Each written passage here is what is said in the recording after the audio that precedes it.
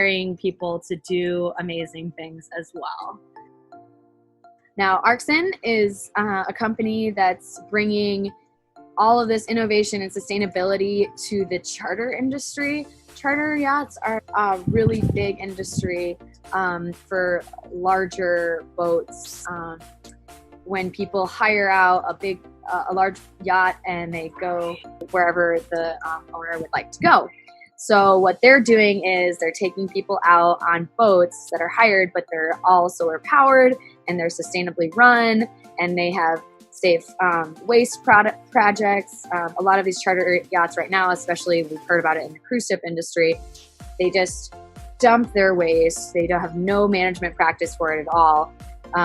This is another issue that we can tackle in the boating industry as well. But these people are kind of pioneering that, and they're also tapping into a demographic of people that are very interested in expeditions. So this is kind of like a niche market, but I think they're really going to be the ones that are influencing and also getting people excited about caring for the environment and caring for the earth. So what this market is doing is they're going to like the most extreme places on earth that are very, very remote, and doing like research and diving and extreme sports as well. So it's kind of like starting from that end of the spectrum, which has been an interesting part of my research that I've found. But this is obviously very, very small market, but I think it will trickle down into the larger market. There is going to be a shift. I think more and more people want to do different things with boats, which is what I want to do. You know, I want to go to different places. I don't want to go and anchor off a beach at Saint-Tropez. And therefore, you know, up until sort of the Explorer yachts and Arxen came along, you could only really do that with a huge boat costing tens of millions, if not hundreds of millions, or you did it with a sailing yacht. And the Arxen yacht, you know, I think the durability with the Arxens is important. I mean, even if you take the construction of the boat, when I talked to Jasper early on, he said, well, you know, what do we do? Do we do it in fiberglass or we do it in aluminium? And I said, well, in my view, you do it in aluminium. And, you know, why? Well, for a number of reasons. I mean, the first thing is that, you know, a piece of aluminium on average gets used 8 times. So when this boat eventually gets to the end of its life, it gets cut up and recycled and come back as another aluminium boat. A plastic boat, actually you can't do anything with them. So there's going to be a massive issue with these thousands or hundreds of thousands of fiberglass boats that are just going to be left derelict. What do you do with them? They're just going to be landfill, which is terrible. Then there is a whole sort of new generation of people who want to do something different and explore a motor yacht. I think it's the next market in private yacht owning.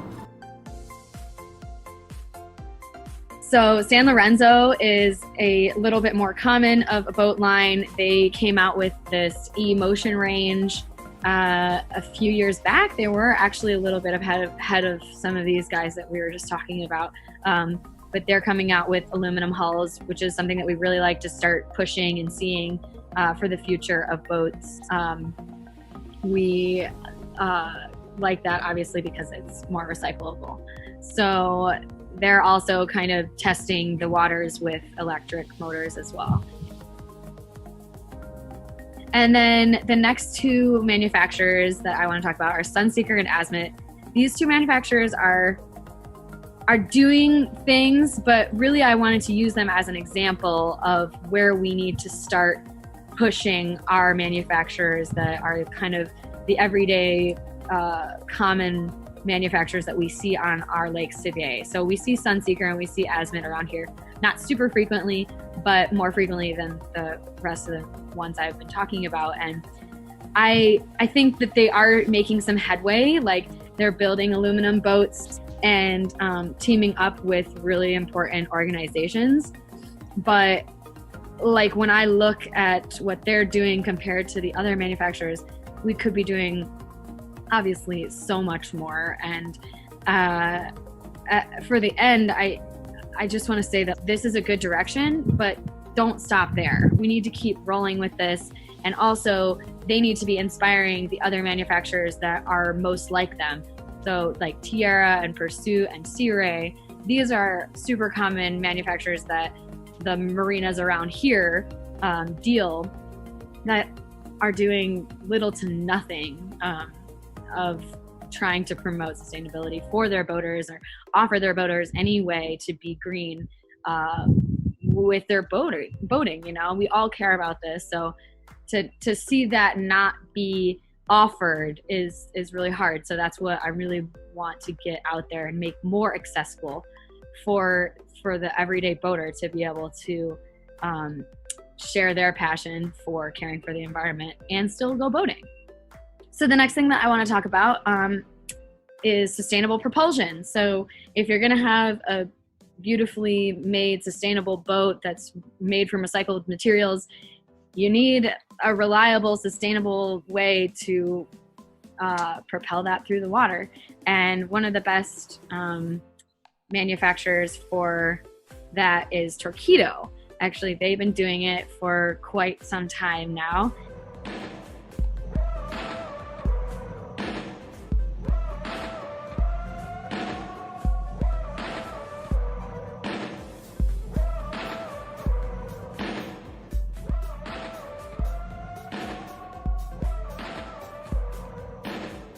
The fact that obviously the electric engines are insanely more simple than your average combustion engine. And you can see the propeller kind of on the back where it sits, and how that whole housing section is a lot bigger, and it's a lot more maintenance. It's a lot more parts to replace. You have to have a lot more technical staff to be able to maintain it and know how to fix it and things like that. I mean, the electric engines still require professionals to maintain them, but the amount of parts that you're dealing with are unsurmountably less. So the maintenance is definitely a selling point for them, not to mention being a lot more quiet moving through the water and a lot more versatile. You don't have to plug in, like we were saying, if it's hooked up to solar power. It's just, yeah, it's a wonder why we don't all start doing this. But they have 3 different types of engines that they offer. They offer the inboard engine, as you see on the screen, and then they offer an outboard, which is the first engine that they came out with, up to 80 horsepower actually. And then they also offer a pod engine, which is super revolutionary. I mean, pod engines only came out, I don't know, it was like early 2000s. And they're actually a type of engine. It's the way it's mounted in the boat on the hull. It's more of you have to cut a circular hole in the bottom of the hull. And the reason for doing that is so then the engine actually has a better torque, and it moves through the water a lot more efficiently. So makes sense as to why people that are going green would want to be more efficient with the way that they reserve their power. The next thing I'm going to talk about is fiberglass recycling. Now, oh boy, fiberglass recycling is it's a big topic in this the marine industry and the boating community, because it's something that is going to be a very big issue. And I don't think a lot of people want to talk about it because we don't really have a good solution yet. But that's why I want to talk about it. So fiberglass was introduced into the boating market in kind of like the early 60s-ish. Before we used fiberglass, we used wood for making all of our hulls. And that obviously was a sustainable product, but it wasn't very resistant. You know, these wood hulls would have insane amounts of maintenance, and they would deteriorate quite quickly, especially with the salt water. When fiberglass was introduced into the market, it exploded because it's so easy to use, it's versatile, and it's very, very durable as well. It holds up to extreme weather conditions, and it's much lower maintenance than wood would be. But the biggest thing is that no one really thought about what would happen at the end of its life cycle. Now, we're just starting to see these first phase of fiberglass boats hitting the end of their life cycle, which is why now this is starting to come up to be more of an issue. the picture that you see on the screen is what they call a boat graveyard. These are dead boats, as you could call. Something that happens kind of most of the time would be after like a tropical storm or after natural disasters.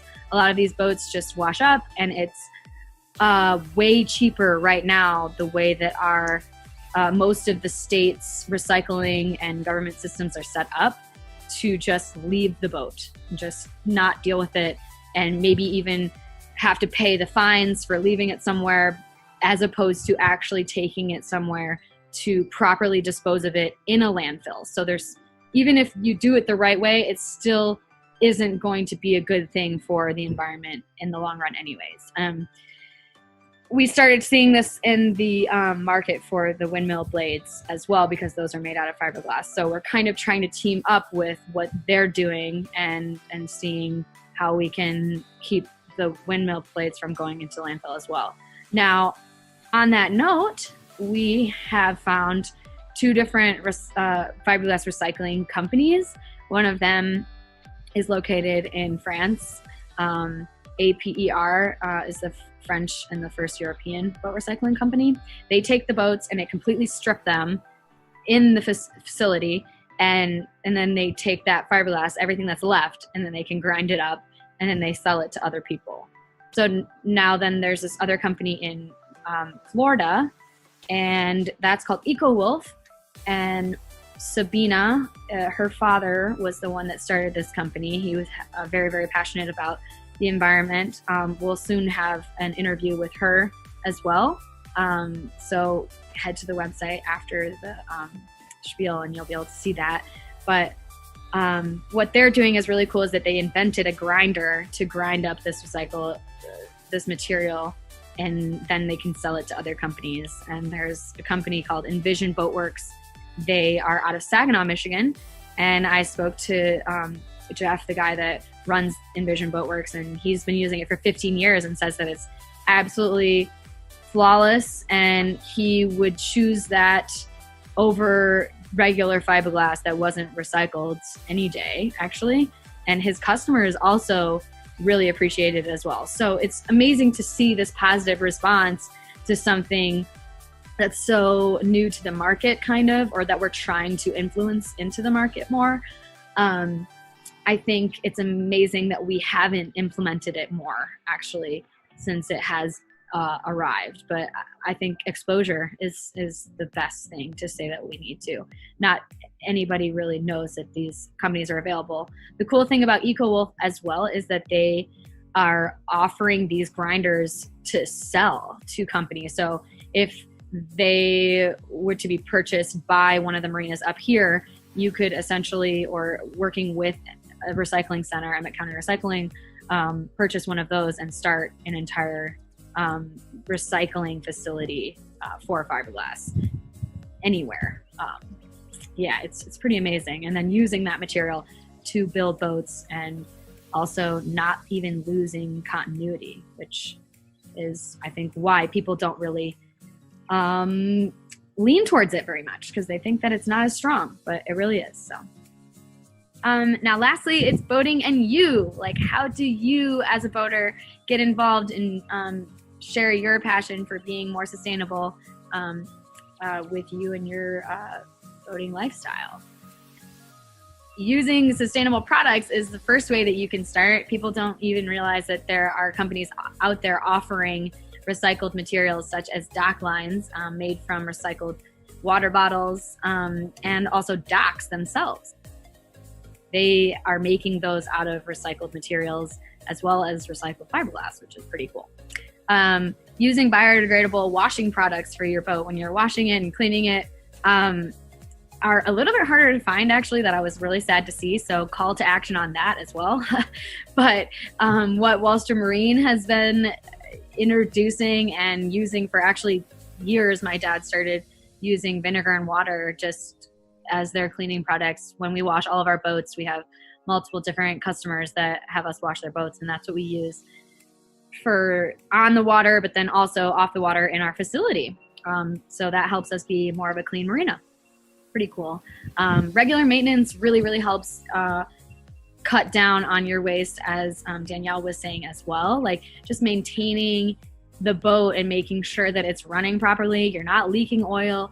You're not doing anything that's going to cause any harm to the environment by checking up on everything regularly. Every time you go out, you should check your engine before you do that. So, and then also properly winterizing the boat or properly getting it maintained. So making sure that you're talking to the professionals, people that know what they're doing and are going to be able to catch these issues before they happen, preventative maintenance instead of after the fact.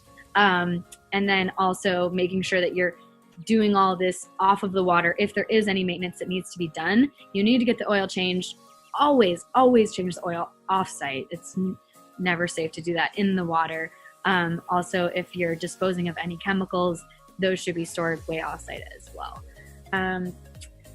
So lastly, I kind of just want to talk about how all of this relates to the implementing it into the community, because this is going to be the thing that holds everything together. And I really do believe that educating people is the first step in actually implementing and awareness to action, So what I did was I went to Inland Seas Association, which is up in Suttons Bay, Michigan, and they have a really great program going where they educate children. And I'll show you a little bit of a video on my interview with Rachel, who's an educator at Inland Seas. She's going to give you a whole spiel on how they're educating kids on caring for the environment, caring for the water, and in the long run, helping us all be better boaters and better stewards for the water. So.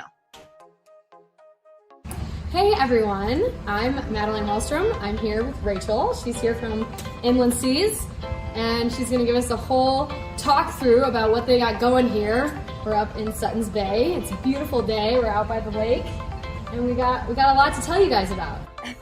Yeah.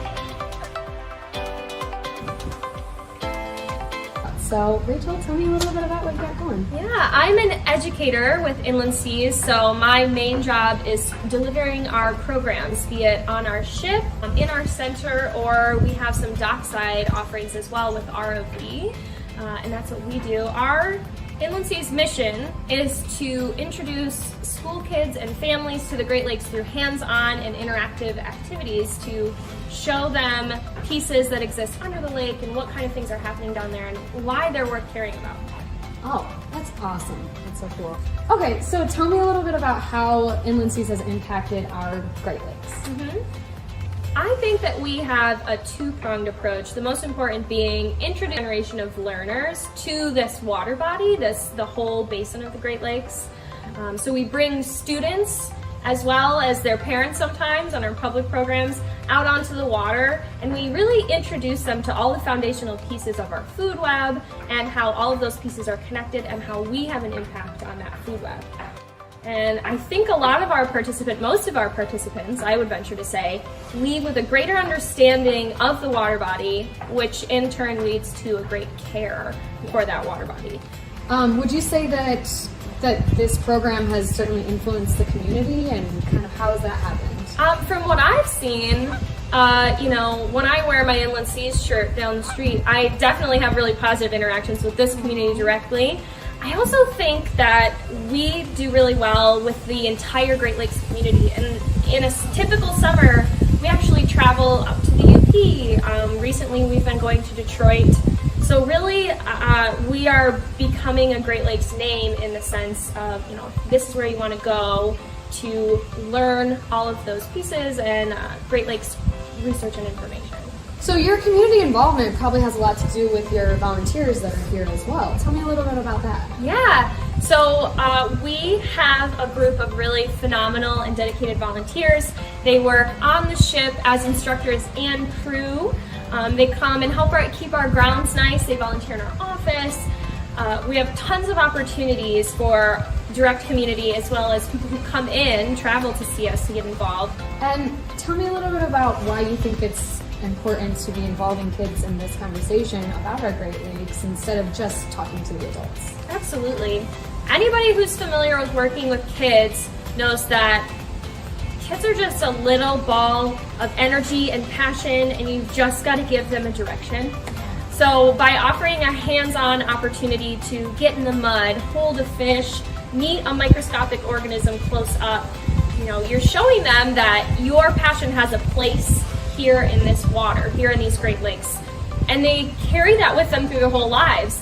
So in relation to the boating industry, do you think it's important that boaters care about these waters and things, just like you guys are taking so much precaution to monitor them and care for them? Do you think it's important for them to do that as well? Oh, absolutely. If we want to continue to use the resource, we have to make sure that it stays in good condition. And a lot of that comes with using sustainable and mindful boating practices and equipment and cleaners and things like that. Rinsing your boat, but when you move between water bodies is really important. What do you think one of the biggest threats is to our waters that we have today? I can only answer this from a personal standpoint because there are so many perceived threats in terms of invasive species and nutrient loading, microplastics and plastic pollution in general are all they all have an impact on the resource. I would think then that the greatest threat to the water would be complacency or perhaps apathy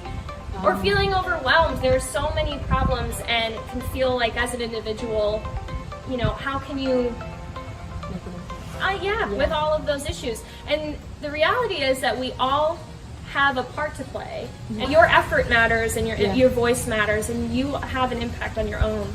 And as the sooner we can all get on board with that, the longer we can hang out on the water. So and what a great example of, teaching kids, like you were saying, and getting them knowledgeable when they don't really have that fear of overwhelmed. When you start them young and say, this is really cool and you can make a difference when they're young and they have these minds that just want to explore. I think that's exactly the perfect way to go about doing it. Absolutely. So I don't know if a lot of people know that there's not just microplastics in the oceans, but we are also finding microplastics in our lakes, which makes total sense because plastic is worldwide. Yeah. So tell me a little bit about how you guys have found that. Microplastics is one of the stations we offer on the ship. We have a core group of volunteers who teach it. We're always looking for more. But we have volunteers who teach it, and they love to teach it because it's something that the kids can take home and really take ownership of. We are partnered with Dr. Sherry Mason out of Penn State, and she has developed a research protocol where we sample the water for about 30 minutes. We'll pull something called a manta trawl behind the ship, bring it on board, and then we start sifting through that and looking for plastics. And most trawls we find small pieces of plastic out in the water. We talk about how that moves through the food web, fish mistake it for food sometimes. And some of these plastics, microplastic is any piece of plastic that's smaller than 5 millimeters. So if you think of like a pencil eraser, anything smaller than that. And some of these can get so small that a small plankton can ingest it or have it attached to their body in some way, which leads to that stuff moving up the food web. So that's kind of it's an ongoing conversation. It's active research that we're participating on the ship. And it's a big showpiece, I think, with the students. So when talking about how you feel complacency is one of the biggest threats that we see in our Great Lakes, I mean, Inland Seas seems to be doing a lot to combat that, but tell me a little bit about how you feel they are. Yeah, I love bringing people out onto the water and showing them directly. Like once you have a fish literally in your face, you can't help but want to protect it, or a plankton, or some of the little creepy crawlies that we find down in the benthos. Once you meet these characters, you're way more susceptible to attach value to them and carry that with you. I also think, with our ROV programs, so we build small vehicles and drive them around in the water and different ways to connect to the water. What are you most excited about in the future of Inland Seas or the future of our lakes, and what are you guys gearing up to do? I mean, in terms of being excited for the future, I can't wait until we can get back out with like full school groups and moving around in the summer. This has been a little bit of a topsy-turvy season. I still love that we're able to reach people who are able to come and see us. We do have we are right on the brink of our fall schoolship season. We are able to bring a few schools out as they feel it's safe. We are kind of piloting the idea of working directly with homeschool cohorts So if you are in a homeschool environment, that may be something you might want to reach out to Stephanie, our program coordinator, for in terms of looking about, what are the opportunities there. But other than that, I can't wait to get out on the water and introduce everyone to our lakes. Yes, get them excited about it, get them caring and passionate about it, being good stewards for the environment and our beautiful water system. So, thanks, guys.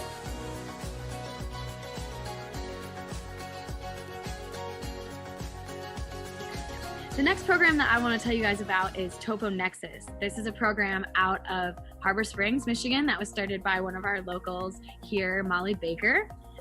She has been really passionate about innovating new ways to educate our kids in outside of the classroom. So more place-based learning and doing stuff like a week without walls, where the kids come out of the classroom for a week, and really innovating the way that we look at things. So bringing kids out of the classroom and getting them in their backyards through backyard adventures, just getting kids to explore what they have in their immediate surroundings, get them curious, get them learning about what they have available to them. She has introduced something called Learn Local Academy, which is all about taking kids and teaching them about the area that they grew up in. It's a really cool program. The last company I want to talk to you about is called Connect Ocean, and this was started by a man named Ernst, and he's actually located in Costa Rica. And the reason I'm bringing them up is because I think it's important for us to keep expanding our knowledge and learning from people from all over the world of different ways that they are getting everyone passionate about caring for our lakes and oceans, and how they're using innovative approaches to that, actually, and then how that applies to the boating and the marine industry. My name is Adams van der Poel. I'm the founder of Connect Ocean, and this is our story. They also have the largest brain. Connect Ocean, as the name aptly says, is there to connect people to the ocean. We're able to connect people to the ocean exponentially more if they're able to swim. You two are together. Uno, dos, tres. And this is why Costa Rica is such an amazing country to be able to do that. Costa Rica, what a lot of people don't realize, has got 10 times more ocean territory than they got land territory. Drowning is the second highest cause of accident worldwide. What we're trying to do is we're trying to reconnect young people to place, to connect them to it, because we believe that if we are able to connect people to the planet, to the ocean, they get to spend time in it, they get to care about it, and then naturally they will protect it. We all unite together and care about one issue. The options are endless, and we can get so much done. It's really inspiring, and I can't wait to see what the future holds. In conclusion, for my segment, I think it's very interesting to see how far the marine industry has come in growing its passion for protecting our waters and growing its knowledge. It's just also about learning it and gaining information on what we need to protect and how we need to go about doing that. But it also is a call to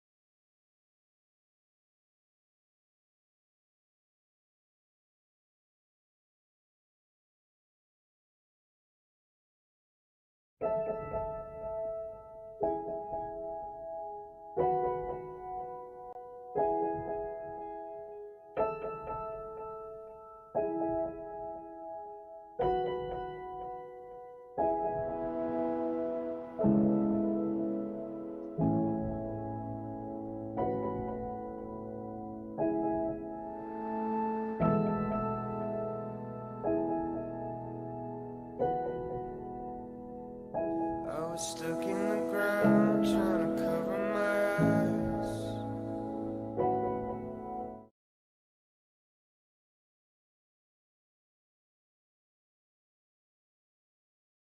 to jump on here live really quick to kind of personally thank Janan for allowing me and inviting me to be a part of this festival and be a part of this beautiful community.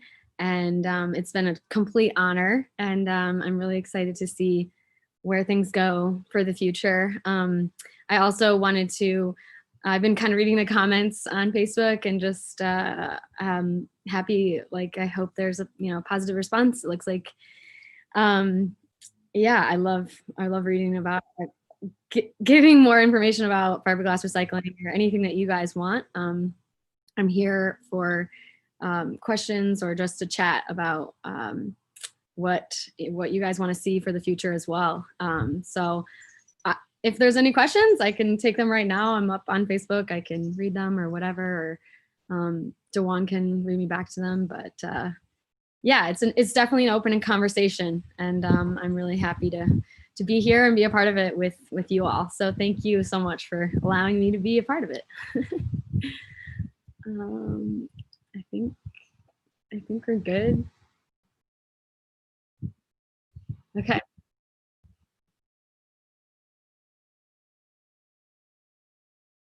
So it doesn't look like there's anybody right now that's on to ask some questions, but yeah, just wanted to say thanks again, everyone, and it's been such a beautiful festival so far. So much appreciated. Thanks.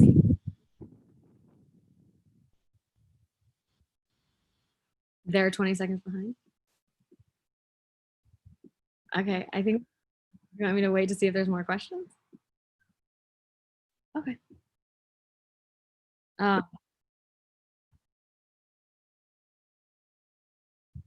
Okay.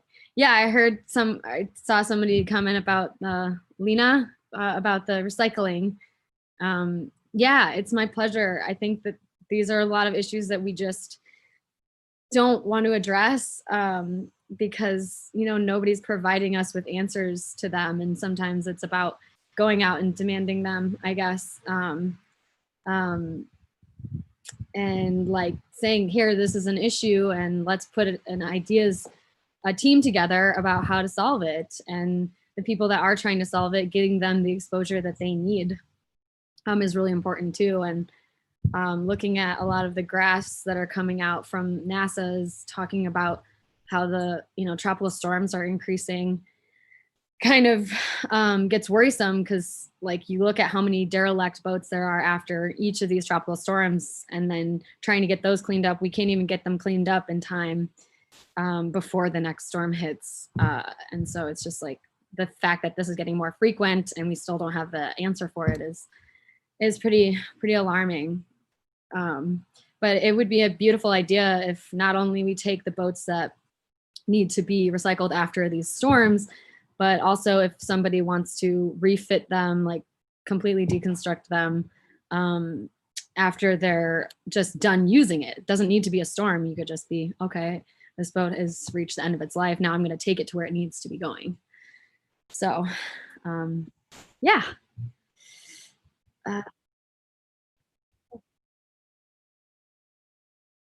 Oh, yes. Great. Looks like we're all set with the questions so far, but please feel free to visit the website and ask me anything on there. My cell phone and contact information is, and tons of resources for you guys. So much thanks, everyone. Have a great rest of the festival. I can't wait to see it. Bye.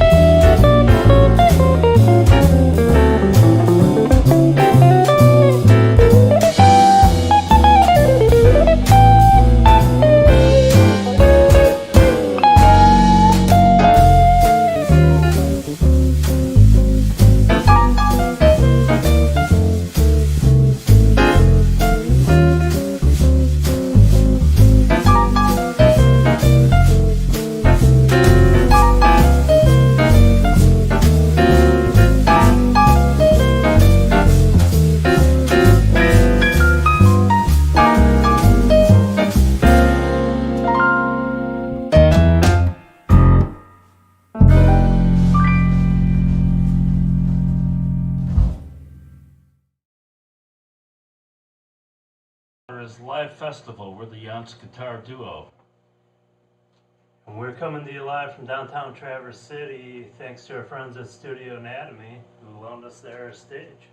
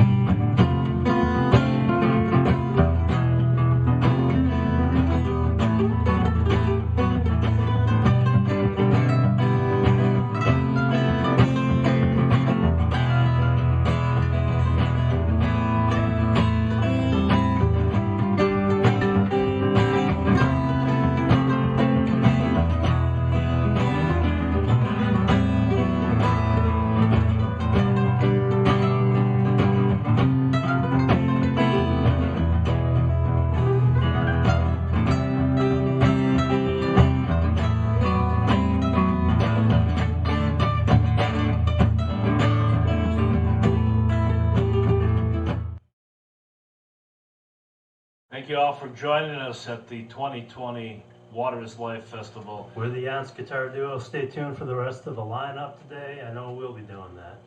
Take care.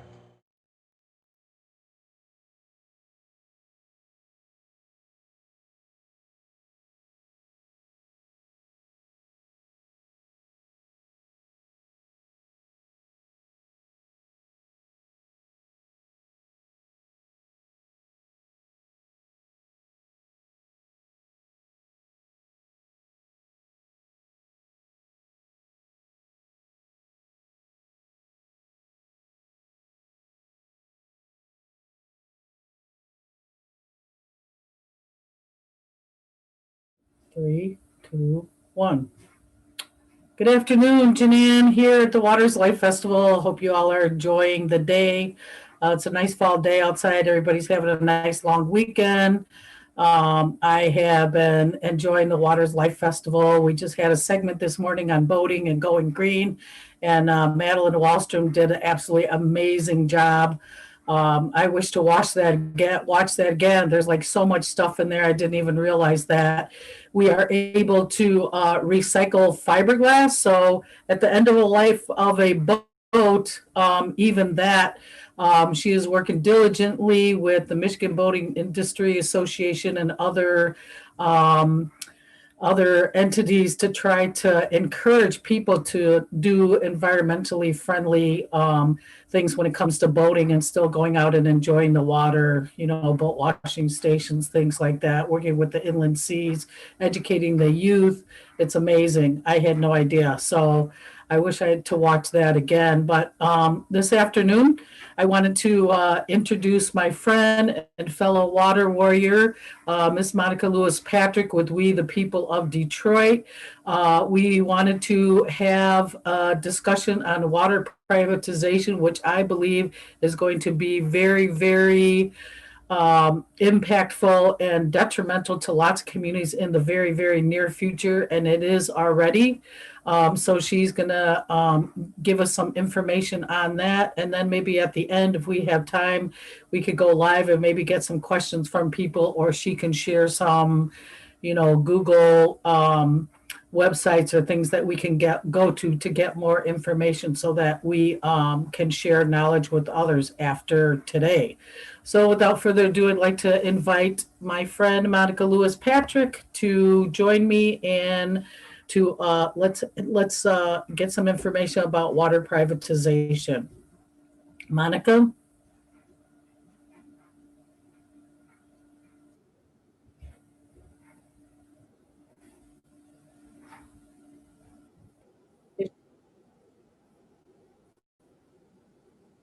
Oh, okay. All right. So yeah, and then today we still have, we're going to get an update about the youth scavenger hunt, and then we're also going to hear Annie Humphrey from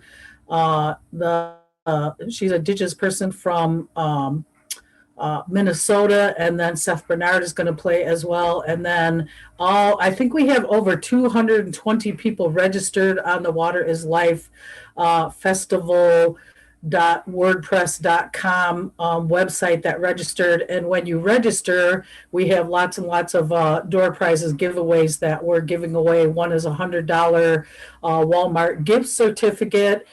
Gift card. We have a Home Depot supply bucket, Tractor Supply bucket. We have some face masks that an elder in the community made. We have some really nice jewelry that Tom Johnson made. We have a 2-night stay at Bay Mills Resort for a 1-night stay for 2 adults.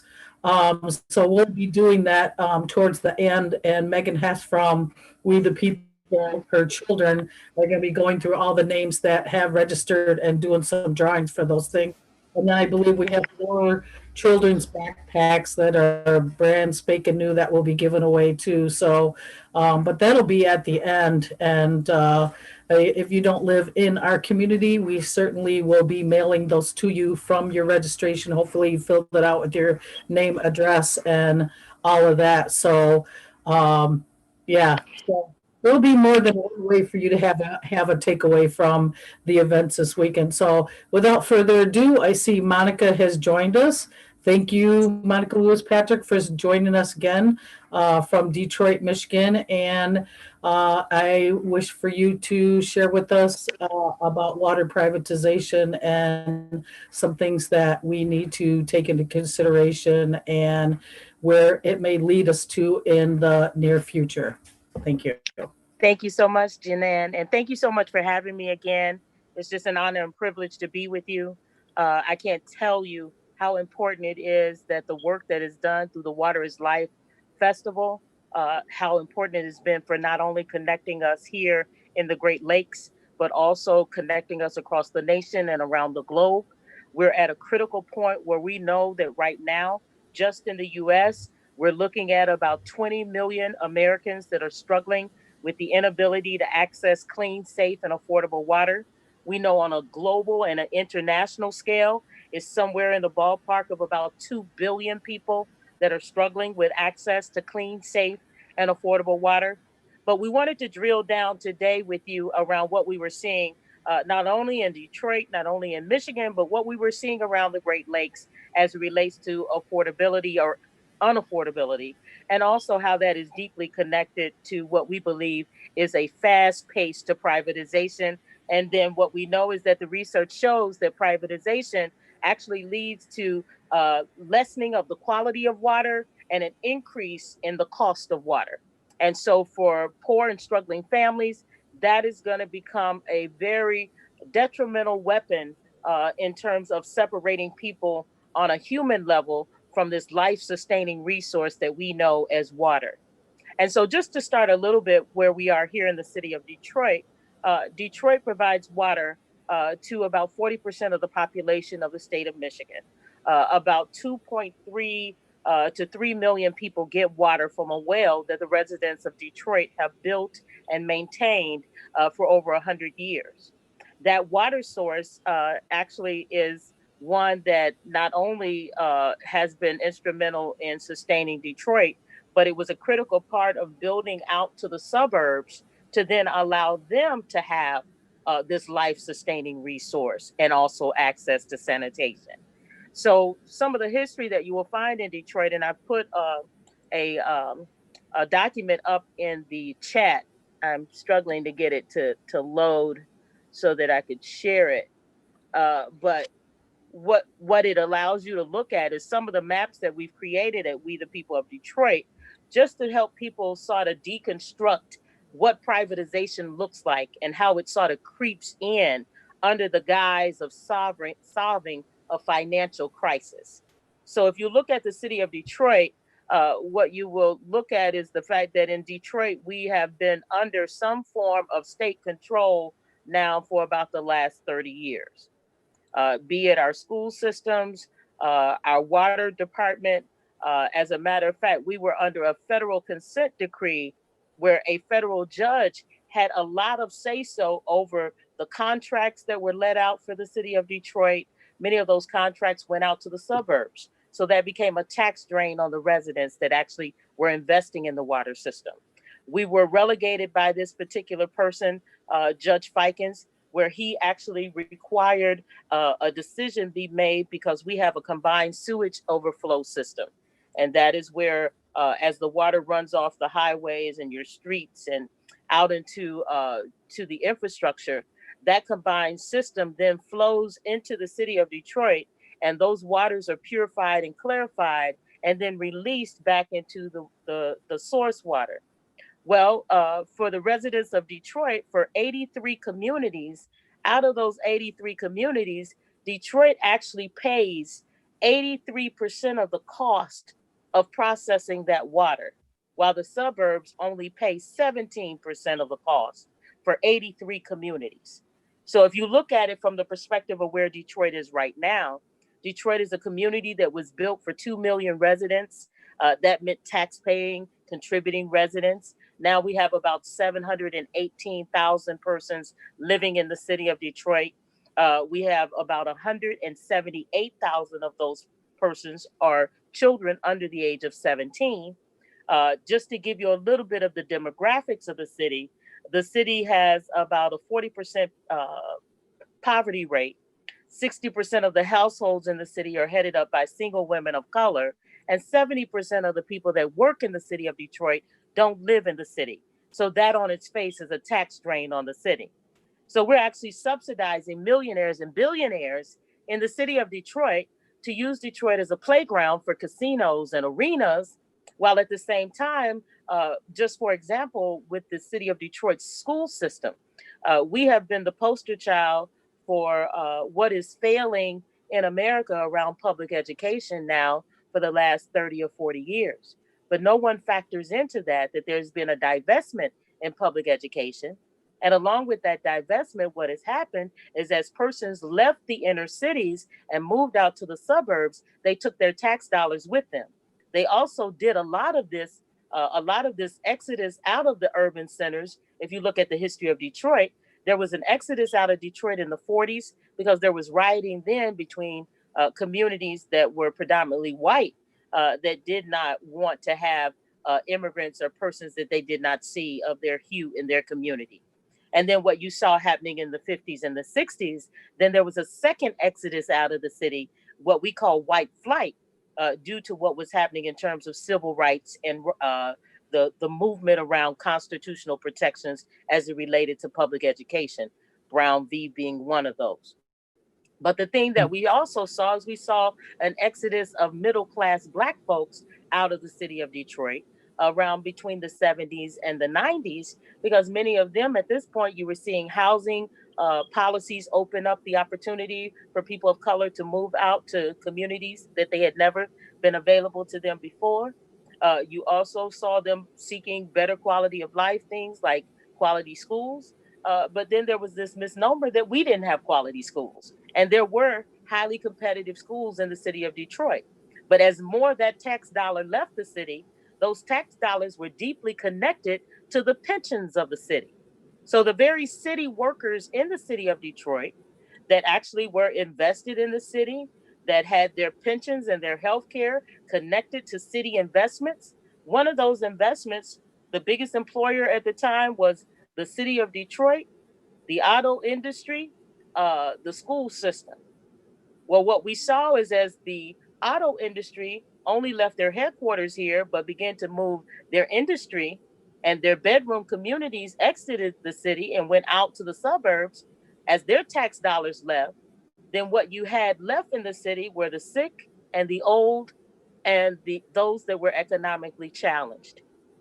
So you didn't have the wherewithal to be able to participate in all of the things that people that have resources can participate in. So therefore, what you had happening is you had many people that no longer live in the city, but still had control of the politics of the city. And one of those things being water. So as water was beginning to be regionalized and shifted out to the suburbs, you also saw across the state of Michigan that policies began to change. So they began to implement policies for communities in Michigan for populations that were over 750,000, where there was only one city that was that large, that was Detroit. So we knew that those policies were being racialized just for the purpose of making sure that Detroiters could not benefit economically for the building out of this infrastructure to an entire region. The other thing that we know, and that we always try to make sure that we note within history, is that in 1955, the regional water director at that time said that if Detroit was forced to continue to build this infrastructure out, that it would drive the city into bankruptcy.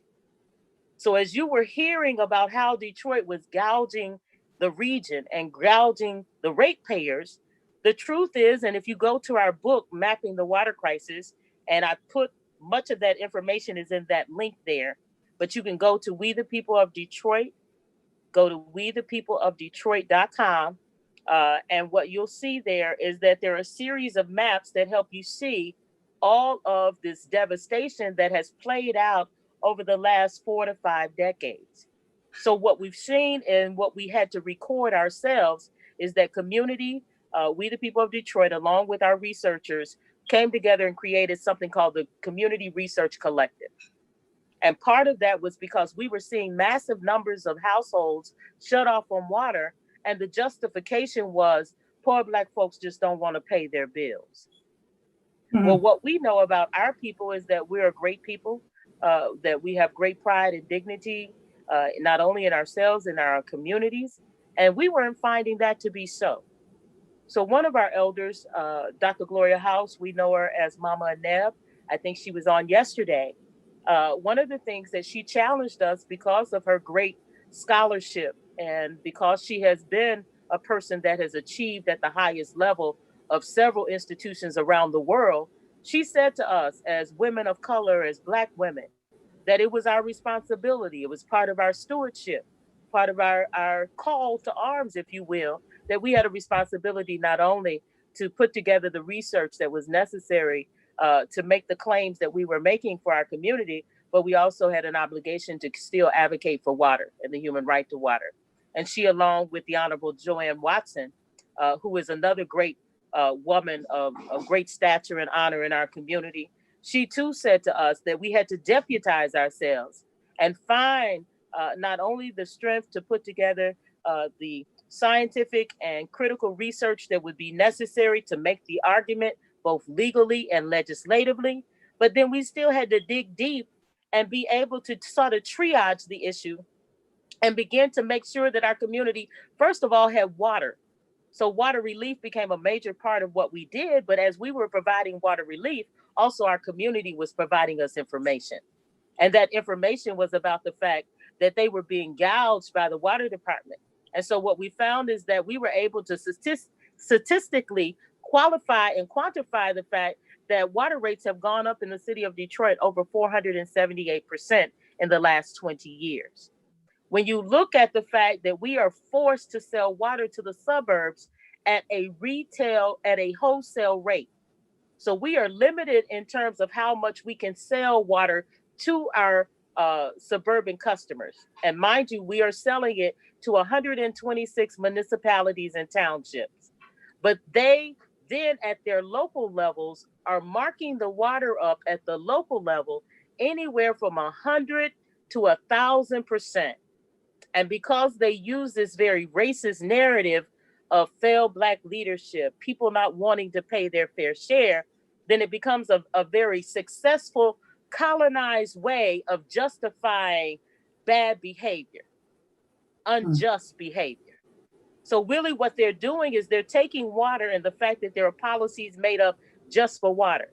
Like in the state of Michigan, you can not lose your home because you can't pay your energy bill, but you can lose your home if you don't pay your water bill. Because what they can do, they can attach your water bill to a lien on your home and therefore seize your property due to a tax lien foreclosure. And so this is what we saw play out not only in Detroit, but we saw it in Flint.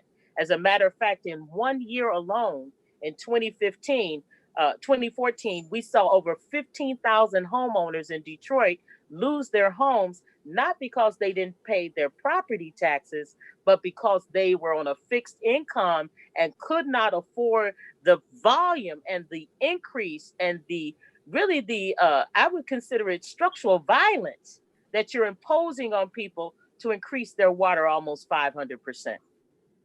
And so people that are on a fixed income in this city, the average Detroiter that is a pensioner, their pension is about $19,000. They've lost 50% of their health care. They now are losing or have lost a percentage of their pension. And then they've lost actually a portion of their annuities, their own private monies. Well, those were the people that had invested the most in the water system. So a big part of why Flint had to be taken off of Detroit's water system was for two reasons. It was to be able to gouge the citizens of Detroit and Flint by weakening DWSD because it was providing the water source to Flint. And so if I can weaken Detroit's water system, then it'll allow me to actually do a couple of things.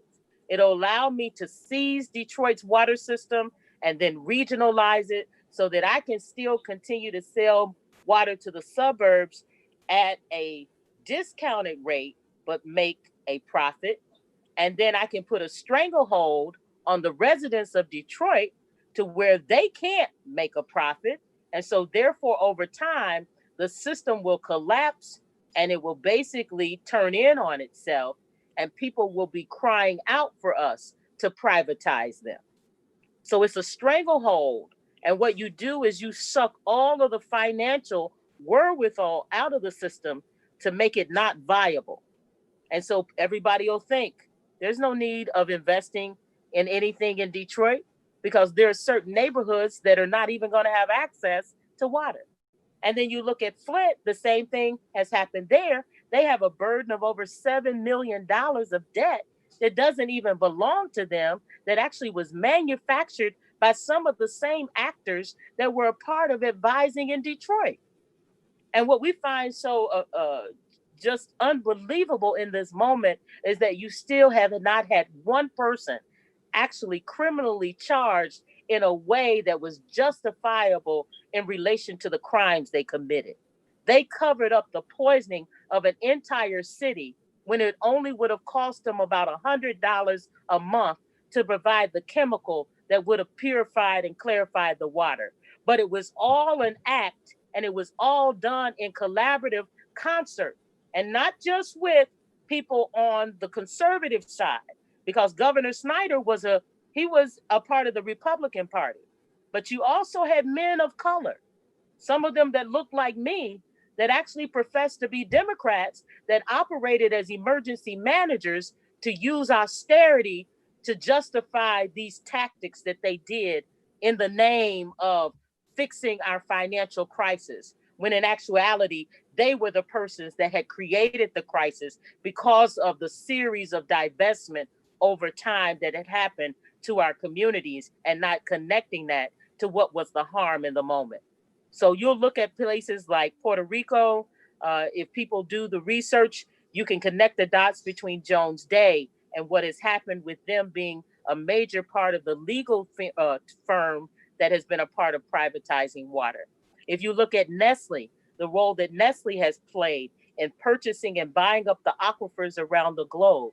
If you go and look up and Google an article called the Water Banker Barons, Google Water Banker Barons, I'll try to put it in the chat.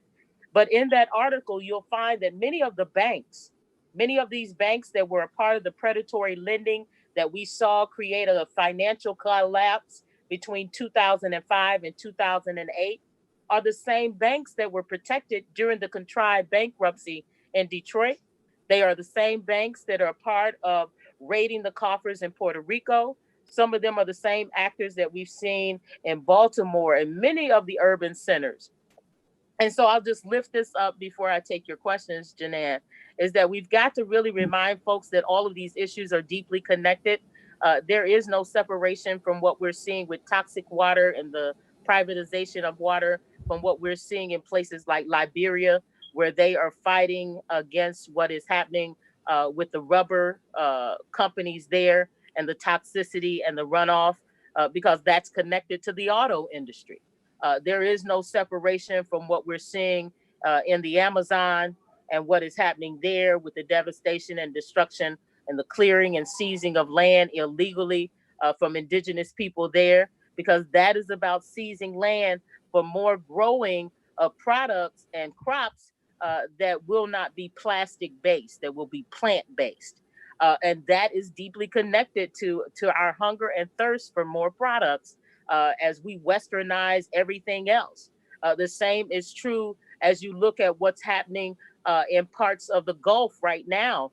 Our family and indigenous family down in the Gulf of Louisiana and Texas and down in the Bayou area, many of those families have been fighting and dealing with weather and tornadoes and destruction for decades and centuries.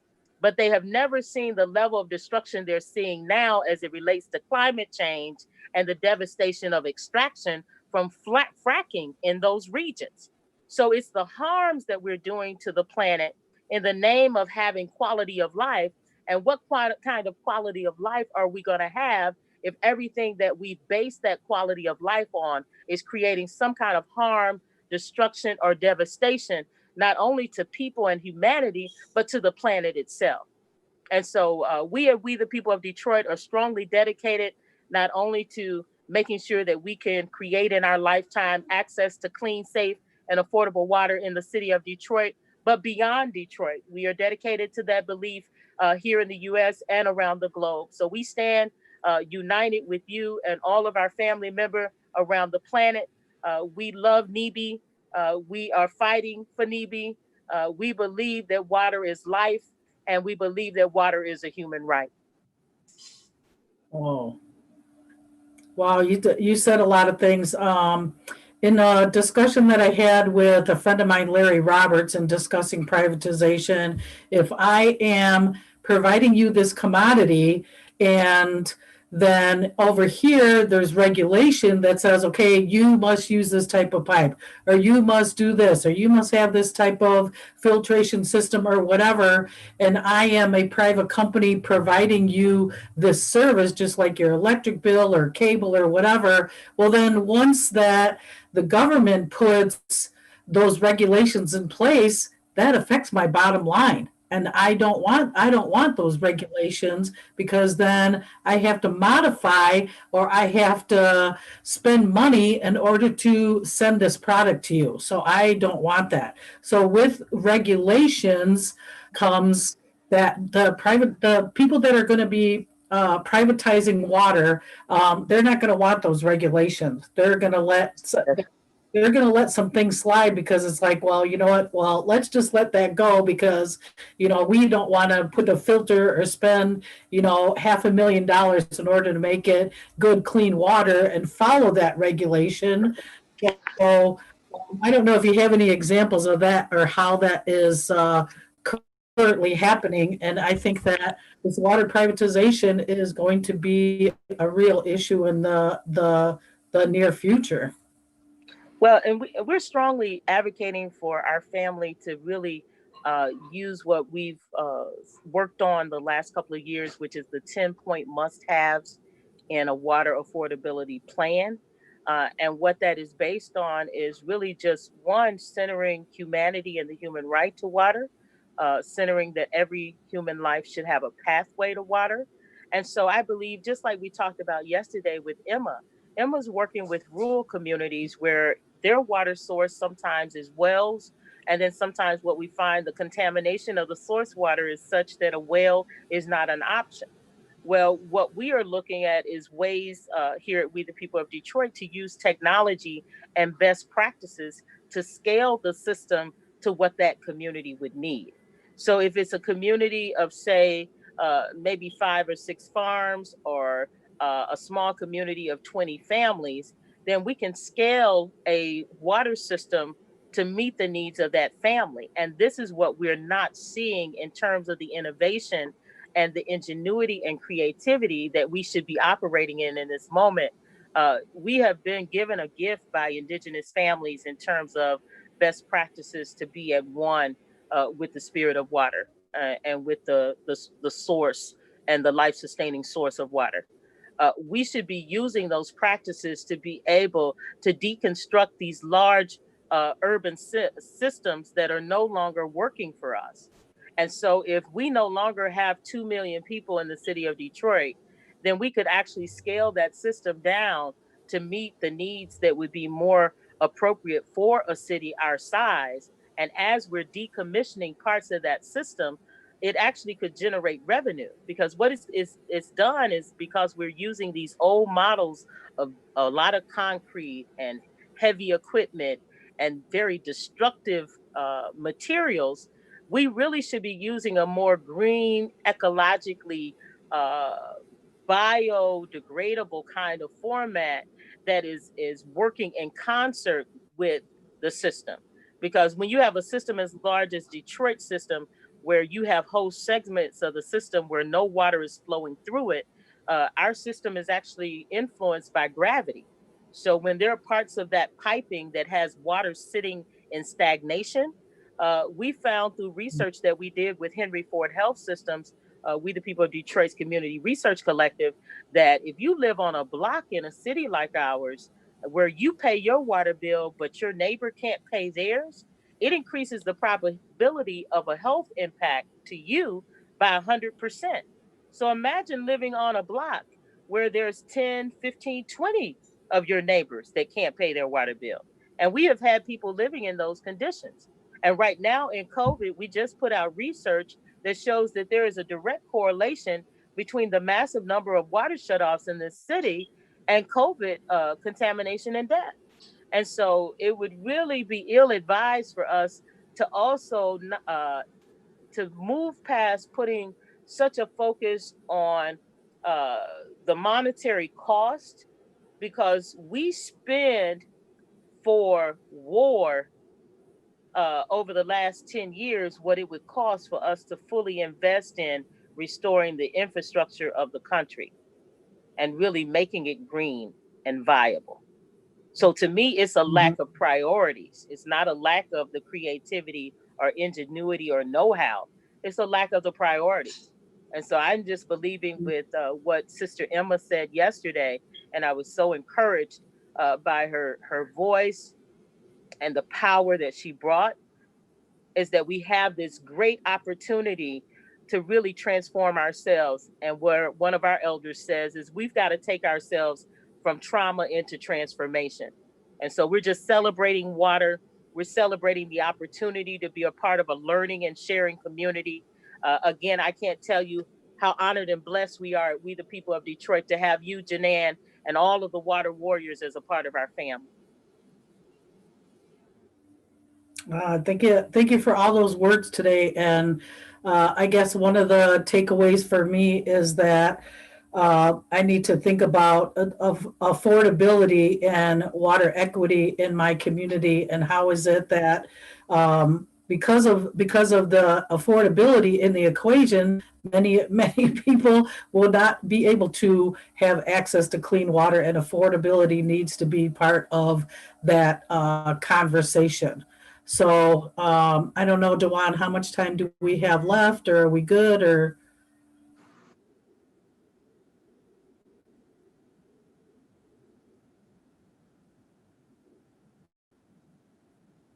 All right, excellent. Well, anyways, thank you again, Monica Lewis Patrick. A pleasure seeing you, and I hope to see you in person soon. And thank you so much for coming on and sharing your life, your wisdom, and your work. And I look forward to working with you in the near future and seeing you on some of those calls that we do with the Freshwater Future on Wednesday. So, yeah, take care, be safe, and it was a pleasure working with you again.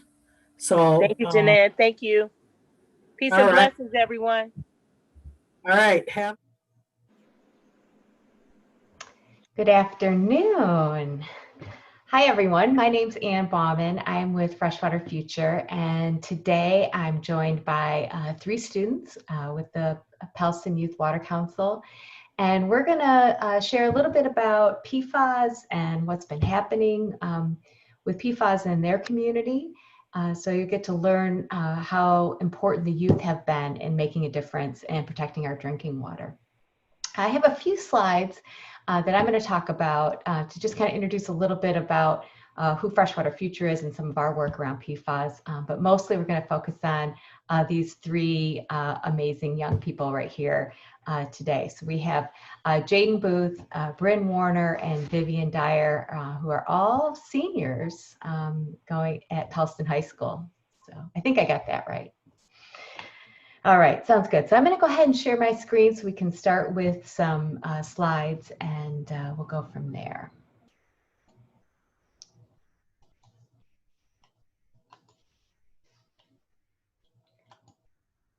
Okay, first of all, so I'm going to start actually by just telling you a little bit more about Freshwater Future and who we are. We're a binational nonprofit. We work to ensure that there's healthy future in the waters of the Great Lakes Basin, and we try to be a catalyst for community action. And we really do that by supporting community groups by providing them funding, providing them technical assistance and capacity building, and also really working to network and collaborate, but also really elevate the importance of what needs to happen at the community level to our partners that work on getting policies either amended or adopted and enforced. So we're really about what happens at the community. We really believe that residents in their community know best about what they know their community best, they know their resources best, and they know what the best solutions are. And so it's our job to really listen and help them get those into place. Our staff is located all around the Great Lakes Basin, and you can easily find more information about us on the website. All you have to do is just type in Freshwater Future and you should be able to find it. So I'm not going to spend too much time on that because I want to spend more time talking with these really inspiring young folks and leaders today. Before though, I want to tell you a little bit about PFAS, PFOA, PFOs. This is a family of chemicals, perfluoroalkyl chemicals and polyfluoroalkyl chemicals. They were invented in the 1940s, and so they've been around for quite a while. And they've been used in Teflon pans. They're used in food packaging, in microwave popcorn bags, in fast food wrappers. They're widely used in stain repellents and water repellents. They're used in ski waxes and in firefighting foams. What we do know is there's a lot of studies that link the health problems with these exposure to these chemicals. So we do know that, we can get harmed by these chemicals. It can cause thyroid problems and immune system problems and kidney and bladder cancers. It can cause reproductive health for both men and women, just to name a few. And the unfortunate part is that these chemicals are just everywhere. They've been used for a long time. We call them forever chemicals because they're really difficult to break down. And so we get exposed to them in our food. So when we eat things that might have been wrapped up in that packaging, we breathe them when our couch starts to get a little older and that Scotchgard starts to wear off. It might be your Gore-Tex coat, if you're fortunate to have one. It could be that it's just in the dust in the air and we breathe. But the biggest concern is really when we drink them, if it's found in our water. That is really where we have the most concern about being exposed. So we're trying to make sure that we can keep our drinking water safe. So find out where PFAS are. That's one of the things Freshwater Future really wanted to do. We, I guess it was 2 years ago, we were working in Flint with our community partners in Flint and really listening to what they wanted. And one of their biggest concerns was they really wanted to have trusted information about the amount of lead in their water. And, based on what happened there, they didn't really trust using the state laboratory. They didn't want to use the health department labs because those get sent to the state labs. So they really wanted to have a trusted source for some information on lead. They also knew at the time that youth were their best connection to the community. Their community trusted the youth more than anyone. They did not trust state officials. They didn't trust federal officials. They didn't trust necessarily even nonprofit organizations like ours. They trusted the youth. So we worked with our partners and developed a program so that the youth could go and collect samples from residents to test their water with a filter, if they had one, and finding out whether they had one, and without a filter, so they would know the results. And we partnered with the University of Michigan Biological Station, which is here in northern Michigan. It's actually addresses in Pellston, so it's right in the backyard of these students, just a few miles away. And they trusted. This was because they were far enough removed from what had been happening downstate. The residents felt like that would still be a trusted place to have their water tested. So the students did the collecting and then they came back and shared the results. And that was a really effective program and way to get that information out. As a result, we asked them what's next, and they really wanted to have their own laboratory right there in Flint that would be run by Flint residents and operated by Flint residents, that students would still be actively engaged in, so that residents could get their water tested for free. And so for the last couple of years, we've been working on making that a reality, and that will open up soon. But before, while we were working on that, the issues of PFAS became really prevalent, especially in Michigan, because Michigan was doing some of their own testing of public water supplies. So they were finding where it might be in public water supplies. But there wasn't a way for private well owners to have any information about PFAS in their water. And so what we thought is, can we offer the same type of testing that we might be doing for lead for PFAS? So working with our same partners at the University of Michigan Biological Station, we said, can we do this? And they said, sure, let's figure it out. So we worked together, we raised money, we got the equipment, and we put together these test kits so that we could send them out so people could do really in-home citizen science, collect a water sample, send it back to the biological station for that analysis, and they would know whether they have PFAS. Now, PFAS testing is really challenging. You're going down to parts per trillion, which is really, really small amounts because these can be toxic at very small amounts. So it does take quite a bit of detailed analysis and expensive equipment. So as a result, the cost is kind of higher, but at a private lab, the tests run between $300 and $400. And we were able to get the price down to under $100. So we've been offering it at $75. So this makes it much more accessible for people that otherwise wouldn't be able to. And we've been also able to fundraise so we can subsidize a certain amount of tests as well. So one of the things we did is some of these students actually even helped to put these kits together, because to put the test kits together, and this is down in the corner, you can see one of the test kits. It's pretty simple: cardboard box, some instructions, a data card, a bottle, gloves. It's a lot of parts. It takes some time, and because we're a nonprofit, we rely on volunteers a lot to help us to keep our costs low. And the Pellston National Honor Society students came out to the biological station, learned about PFAS, and helped us put these kits together before they even got to do some of the testing. But as a result of this testing, we have been able to find PFAS in other locations that maybe it wouldn't have been. We've been able to find it in Pellston, in Patuxent River in Maryland, in Pinckney, Michigan, and we've been able to test over 400 wells. Some of the things we've done in this program is really try to increase more awareness about these chemicals and the impacts of public health. We've also tried to, educate about treatment options where pollution is found. What can we really do and push for some long-term solutions? We've been really fortunate to work with these youth in Pellston, and they will be the focus. I'll shut up very soon and let them be the stars of this session. And you can see them down there as they're learning and planning some of their activities. And then we've also been able to help other places that are dealing with this where they have very high levels: Marinette, Wisconsin, Oscoda, Michigan, and also help communities in Rockford, Michigan, and throughout the state to organize a new organization. So I've kind of talked a little bit about this. We also, not only on the ground, we really want to see policy improvements. So in Michigan, they have adopted new standards, drinking water standards. So we were able to get many people to comment on those. We definitely need a federal standard. Michigan standard is pretty good, but it's only for, 7 of the chemicals. Minnesota has different ones. Wisconsin has different ones. Each of the states have different levels. It leads to a very difficult time for people to regulate and to keep people safe.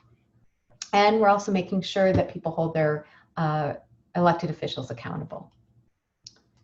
And I think that's probably all I have. So I'm going to stop sharing and go back to these leaders.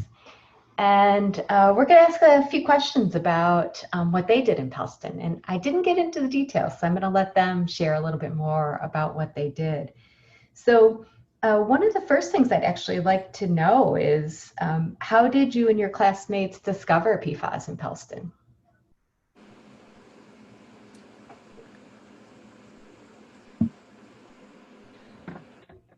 I think, I'm not quite, I can't really remember. I just remember watching, we were watching like documentaries about it. And then we took a trip to the biological station and we learned even more about it.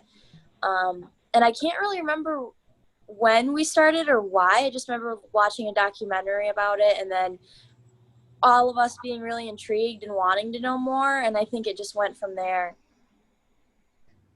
I think what like got us started was Mr. Corlew.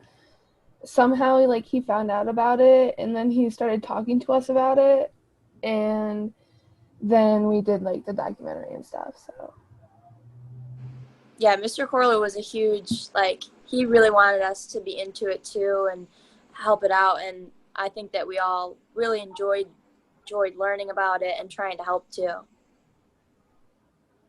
Excellent.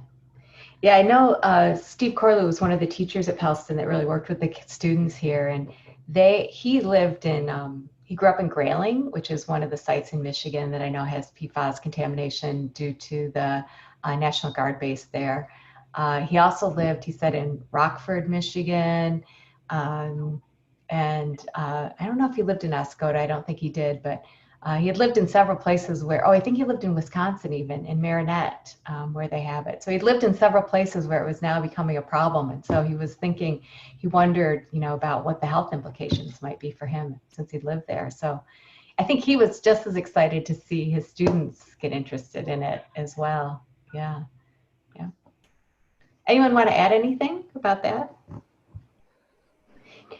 Did any of you, so I know when you came to the biostation, you got to learn a little bit more about Freshwater Future and our work on it, but also learn about the biological station and what it does, and also learn about what they do in the laboratory. So I thought that was pretty cool for sure. And then we gave some test kits. So did any of you collect any of the samples? I did not. Yeah, I didn't either. Yeah, we only gave you a few kits, but you went out though. Some of the students that were in your class took those kits because they knew people who lived in the village, and then collected samples. And Pellston has a regional airport, so it's just adjacent to a large airport. So those tests, once they distribute them, we found some high results in a student's home as well as in a grandparent's home, I believe. And then they were willing to share those with the state. So and then they responded with an investigation, which was great. So how has being a part of this group where you've worked on PFAS and learned about it, how has it impacted you and your family? Well, I think that it's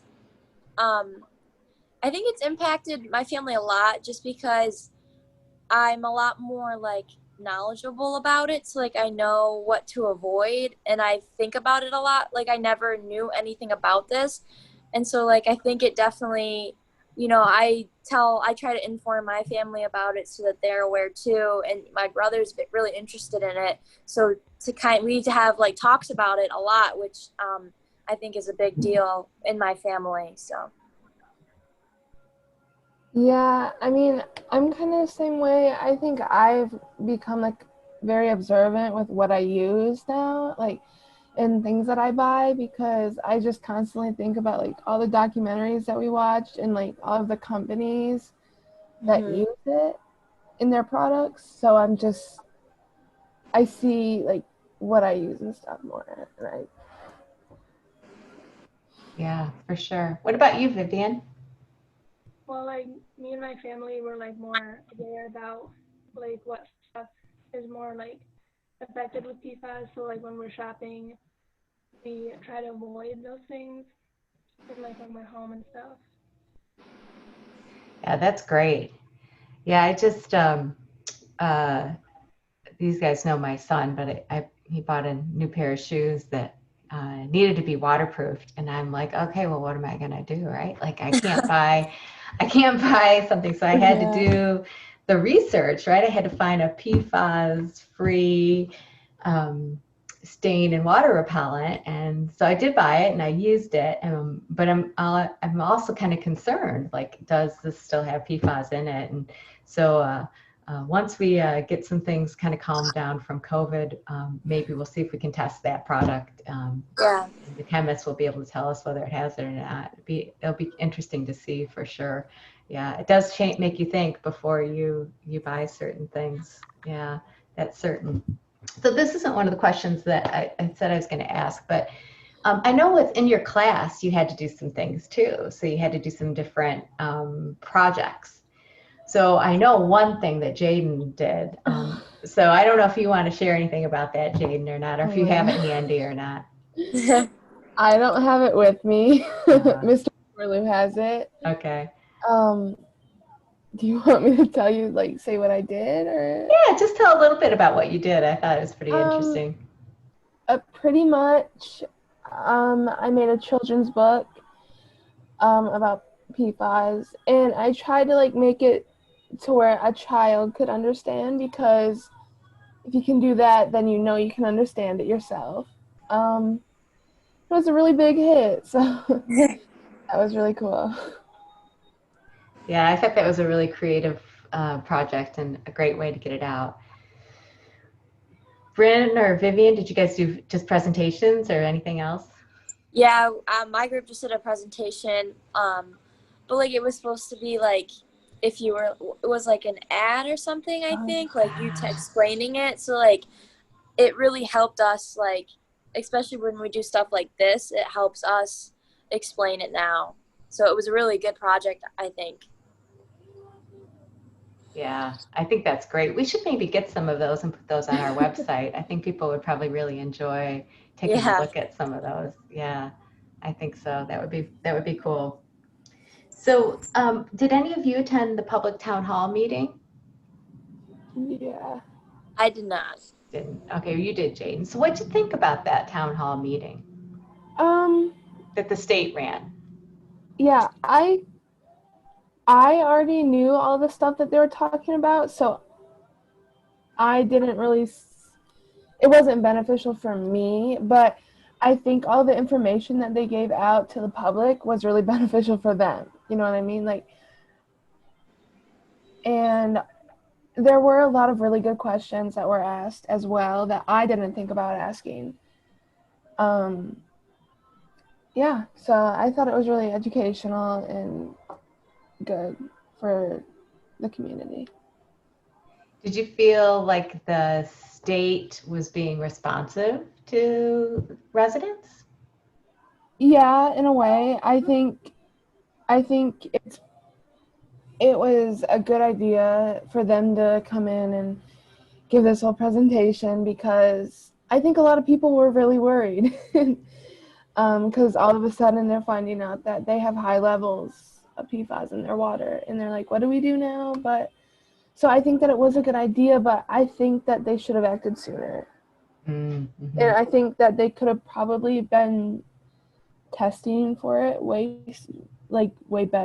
better, I guess. Yeah, I think it points out kind of that challenge that our state governments have, right? If they have so many resources, and they can only do so much.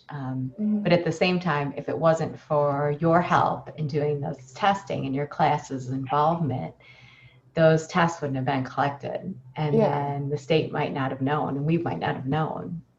It could have taken a long time. So I really, to me, it just shows how important it is to have community members engaged and interested in these type of issues, and how you made a difference that way. Yeah, it's pretty critical. So, how was your work on this? How has your work on this issue been received by others?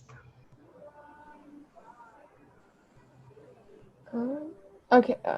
I don't know. I mean, for me, I guess it hasn't really, like, no one in my family, I think it's like a big deal. You know what I mean? Like, they don't see it as something big.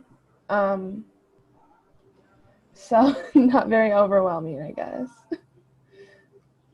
I think that the community is like, I think that they're glad that they know about it now, because I mean, obviously they probably would have wished they would have known sooner, but Yeah. at least we know now, or else if we didn't find out now, it could have been a lot worse in the future. So I think, I mean, I can't speak for everyone, but I think that a lot of people were pretty thankful that we set out to do this to help them. Yeah. I think like the teachers and like our principal and they're really like proud of us. I think that they're proud. Just because there's so much support for us in this group and they constantly show it. So That's great. I think there's a couple of awards you've received too. Is that true? Yeah. Who were those from? Do you know? Do you remember? Well, I know that Governor Whitmer gave us like a signed, like we got like this giant letter, which was really cool. So it's been really cool getting like the state recognition, and I think that I'm really proud to be able to have been in that class and to have Mr. Corlo as a teacher and to be informed about it, but also to be able to inform others. Yeah. That's great. I think it's really cool. I think that recognition is deserved. I think it also points out how important our youth are as leaders in our community, and that we really need to rely on you sometimes to be not only our assistants, but also our messengers, right?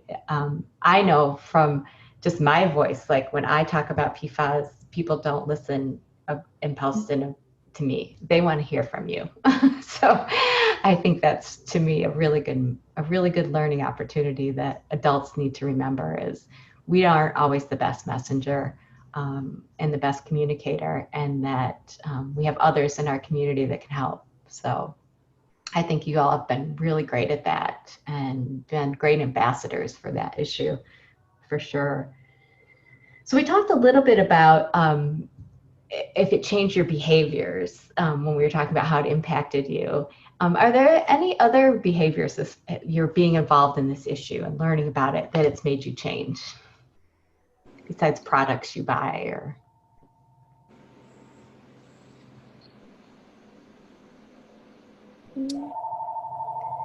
Question authority more? Yeah. yeah. Yeah. I'm always questioning authority though.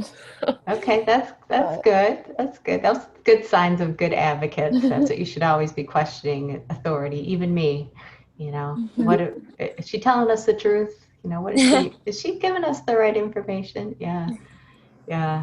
I think I remember. Well, it was a long time ago when I was your age, but I remember when I started to learn about some of these issues, I thought, how could I have not known about this, right? Like, I remember thinking that sense of like, how come this was hidden and people aren't more outraged, right, about some of it? So it sets you on that path of, as other issues come about, asking those questions. What does this mean, and how can I have an impact? Yeah. Well, certainly. So what do you think? Do you think you're going to stay involved in PFAS in the community? I mean, I know the state is still doing their investigation. They've moved it, so they're testing more on the east side of the river because they think it's maybe moving in that direction. I know it's been summer and you guys haven't been thinking about it or talking to, but do you have any ideas of whether you think you'll want to continue? I would like to. I think that I would like to. I mean, really, like, we just play it like as it goes. Like you said, like, it is an ongoing investigation. So like, I think as we go throughout this next school year, we'll get more information, and I think it'll cause more topic for us to talk about. So excellent. Yeah, I'm kind of the same way. I mean, I would like to keep working on it. Okay, good. Well, I do have a project idea for all of you. I've kind of shared it, I think, with Mr. Corlo and Mrs. Groff, and I'm not sure they'll be able to do it or not. But there is a resident who has really high levels in town, in the village, and she, has a garden, and so she's concerned about whether if she's irrigating her garden with this water, how much gets into her vegetables. And so one of the things she was looking for some assistance with was maybe constructing like a water containment so she can catch rainfall.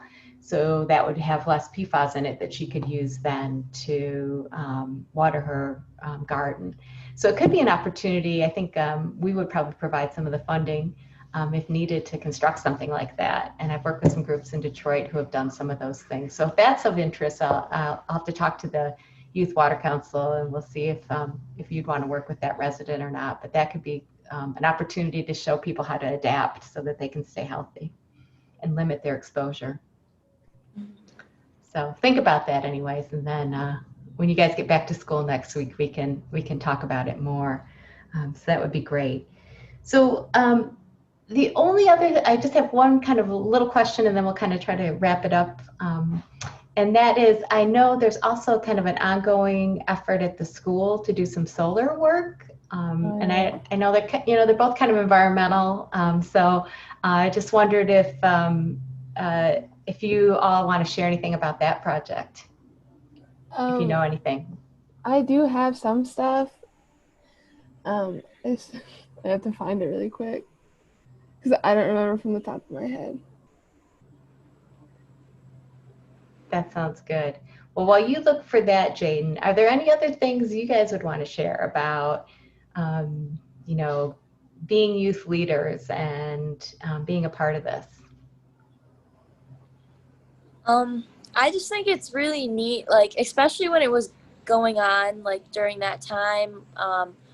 I thought it was really cool to be able to give this, like, little town, like, so much recognition, even though it was, like, not very good. Like, I think it was, to me, it's like proud, like, to be able to get attention here and to help and to get help with it. So I thought that was really cool, especially when it was going on, just because I never thought that we would get a state recognition or anything like that. So I've really enjoyed being able to, like, help people with this and explain things and learn about it too.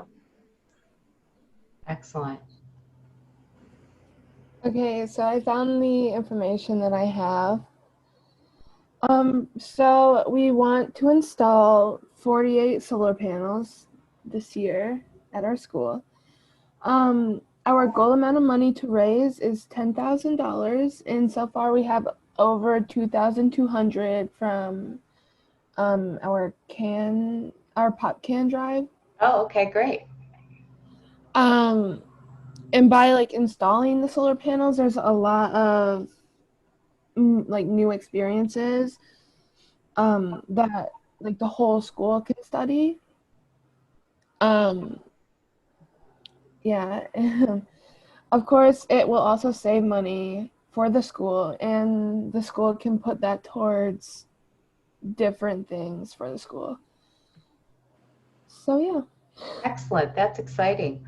Well, we'll have to make sure people know about that. So if they want to contribute, they could support that effort as it moves forward. And there's always opportunities to connect almost all environmental issues, especially water with anything, right? So when you're using solar energy, it reduces water impacts hugely because of how fossil fuels are pulled out of the ground and used and burned. So solar is much better from a water point of view always. So that's great. Well, I want to thank all of you for taking the time to just have this informal conversation. I hope it inspires other youth around the region and the country that might be watching this, that you can get involved and you can make a difference. And all it takes is asking questions and being inquisitive and asking for support from your teachers or other people in your community to help you. So thank you all so much, and I hope you enjoy the rest of the summer and you have a great school year, and I'll look forward to working with you more. Thank you. Thank you. Thanks so much. Appreciate it. Take care. You too. Hey, good afternoon, everyone. Thank you so much for joining us. It's an honor to be here. It's an honor to hear the other speakers and be learning. In this session, we're dedicating to the young people out there, the future water protectors and warriors. My name is Megan Zrom.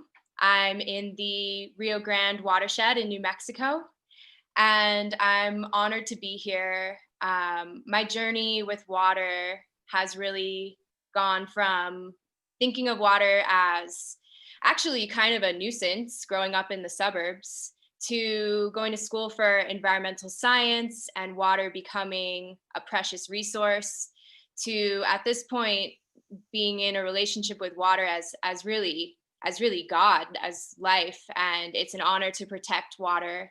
Water is the original medicine. It's a healer, it's a purifier. And I have a little picture here on the slide of a rainwater catchment system that I helped to design on the Navajo Nation. One way that I like to protect water is to design spaces that water can inhabit. And I'm also an elementary school teacher, so I'm excited to get into some activities today to celebrate and appreciate our beautiful water. Now I'm going to turn it over to Lizzie. Hi guys, so my name is Lizzie, and all year round I study and interact with water. It gives me so much power and feelings of protection and centering. So in the summertime, I work in streams, forests, and wetlands to protect our Great Lakes. And in the wintertime, I go downstate and I get to work in a lab and study things like toxic algae blooms and issues that we have in the Great Lakes, such as plastic pollution and avian botulism. The Great Lakes have always been my home, and I hope to work for the rest of my life protecting them and making them accessible for all. And earlier, Megan and I mentioned doing a little introduction by saying if we were a water body, what kind of water body would we be? And I was going to say that I wanted to be a wetland because that's where the forests and the water gets to meet. And I think it's a really beautiful, unique area. Megan, do you want to say yours really quick? Edgy. Yeah, I would really love to be related with a waterfall because I think all of them are different, and sitting in front of a waterfall and watching them, there's always something different to learn about the nature of water and how water moves through spaces. Yeah, I love that.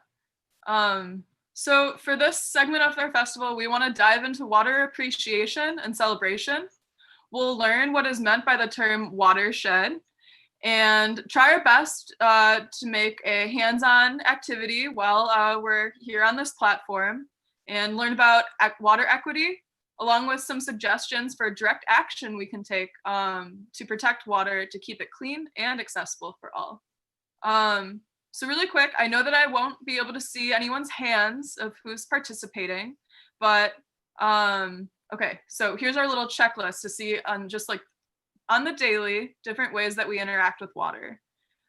Raise your hand today if you've used water to clean something on your body, like your teeth.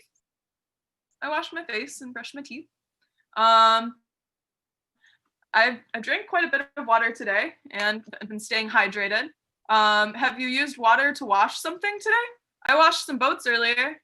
And what about, have you splashed in a body of water and enjoyed the beauty of a water body today? I haven't yet, but I'm hoping to later. I haven't had any ice in my drinks, but that's a good way to keep cool. And I always try to hydrate early in the morning. So I drank water in the first 20 minutes of waking. And just remembering that water is so important, and without it, we wouldn't be able to live. It's really, water is life. And next, bring it back to Megan. So I have some true or false questions here if you want to follow along. Again, this is meant for the children out there or the inner child in all of us. So let's see what we know about water. About 70% of the Earth's surface is covered by water in the forms of oceans, ice, and rivers. True or false? That is true. The human body is made up of more than 50% water. Also true. And actually the human brain is made up of near 70. So just speaking to the importance of drinking water to keep ourselves healthy. It takes 2 liters of water to produce 1 liter plastic bottle. That is true. So make sure that you use some sort of reusable container if you can help it. How about this? It takes 50 gallons of water to produce the amount of beef that goes into 1 hamburger. That is actually false. It's 660 gallons if you calculate the food and the food that's grown to feed the cattle, and then also the water that that animal drinks. There is about the same amount of water on Earth now as there was millions of years ago. Amazingly, that is true. It cycles around, and actually most of our water is contained in our atmosphere. Each day we lose a little more than a cup of water when we exhale. That is true. The Colorado River in the Southwest has been running a really long time, about 2 million years. True or false? That is false. It's been running for 6 million years. And it's still running, and it's our job and responsibility right now to protect that watershed so that it continue on the full course instead of the way it is now. It gets sucked up before it can make it out to the ocean. Okay. So I think with that, we are going to learn a little bit more about the watershed that we find ourselves in right now. So what is a watershed? A watershed is actually a place where water collects and then where it drains to when it rains. And everyone lives inside a watershed. So basically, a watershed is the place that we live and play, and it's where the water is going to drain. So we know that water, which way does water travel, uphill or downhill? Right, so water is always going with gravity to find the lowest point. So today we're gonna make our own watershed with a piece of paper, and it looks like it might rain today. We've got some clouds. So we're gonna see what happens inside this watershed. And this is my first time doing this on Zoom, so yeah, I hope it goes well. Okay, so right now we have a very flat terrain. This could be somewhere like Florida, but we're gonna add a little bit of geography and topography here. So I unfurl this. We're now going to have some mountains. Let's see if this can. All right. So inside a watershed, we have the ridges that the water cannot pass. That's going to contain the watershed. So if you think about where you live, there's probably a high point where water might generate as snowfall, and then it'll trickle down to a low point. A low point could be the Great Lakes or maybe the ocean. So here I might add a couple towns in black, and maybe there's a town up here. And we're gonna see how the town's presence might affect the quality of the water. So now I have 3 towns. Can you see that okay, Lizzie? Okay. All right. Oh my gosh, it's a huge storm. What is going to happen? Okay. Whoa. A little more rain. So actually we have the process of erosion happening over millions of years where those mountains are fading down. And then we also, let's look at what's happening here.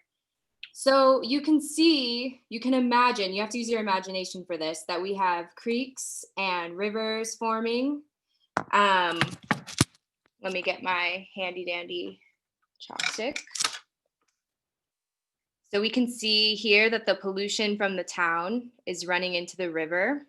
We can also see where the watersheds are the same and different. So right here, we have one watershed. So these two towns, they have to work together to share the water in a way that is equitable, which means that everyone has access to that water. Let's see, over here, we have another ridge. This is a completely different watershed because this mountain here is separating.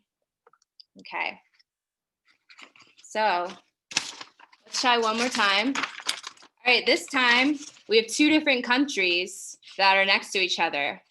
Let's see if the water will respect the man-made human lines of boundaries.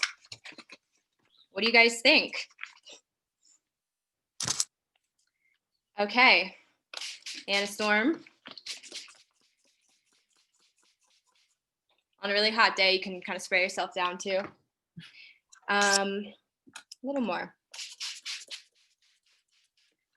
So this is a really great way to understand what it means.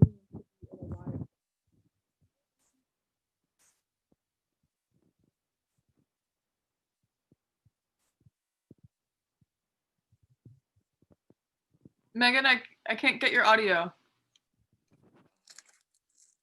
Okay. Is it better? Yeah. Okay, thank you. So here we can see that water actually does not obey state or country lines, and it's a beautiful way for neighbors to come together in the name of responsibility to make sure that the water can be shared. An example of this would be the Rio Grande, where I live, which starts as rainfall in the Colorado mountains and flows down through New Mexico, actually over the border to Mexico, back to Texas and out the Gulf of Mexico. So that's an example of a lot of different communities working together in order to share and protect the water.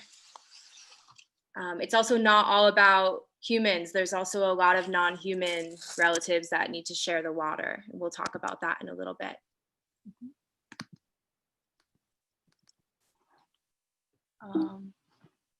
And next, we just wanted to go over some reflections from one of the activities that we handed out in our document. The document is still available if any families or kids want to take the time to complete it. Just throwing that out there. It's still accessible. So Megan, I think one of the cool highlights of what we were thinking about was what are the highest and lowest parts of your watershed where you live? Yeah, so on our scavenger hunt, we asked families to go to a nearby body of water and then find the highest point and the lowest point. So just like on that paper that we saw, locating ourselves within the watershed that we are really in. And when you find a high point of your watershed, it's going to look a lot different than a lower point. So a high point, maybe I'll start with the high point and then you can do the low point, Lizzie. So the high point might have a lot of trees that grow in high elevation. The water might be actually a smaller body of water, like the headwaters. It might start from below the earth, or it might start as snowpack. And that water is typically really cold, and it's also really highly oxygenated. Mm-hmm. And as that water flows down the landscape, it's going to start to look differently. Almost so that when you start to understand the pattern of what a watershed looks like, you can kind of figure out where you are in it. Mm-hmm. So what do you think the low point, how would you define what a low point is like? Well, you could do it the fun way and start at the very top and then just keep thinking, okay, I got to keep going down slope, down slope, down slope. Because as you mentioned earlier, water always falls down with gravity. And I also brought up one of my favorite places earlier, which is wetlands. And oftentimes that might be the lowest part of a watershed where all of the water accumulates. And so a single watershed, we can think about if like a drop of water fell anywhere in it, no matter what, it's going to end up at the very bottom. So it could be a wetland, or in the case of the Great Lakes watershed, it could be any one of these magical Great Lakes I have in the back of my screen there. And so maybe in Michigan, we don't have any mountains, but we have these really large hills that were actually from the glaciers from a super long time ago, actually like not as old as the Colorado River at 6 million years. I think we should think maybe like 14,000 years ago is really when the Great Lakes formed. And so that's around the time in which, Lake Michigan became the lowest part of our Great Lakes watershed in the Little Traverse area, or maybe if you live near Detroit or in the Metro Detroit area, the Detroit River would be the lowest part of your local watershed. Basically, just it's probably going to be wet. So why is it important to know which watershed you're a part of? Knowing how to place yourself gives yourself a sense of belonging. And we have all these beautiful gifts, and the flip side of those gifts is that it's our responsibility. So when we learn to take care of the water, it's going to give us just a beautiful sense of service. And if you start young as a kid and you start protecting that water, then you can really see positive changes within your lifetime.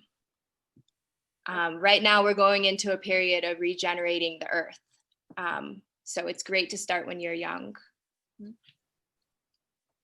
And I just want to say that this scavenger hunt we're reading just a couple questions from right now is actually available. We can drop the link to the full scavenger hunt, and you all can complete that whenever you have a chance.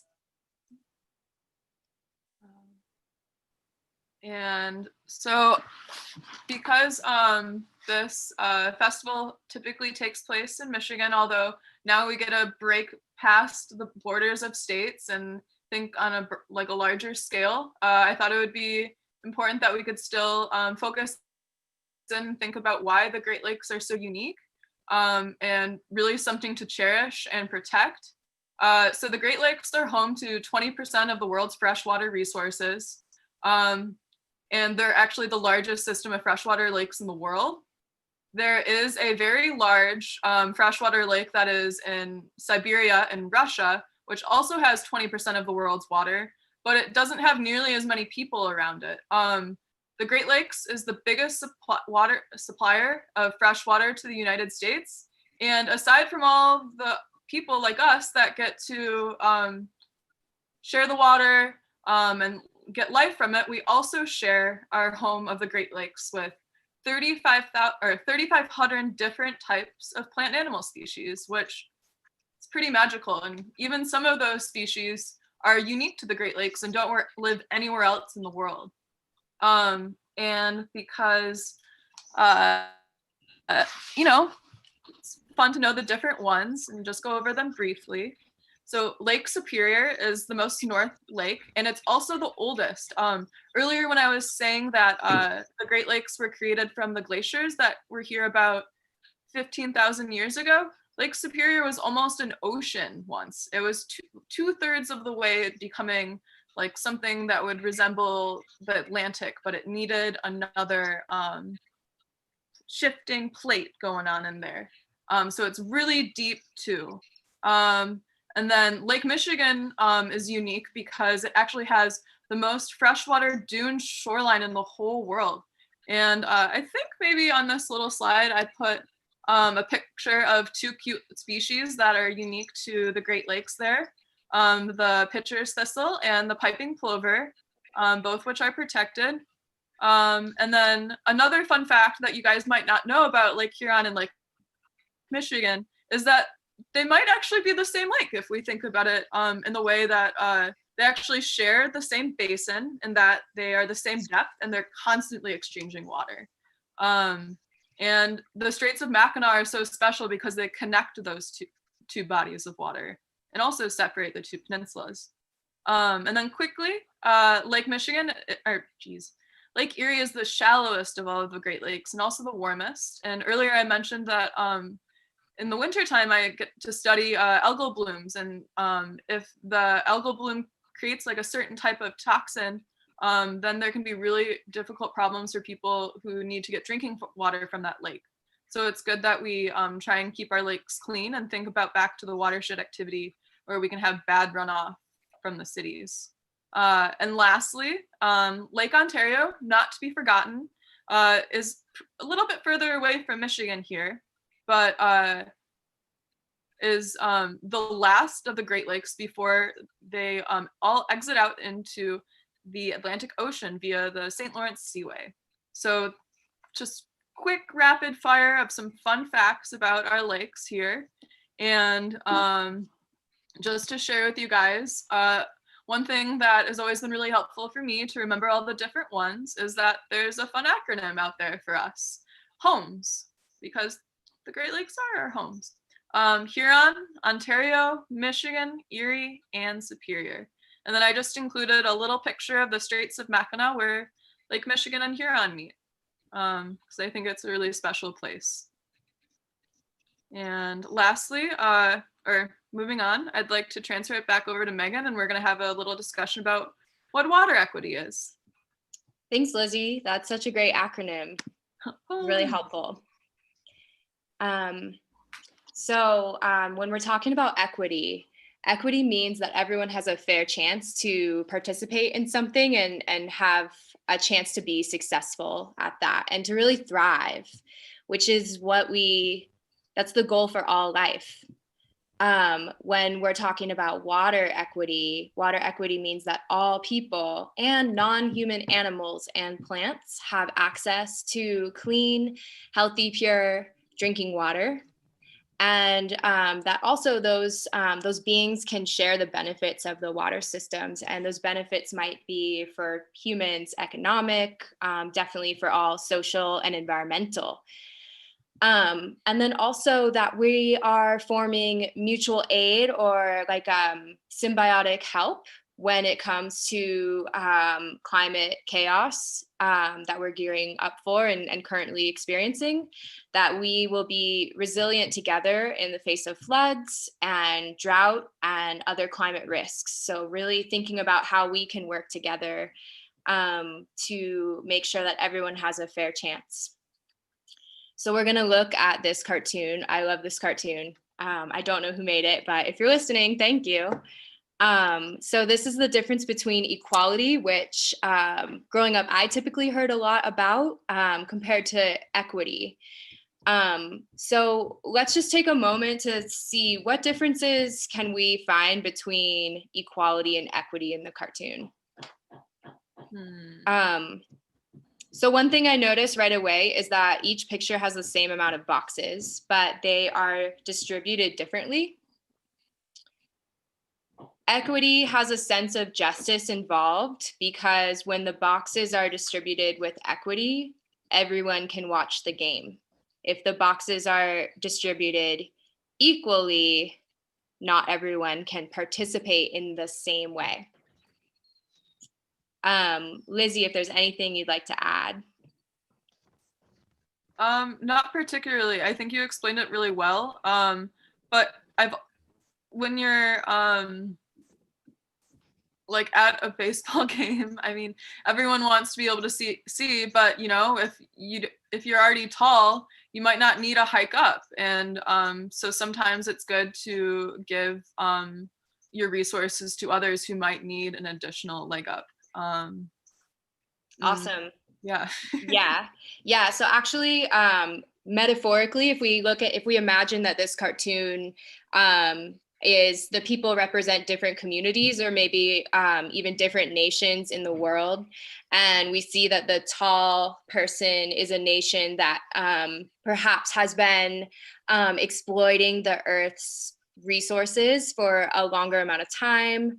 And as we prepare for stronger storms and maybe less water and more water in other places, we can see that those countries that are more developed and have been unequally taking the benefits of the environment can now transfer that in the form of reparations or other types of equity to the nations that have not been exploiting our resources in the same way. So that's one way that we can look at that cartoon as well. So a great way to sum that up. And since we're on the topic of the Great Lakes, like we have 20% of the world's fresh water, but that still doesn't mean that everyone in our watershed gets water equitously or equally. And if you're living in a community that is fortunate to have water, it's good, or clean drinking water, it's good to reflect on the ways that you might be able to help other communities who do not.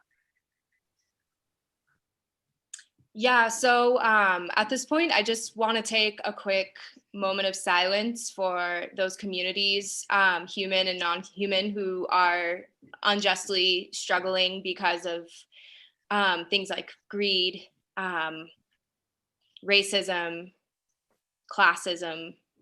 Let's just take a moment of silence to just give our love and support to those communities.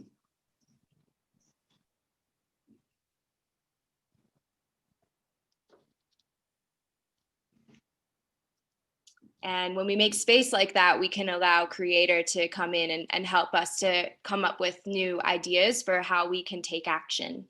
I wanted to talk a little bit about direct action right now. So part of the handout that Lizzie and I created was direct action options for children.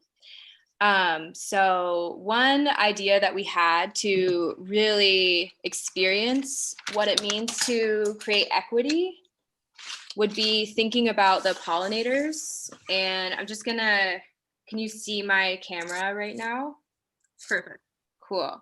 So this is called a pollinator pit stop.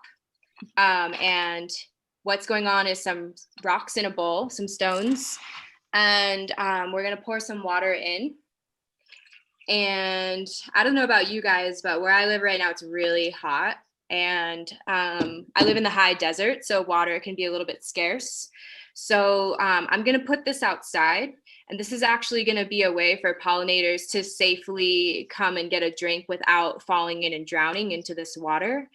This is just one small way that we can take action in this big world. There's so many solutions just waiting for us to come up with.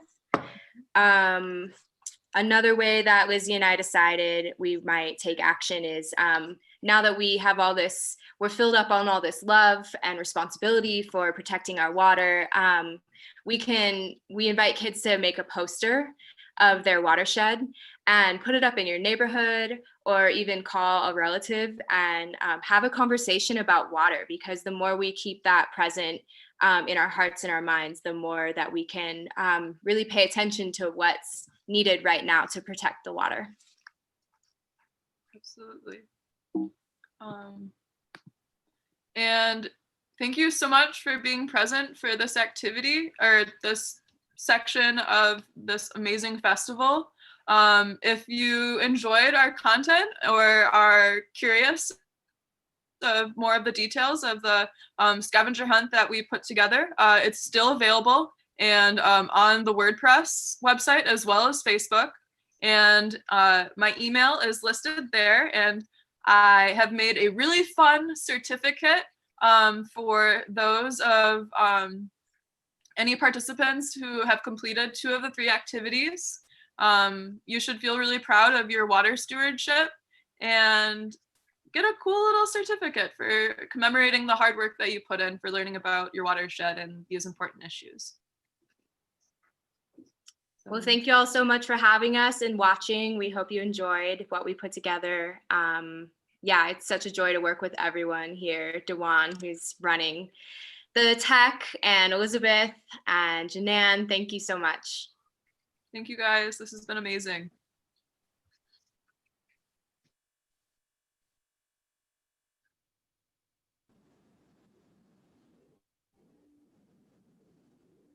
Well, I wanted to thank you ladies for doing a dynamite job with that presentation. I didn't think that I was going to learn anything, but I found it very informative, and the physical representations of, runoff and things like that. It was like all amazing. So I appreciate all the work, and I hope that you do some of the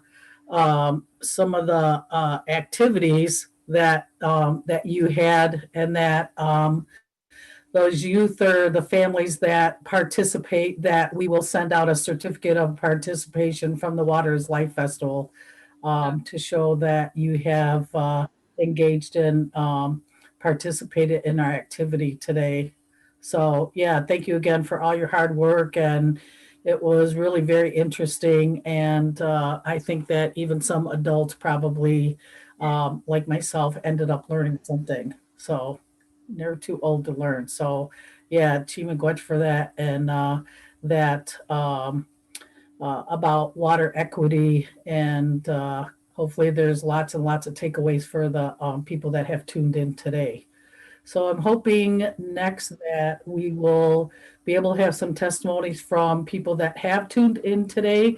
So that is going to be our next, hopefully Seth Bernard will come in the room with me, and then we'll have some people that will join us on Zoom and talk about this weekend and some of the things that they may have learned, or some of the things that they will be called to action in their own community. So I'm hoping that we will be able to start up with that in the next very few minutes.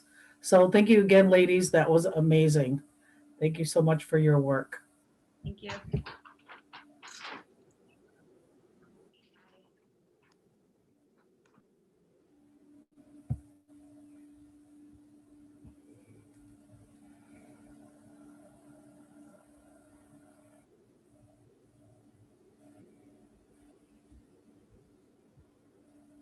Waiting on Seth, I think.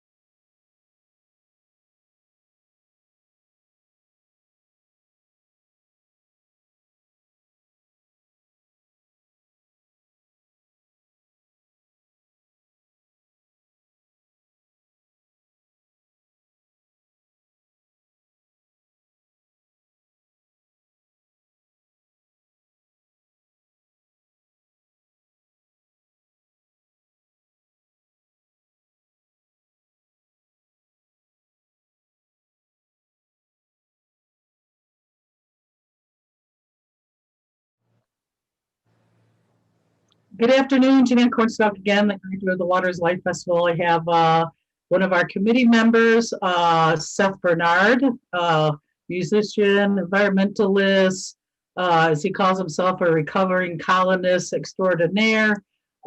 He has supported the Waters Life Festival for the past 3 years. And I also have a couple of people with me on Zoom live, and we wanted to find out how they enjoyed the weekend, what were some of their takeaways.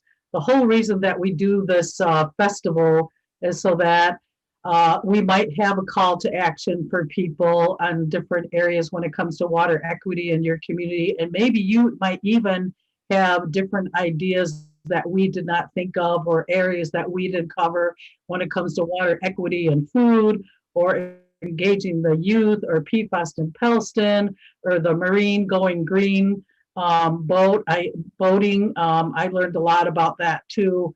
And so I was wondering if we have a couple ladies on here, if you would identify yourselves, and then also identify yourself, which has been a theme throughout the Waters Life Festival, the watershed, or your water address, and the body of water that you live near. And Seth and I will prompt and ask you some engaging questions. So we have Nancy Gallardo. So if you would please introduce yourself, your water address, and then you can talk freely about some of the takeaways from this weekend, or the music you enjoyed, or the film, or just just anything that was brought to your attention, or that you really thoroughly enjoyed through the Waters Life Festival this weekend.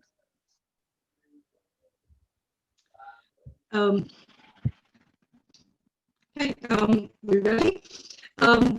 My name is Nancy Gallardo. I am from Grand Rapids, and as the city notes, I'm near the Grand River, so that is my water home and neighbor and relative. I was born in Holland, Michigan, which is right near the lake shore. So my kinship and my relationship with the water started the day my daddy dipped my baby toes into that lake.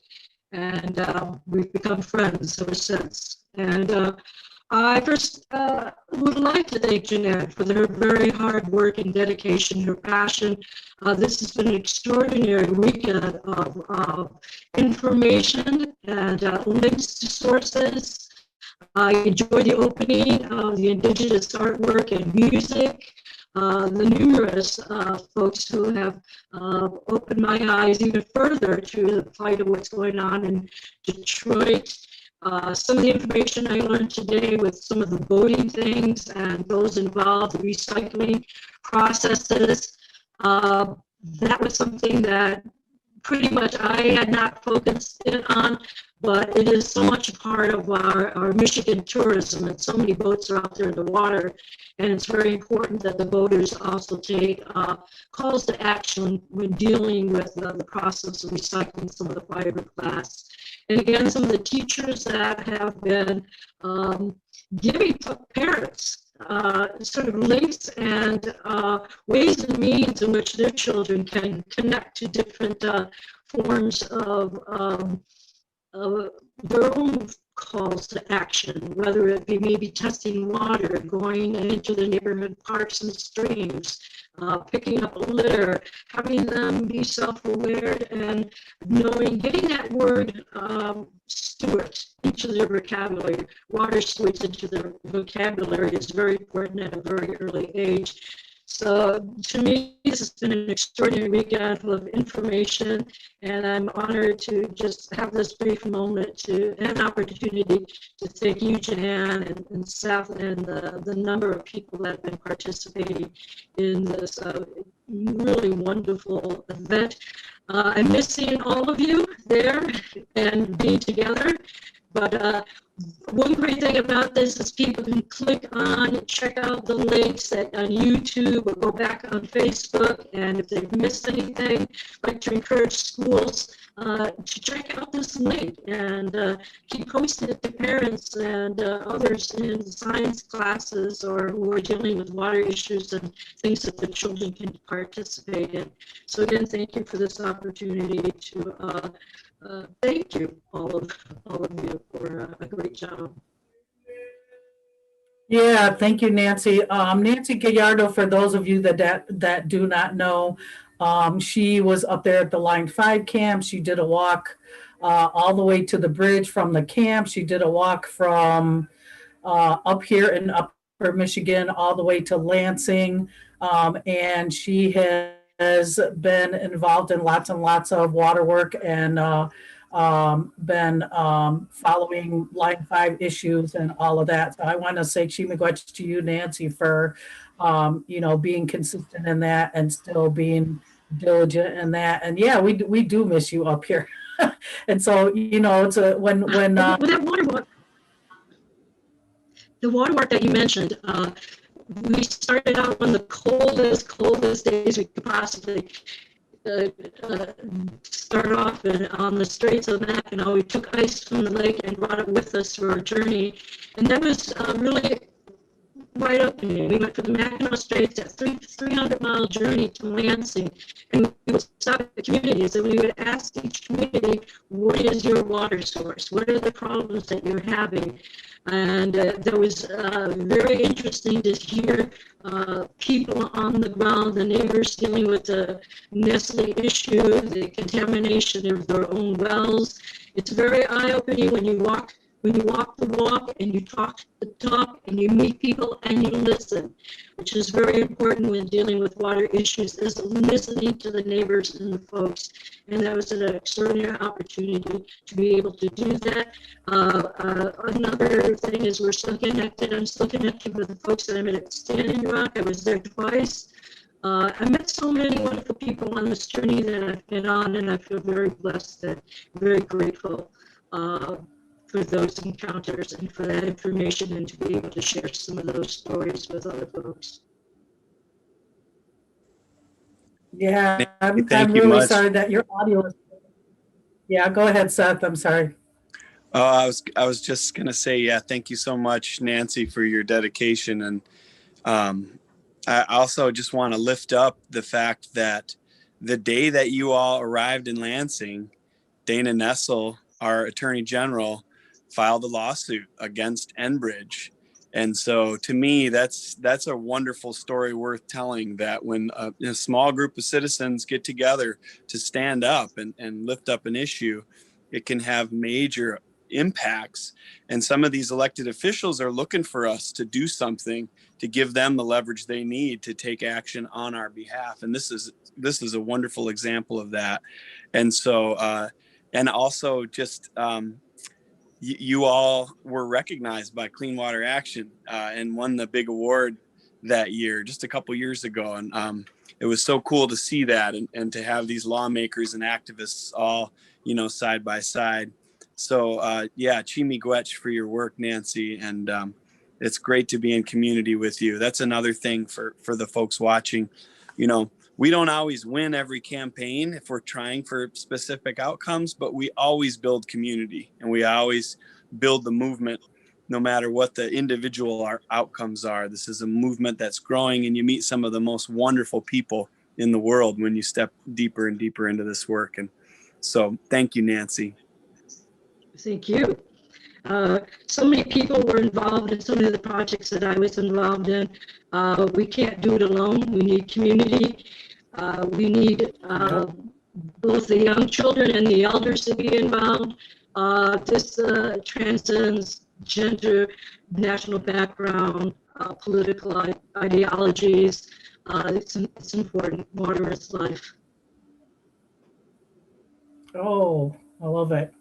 Yep, looks like we have a couple of other guests that will do some testimonials or share with us what their takeaways are and give us some feedback. We have, looks like we have Chelsea, is it? with the red hat on there and the glasses. So if you would like to identify yourself, where you live, where your closest, what you would deem as your water address, and then maybe some of the takeaways from this weekend. And then also, if in all of that, if there was a call to action. So we'll hear from Chelsea.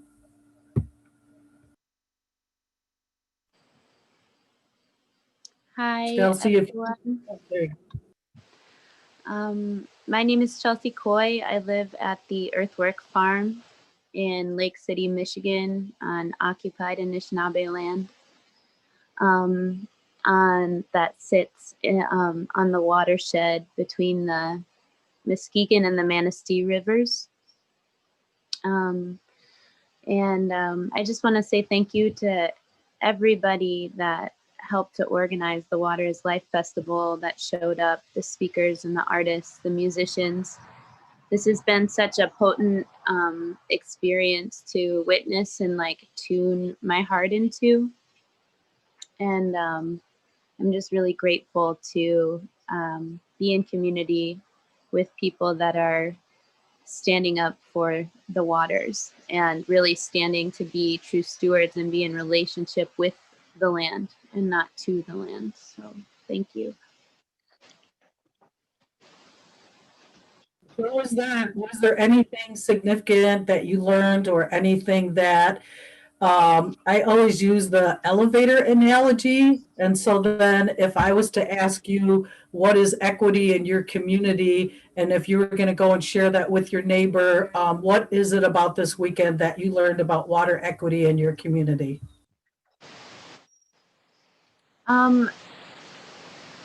One of the, I guess, one of my biggest takeaways from the whole weekend has just been like how connected all of Michigan is, and then how disconnected at the same time.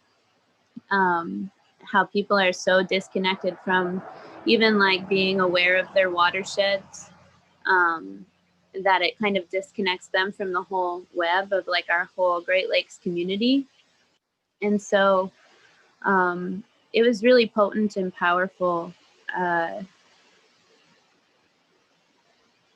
the way so many different communities chimed in about what is going on with water equity, and especially like speaking to the water shutoffs in Detroit, and just kind of tuning into all of the work that's being done that so many people are not aware of, especially in northern Michigan, where people sit on their own wells and are near springs that are just like gushing fresh water all the time. I think one of the most potent experiences of the weekend for me was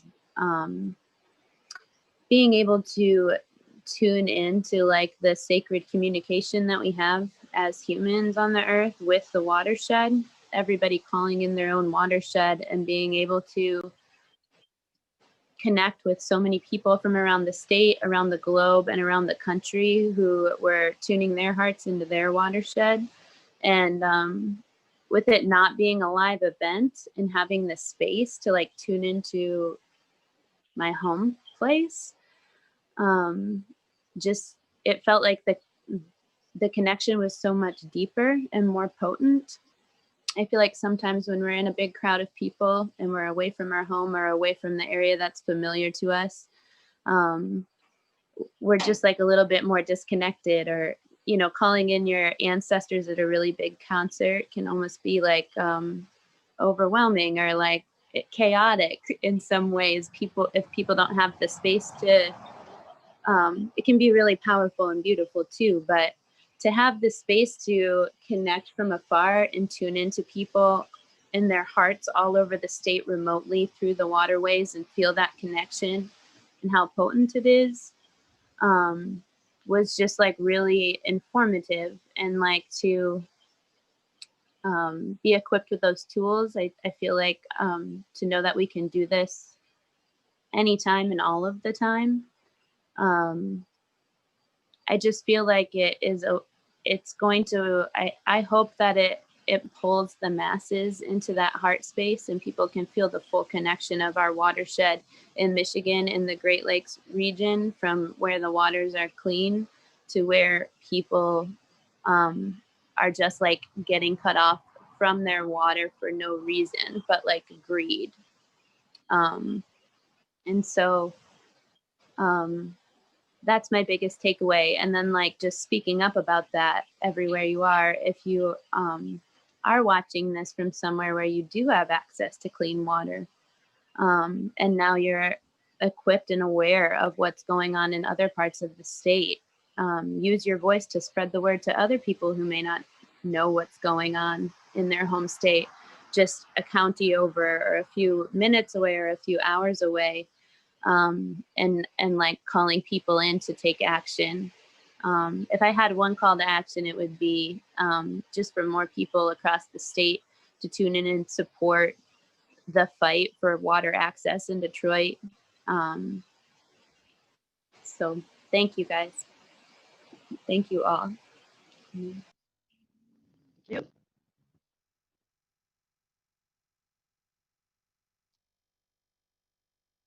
It's thank you very much. It's really important to find out if we hit the mark or if we missed the mark, and all of our thoughts and feelings and energies that we put into this weekend to find out if people were really having takeaways, or if they were engaging, or it was thought-provoking and those types of things. That was the whole purpose of this weekend. Well, also to enjoy and to celebrate water, and our connection with each other, and that water is our relative, and to realize that. And so we have another woman here that will be sharing with us what her takeaways are and what she might have learned this weekend, maybe some things that we all could think about that maybe weren't addressed this weekend. So I would love to hear and get your input as well, and include the watershed that your water address that you identify with. Thank you.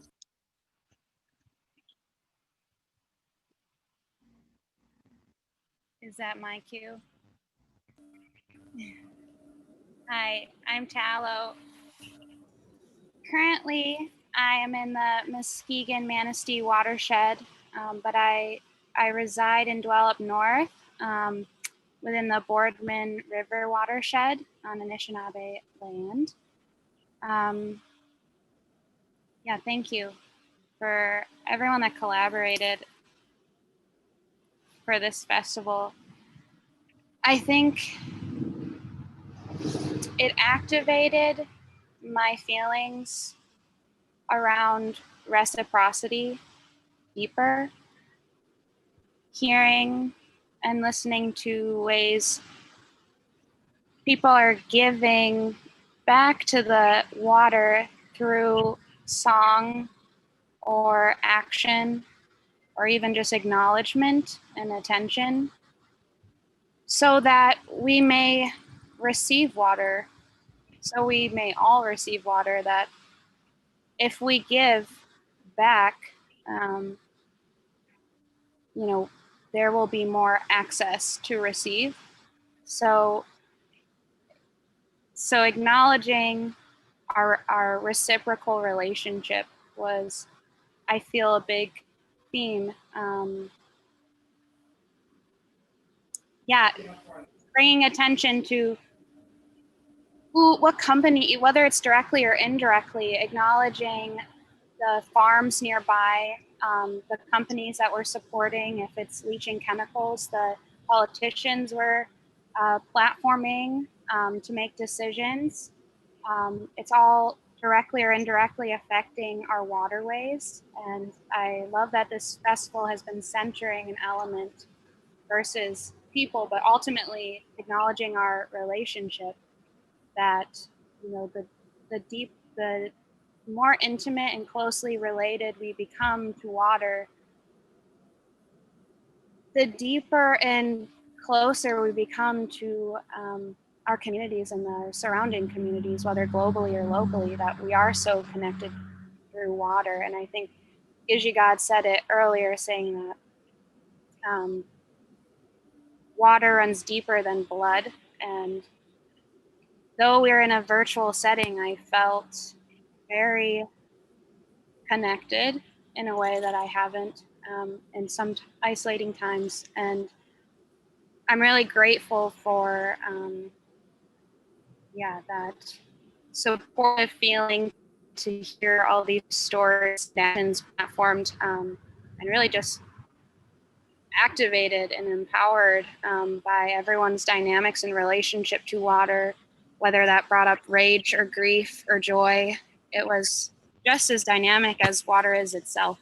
And so I'm really grateful to have witnessed and experienced that.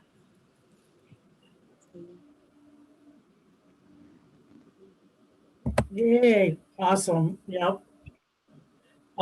Yeah, thank you for that. And there was a word that Robin Kimmerer, who is a environmentalist, she's has immense indigenous knowledge, and she talks about that word that you mentioned, that reciprocity. And we don't always use that in our relationship with other things, but that is anti-colonialism thinking, and that, we just can't take a lot of these corporations or people. It's like they take or they put profits over people. And so then, in the Anishinaabe way, what we do is we go and we offer tobacco. We don't try to take any more than we absolutely need. And then in our water ceremonies, we go and we pour a little bit of that water back on the earth, because we can't take it all. We can't use it all. We have to, share that with the other beings that live with us, the other spirits, the other, living things. And to me, it is our relative. And how is it that I'm going to take care of it and nurture it and love it and all of those things? So I want to thank you, ladies, for coming and giving your feedback and giving your testimonies and helping us to find out if we really did hit the mark. If there's, some things that we need to think about next time. But yeah, I do. I love that word reciprocity. And that's one thing that Robin Kimmerer, that she talks about. And I got the feeling that some things touched you emotionally, and that was part of our goal this weekend, as well as that for people to connect emotionally with the body of water or connect emotionally with these issues. All of us are connected globally, and that water is the thing that connects us all. So I want to thank you again, ladies, for coming on and sharing how much it is that you enjoyed the Waters Life Festival. It really was a lot of work, but for me, it was a labor of love, because, I know that I need that water to exist, and all of us do. So we can go back in our communities and share some of these things that we learned this weekend. And I didn't think I was going to learn anything. I thought I was just kind of like the conduit or whatever, but I ended up learning a lot of things as well. And that's one of the things that I shared with Megan Hess, is like every time that I do something like this, I end up learning something, whether it's about myself, my connection with the community, about the water. I mean, there's so many different teachings in that I will take away from myself from this weekend. So that is a lot of peace and love for everyone. And go and celebrate and enjoy the water and experience the joy that it has for all of us. I can't remember what we have next on the schedule, but I think that it is, Annie Humphrey. Yep, Annie Humphrey is from Minnesota. She is an amazing musician, and she's going to be on deck. So thank you again, ladies. And we're going to transition into some more music. And then after that is my friend Seth Bernard. And then we will pretty much be done. We'll come back and thank our sponsors, talk a little bit about the drawing for the people that have registered on the Water is Life festival.wordpress.com. We do have some giveaways and door prizes that is another way that, in the Native way, we have some giveaways, and we like to treat people good. If we were in person, we would be making an attempt to feed everybody through those organic farmers, and Minoga Market helped us last year with that. So please enjoy. And we're going to transition now to some music from Annie Humphrey. And again, thank you, ladies, and thank you, Seth. I look forward to hearing your music set as well. So I'll be signing off for now, and I'll be back after we enjoy Annie Humphrey and Seth. Thank you kindly. Miigwech.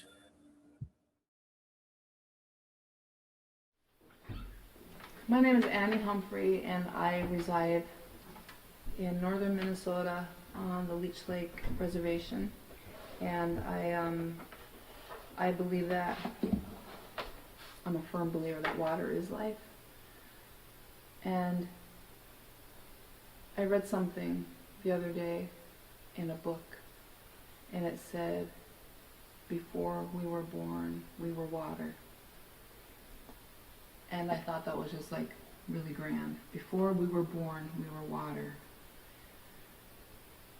So I'm going to be singing some songs here, and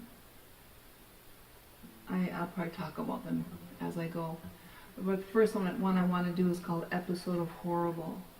And in the chorus of the song, it talks about being coherent.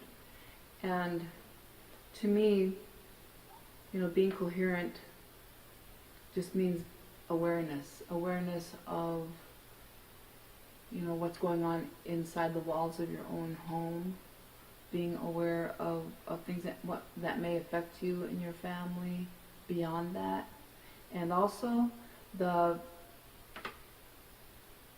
being coherent of yourself, being coherent of what's going on here, between here and here. And that was a word that my lovely friend John Trudell would use a lot, being coherent. If you feel like there's nothing else you can do in this crazy time, just be coherent.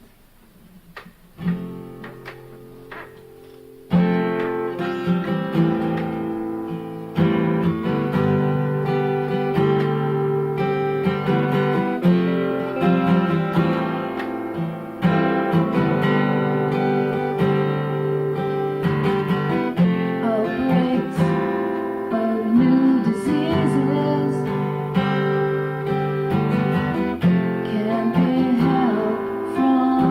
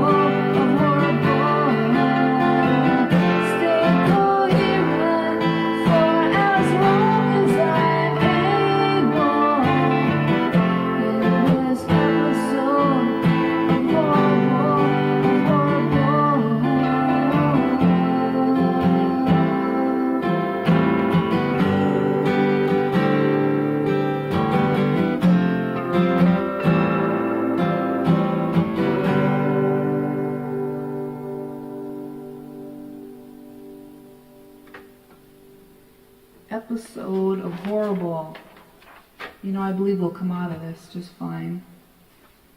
Right? I mean, I have a friend, she says, it's going to be okay, or it's going to be okay. I think I'm going to do a song called Home. I had an order here, but I just I'm feeling a different kind of flow here. So this song Home is about, coming back. And it's about, you can always go away. You can always go away, and you can always come back. And you'll find if you do go away, not a whole lot changes when you do return. I realized that when, let me see, I was home on leave in between boot camp and my first duty station. And I would be gone overseas for a whole year. And I kind of drank a lot in those days, and so I had gone out to a bar before I left, and I was, getting free drinks. Anyway, I came back a whole year passed, and of course I was still drinking, so I went back to that same bar a year later, and it's like the same people.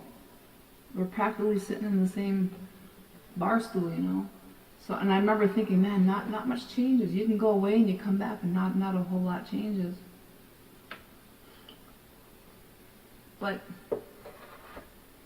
I did realize something when I was gone, and that is that I don't want to live anywhere else. I can't live anywhere else than right here where I live on my homeland of Leech Lake.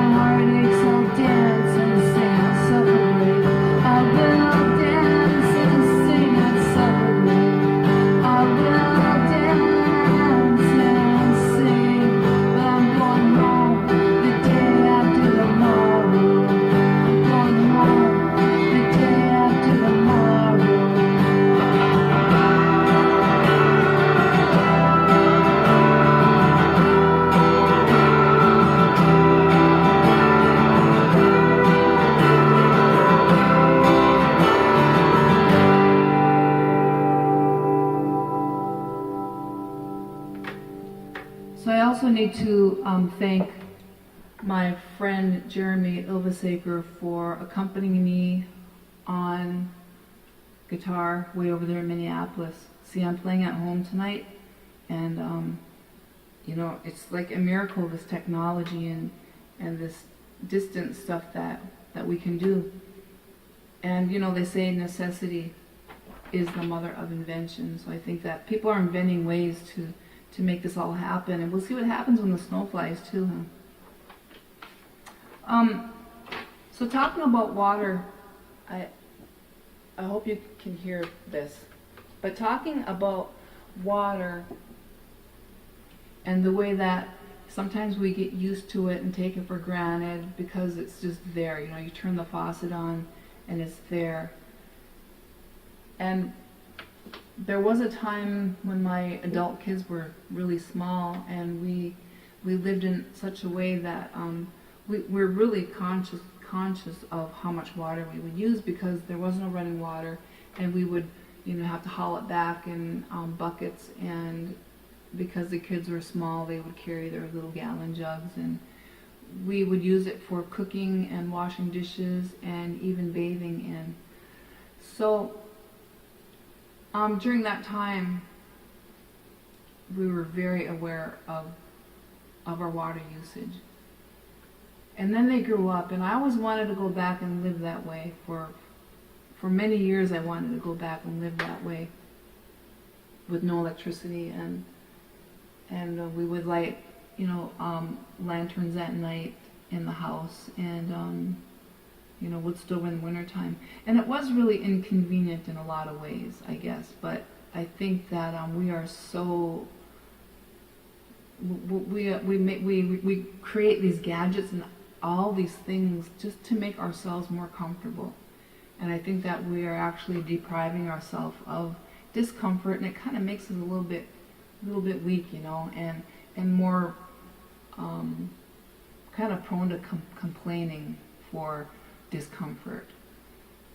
And so getting back to the water thing, it's kind of like the closest I could come to being, you know, aware of how much water we use is by just taking out disconnecting the drains in my kitchen sink and in my bathroom sink, and putting 5-gallon pails to catch that water that we used, and then using that water for toilet flushing. And so that awareness came back just by taking the drain out. Think about that. If you take the drain out of your kitchen sink and put 2 5-gallon pails in your cupboard below, you wouldn't leave the water running and running and running. And that's what we've been conditioned not to do by taking the drain out. And you know, it'd be easy to hook it back up, but I just don't want to do it, because I know I'll go back to just running that water. So I have adult kids, and I have a son who struggles sometimes. He struggles with some addiction. And it's hard as a parent, it's kind of hard just to, you know, just to watch. Although that's pretty much all you can do when you have adult kids, because they're adults. But I wrote this song for my son.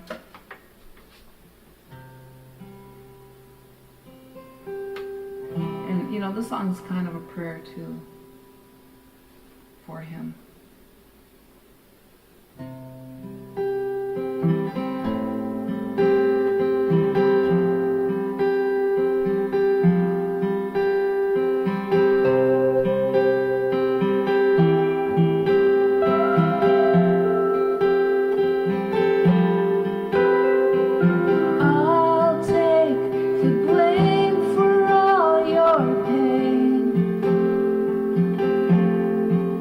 Cause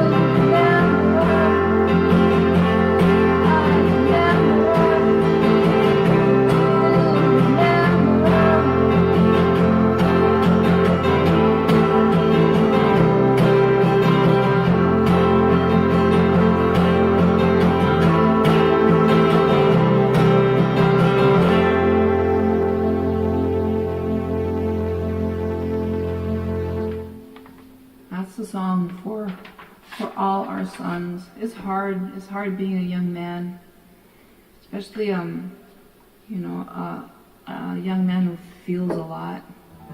And I know there's a lot of them out there and struggling. And so, my son is a really great writer, and hopefully you'll all be able to hear him someday.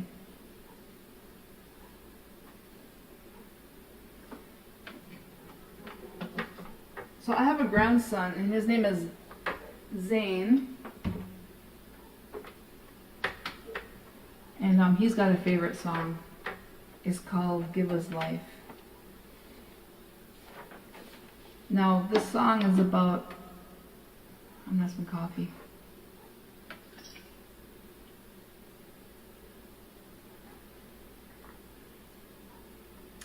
The song is about this teaching that when we die, we die 3 times. Okay, the first time we die is when our body just stops working. The second time we die is when our body goes back to the earth. And the third time we die is when the people who knew us stop talking about us and stop saying our name and telling stories about us. And so sometimes we ask that question, is there life after death? And if you think about it like this, there is life after death. We go on. We go on. I mean, it could be good or bad, right? If I was a horrible person, my kids might tell their grandkids how horrible I was. And so my reality, my existence will go on, but it wouldn't be positive. So I try to keep that in mind, and as we all should, we should keep that in mind, that our children and our grandchildren are watching us, and I think they remember everything we teach them and say to them. It's kind of scary, but I think it's true.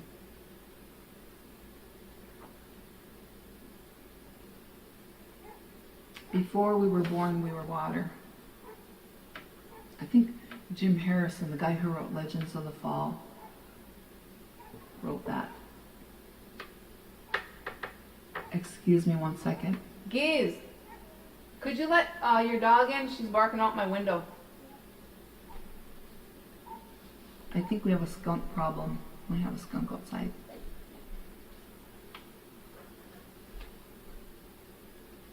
I always feel like I got all this stuff in my head I gotta say, but sometimes too much comes out, and then when I'm done, I think, oh, not enough came out. But anyway, this song is called Give Us Life.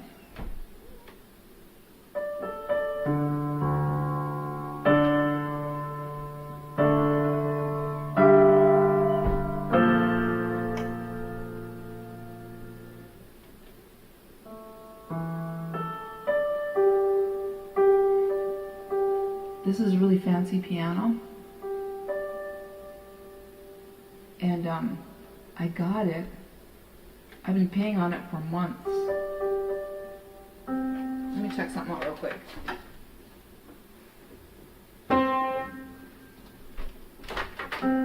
Oh yeah, sometimes the octaves jump on me.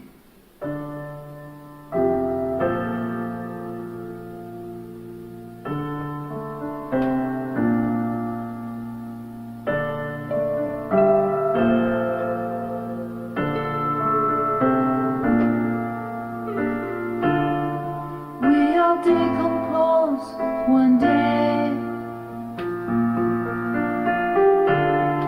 may as well be brave.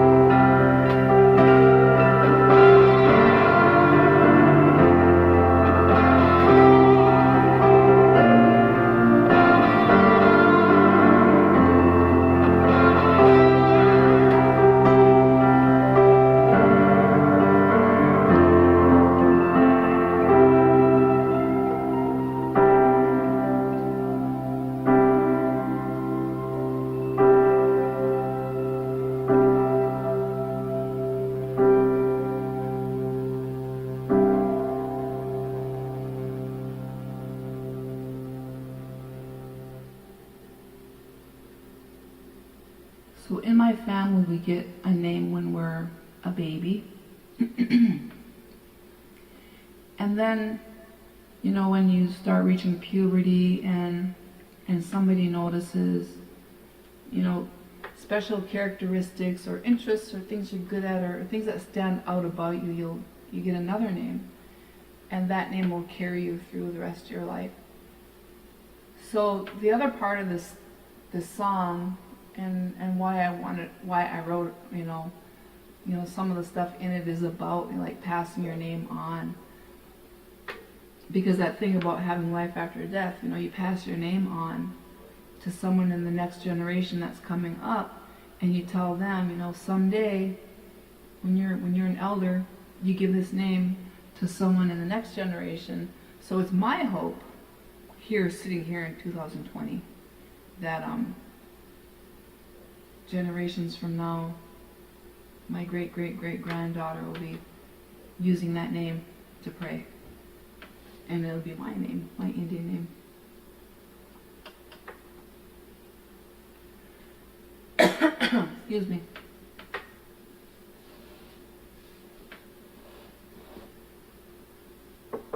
You know, I recently gave a guitar lesson to a little girl from Beach Lake.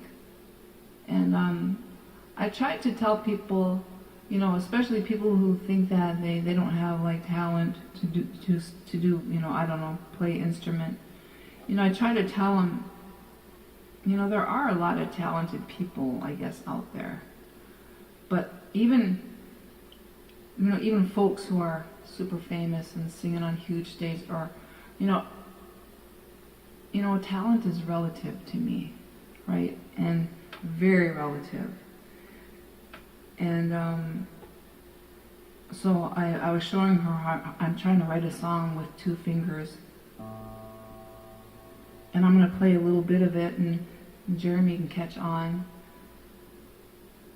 It's just something I'm working on, and I just wanted to show it to you guys, just because it's fun. And it's actually going to be a story song, and I usually don't speak and sing, but this one might require me to learn how to do that.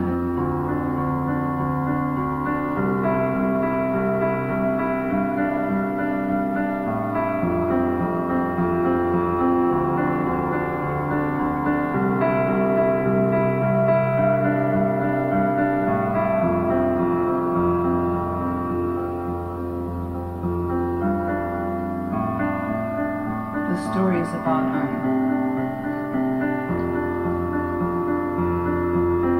what would you do if the sun didn't come up?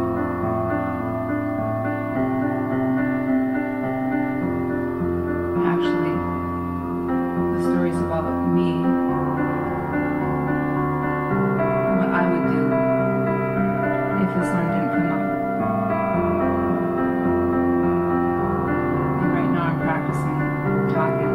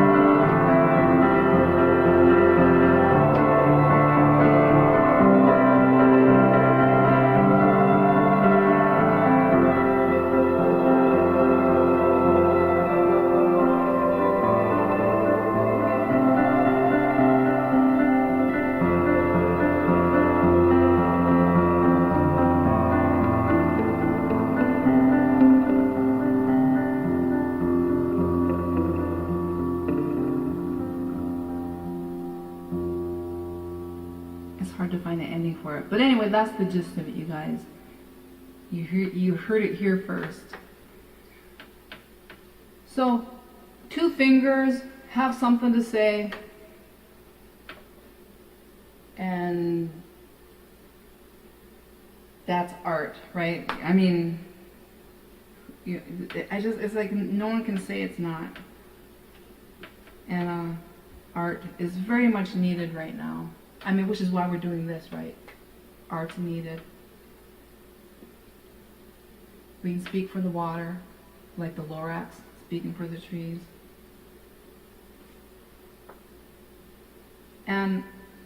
And trying to have a certain amount of understanding.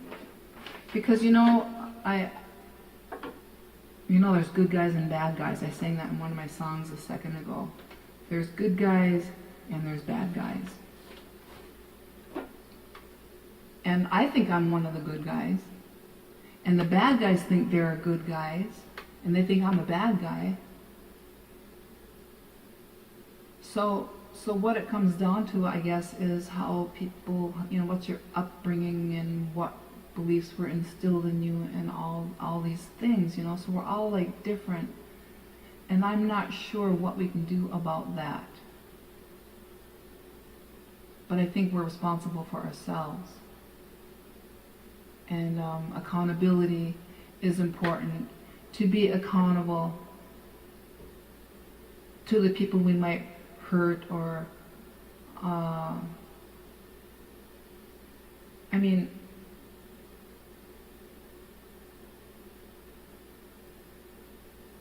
I think it's more painful to have somebody do something cruel that doesn't make sense to you, and it happens, and then they move on, right? They can do their thing and move on in their life, and they don't think about what they left back here, what hurt it or what it destroyed in somebody, or what it killed in somebody's spirit, So I have a record, it's called Eat What You Kill.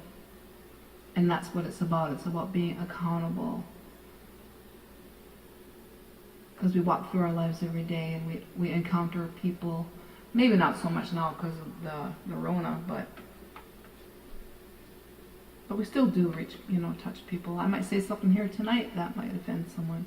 But, that's just the way it is, I guess.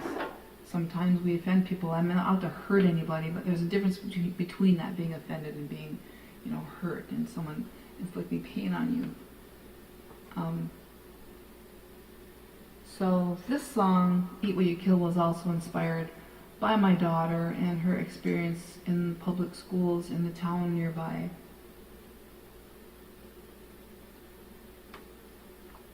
We were,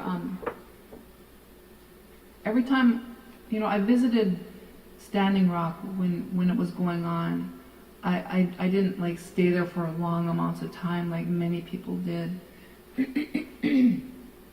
But like a lot of people, I wanted to be a part of it in some way. I wanted to go there for myself and experience that unity, that people came together, they came together for this probably everybody who went there had a different reason for being there, right? And every time I would go, I would take my different people with me. And I took my youngest daughter a couple of times, so she was there, and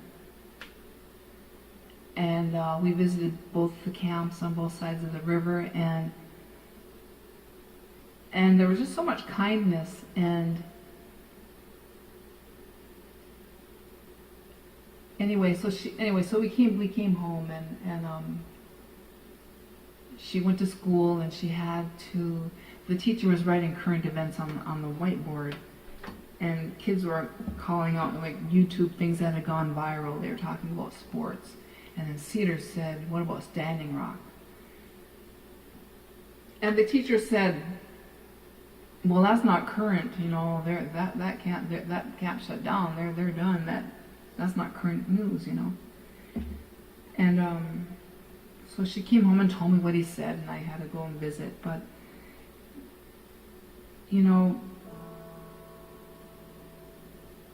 I just feel like people in that position, a teaching position, should be a little more cool about stuff, you know, and not so ignorant. And if you're not, you know, I don't know. I just feel like too many times we adults think kids don't know what they're talking about, and maybe that's what the case was in this case, but it inspired a song, so that's good, huh?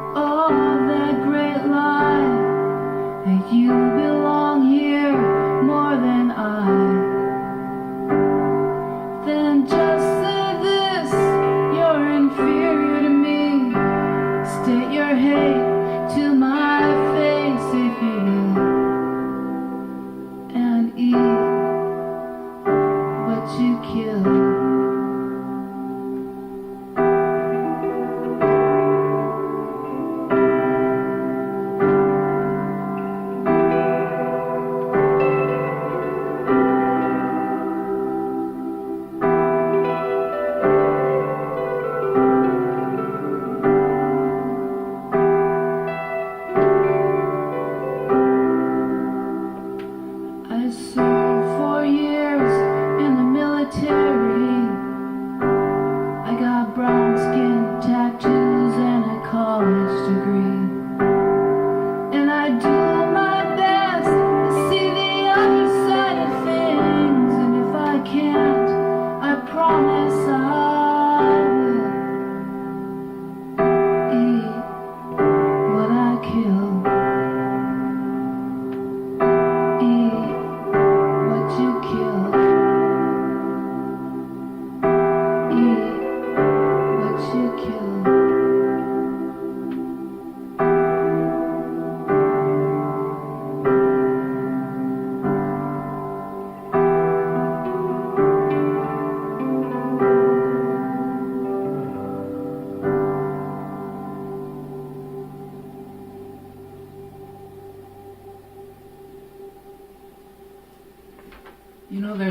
that saying, it's a sin to be wasteful. Well, you know what, I did it one time. I was very wasteful, and I've never done it since. Probably because I know what it felt like to do what I had done. And I'll tell you what I did. It was the end of maple sugaring season. And if you've ever done that before, you know that it takes a lot of wood and hours of fire to boil out the water down from the sap to have that syrup. So when we come out of the woods, I would can, you know, I come home from being in the woods and I can syrup. And then I get up the next morning and I'd go and we would boil more and we'd come home with more syrup and we'd have to can and can. So I remember we carried the last batch of syrup home in a 5-gallon pail, and I looked at that and I thought, you know, I'll get to that later. And I'd walk by that pail a few days later and I really got to get to that. Well, I waited too long and all my syrup went sour and I felt just sick inside. And I've never done it since, because I know how awful it feels, you know, to have that happen. Just because I was too lazy to do it. That's the bottom line.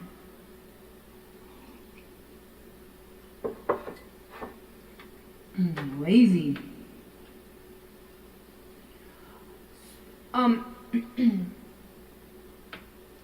Wow. So I have this little clock, you guys, and it says 46 minutes has gone by. So we have a few more minutes together here. And remember that, you guys, before we were born, we were water. I think that's just so profound. Before I was born, I was water. So we have a lot of issues going on right now. And, you know, one of them is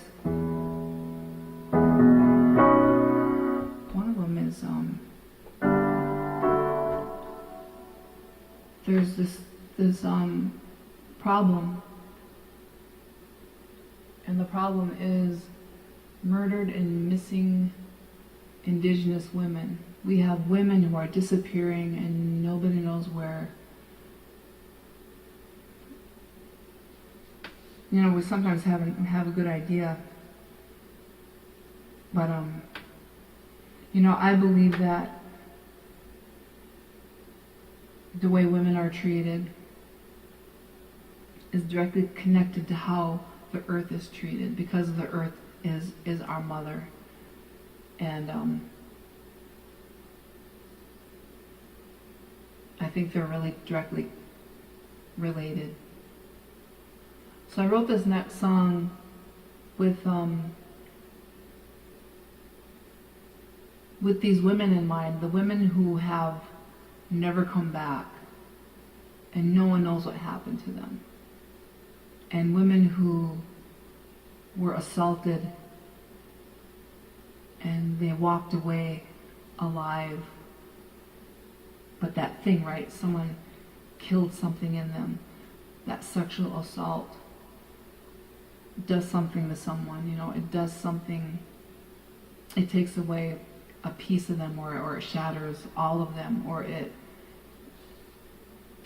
leaves a lot of damage behind.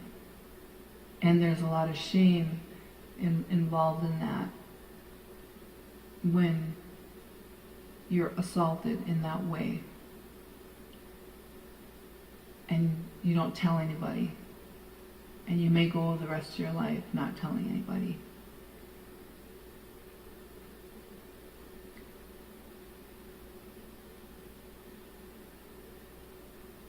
So you know, I don't have answers. I just write about my questions, I think. You know, my mom my mom used to tell me. She would she'd let me off at like basketball games or something, you know, whenever I got out of the car, she'd drop me off somewhere. Before I got out of the car, she'd say, Annie, she'd shake her finger at me and don't let no one treat you like a squaw, she would say. And I would giggle and get out of the car and shut the door. But what she meant was, don't let anyone treat you with any kind of, even a little bit of disrespect just because you're a brown girl.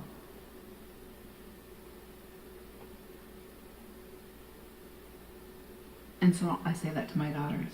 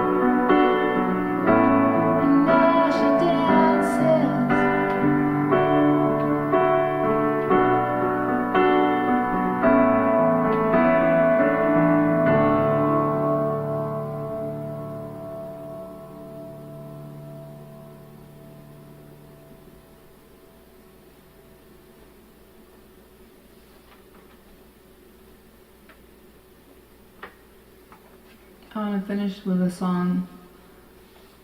It's about it's about the generation of my grandsons. My oldest grandson, Zane, is 7. His name is also Adazu Khan. And then my other grandson, Jasper. And you know, these little boys are just like little men.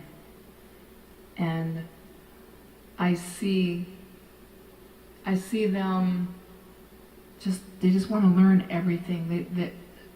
And they're so open and they're so funny, and you know, they teach me so much, which is, you know, Adazu Khan is about story. It's not just not like legend. It's about everything. My mom's a storyteller, and you know, it used to be that we learned through story. And so the word Adezukan kind of,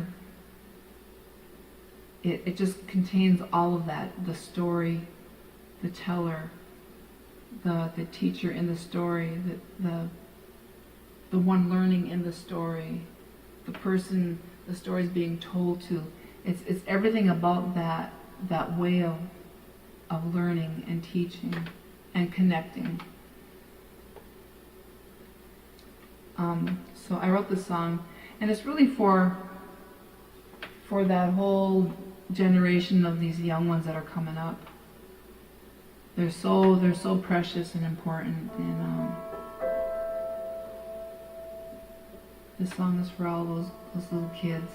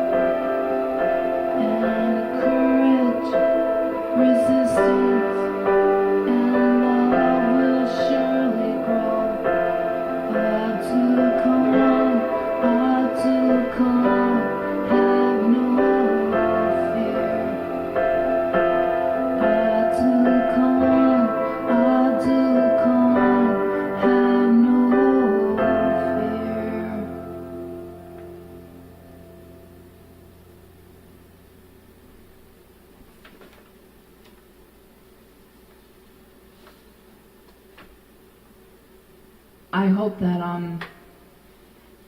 that we can help other people see how important the earth is. But like I said, if someone didn't have that upbringing, it's really hard to put that reality in their head. Sometimes a waste of time to try to put your reality in someone else's head, right? But you can say what you gotta say, just go from there. My brother, he used to say, when you meet someone, you either love them or you pray for them.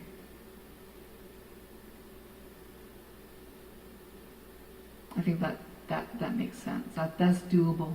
To me, that's doable.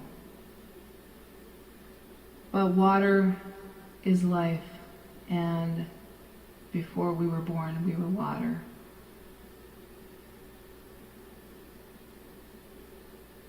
We can all do something, you know, we can all do something, and collectively it will make a difference. And no matter how small it is, but we have to do something. Because that's another thing, my mom, she traveled a lot. She went to a lot of gatherings of mothers from all over the world. She went to Chiapas in 1996. And when she came back, she said to me, you know, it doesn't matter what we do, it'll never be enough. But we can do too little. So I think that's a really important thing to remember. Don't get caught doing too little. And we just do our best, that's all. And the things that we do, we just do our best. You know, as parents, we try our best to raise our kids, and you know, we just have to do our best. So you guys, water is life. Remember, before we were born, we were water. Have a good journey, everybody, and I hope to see you and our paths cross when this virus passes over. You know, this ain't the first virus we've all experienced, but you know, in this day and age, it's the most modern one. So I hope to see you all again sometime, and take care, and water is life. Miigwech.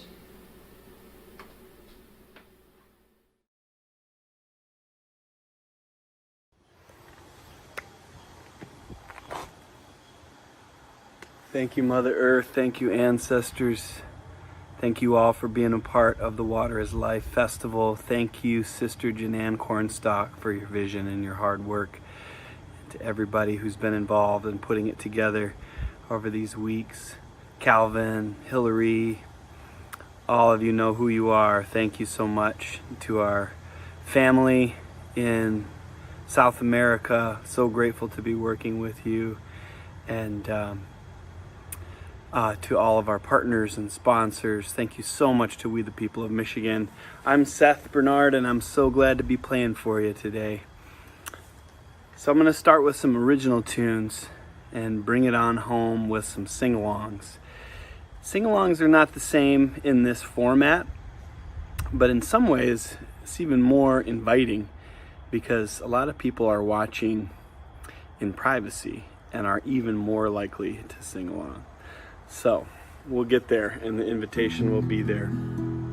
This one's called Keep Waking Up.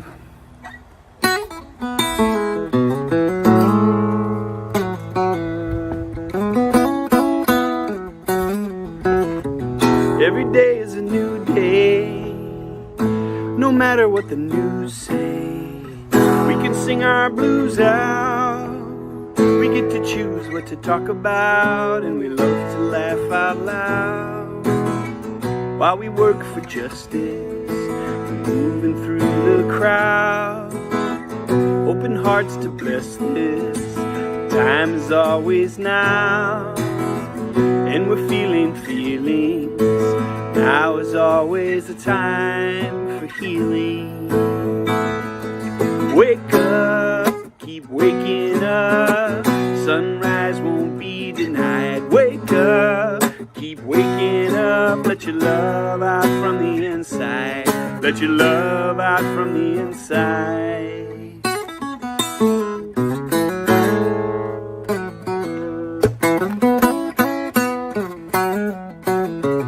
Every day is a full day to work for those who don't have a say. We try to keep the spirits high. If you gotta let it out, baby, you can cry. Let the tears fall down like rain. While we work for justice, we're moving through the pain. Open hands to bless this. Time is always now. Hearts to get a hold of. Now is always a time for love. Wake up, keep waking up. Sunrise won't be denied. Wake up, keep waking up. Let your love out from the inside.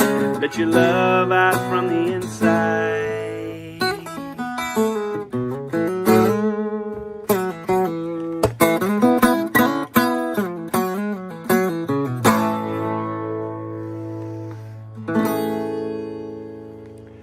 Every day is a whole day to live in. A brave day to forgive and be forgiven. Wake up, keep waking up. Sunrise won't be denied. Wake up, keep waking up. Let your love out from the inside. Let your love out from the inside. Let your love out from the inside.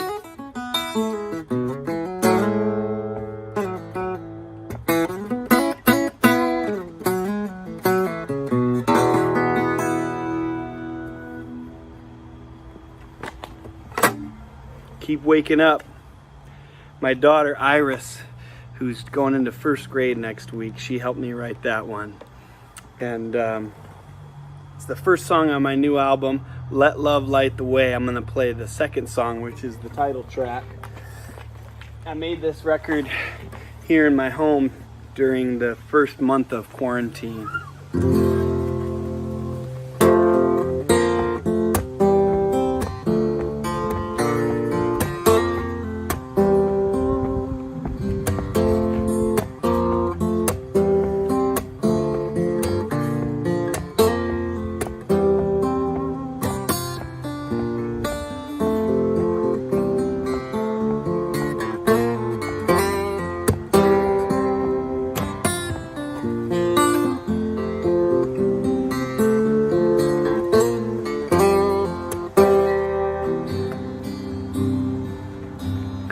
Days are dark, the fuse is short, the lies online are dimming. Catch a spark, light up the dark, the turning's just beginning. Hold fast, hold strong, sing the old songs. My love for you is steady. Take your stand for the land, I will hold your hand. I was born for this, and I'm ready to let love light the way. And I'm not going away.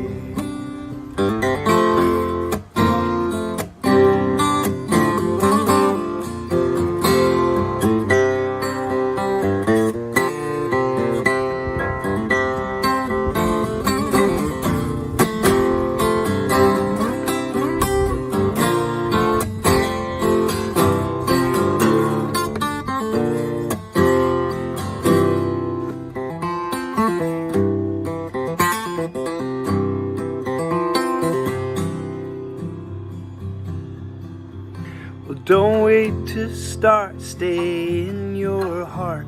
Stay patient through aggression. Through heavy weather, stronger together. We face and fight oppression. Hold fast, hold strong, sing the old songs. My love for you is steady. Take your stand for the land, I will hold your hand. I was born for this, and I'm ready to let love light the way. And I'm not going away. I will let love light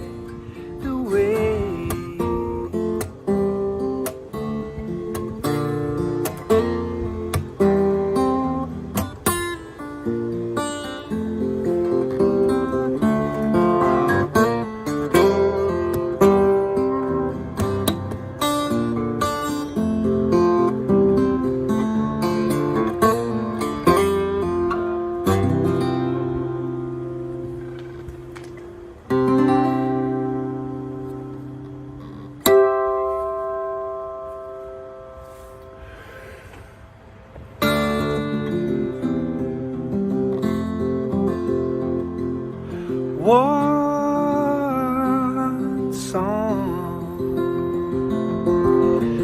The end of the day, at our wits' end, at the end of our lives.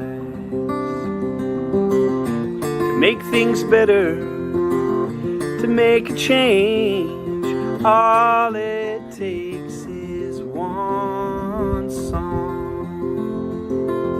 one smile, unexpected. Open up your eyes, open the door, we're alive. No words exchanged, a break from the rain, all it takes is one smile.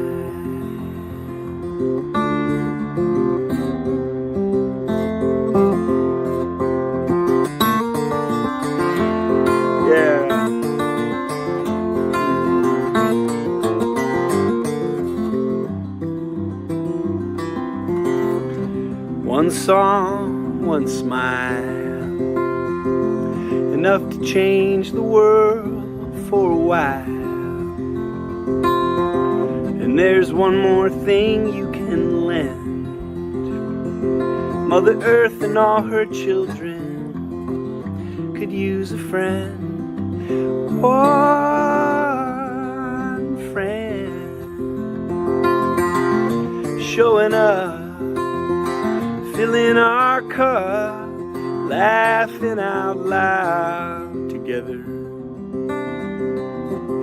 Through heavy weather, we can sway and bend, all it takes is one friend.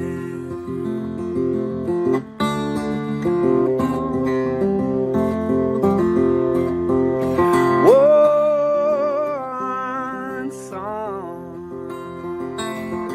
at the end of the day, at our wits' end, at the end of our lives. To make things better, to make a change, all it takes is one song.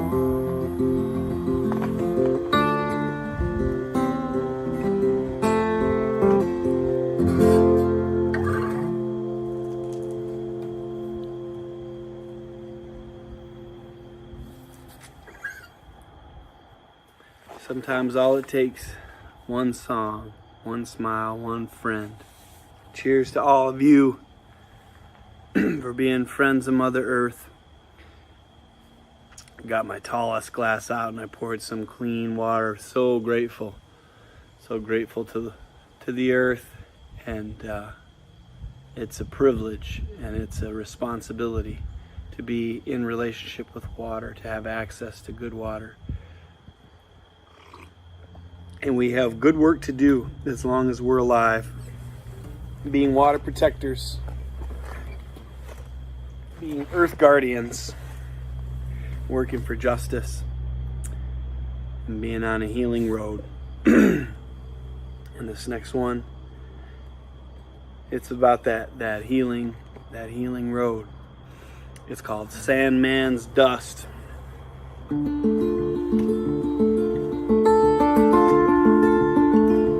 Never gonna give up on trying again, my friend. Crying like a baby 15 minutes into my meditation. Baby, give me something real to feel in my bones.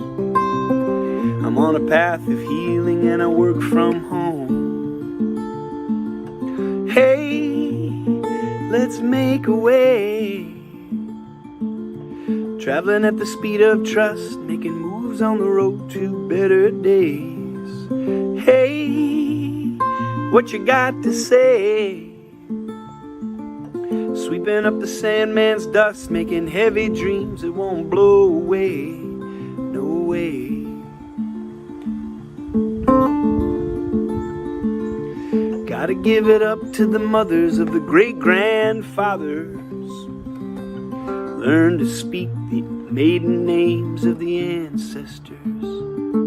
If I've ever done anything to hurt you, I'll make amends if you'll receive me. Now I'm riding on a wagon on a sober road, and I take my work with me. Hey, let's make a way, traveling at the speed of trust, making moves on the road to better days. Hey, what you got to say? Sweeping up the Sandman's dust, making heavy dreams that won't blow away. No way.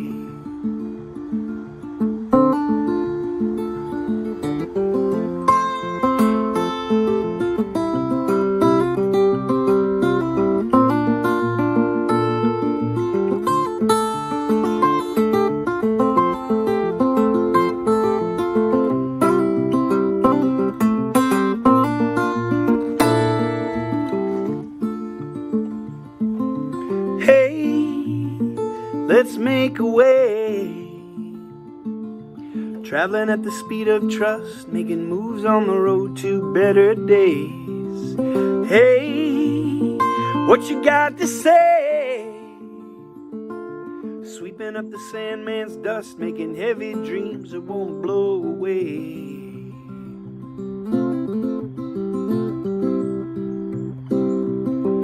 No way.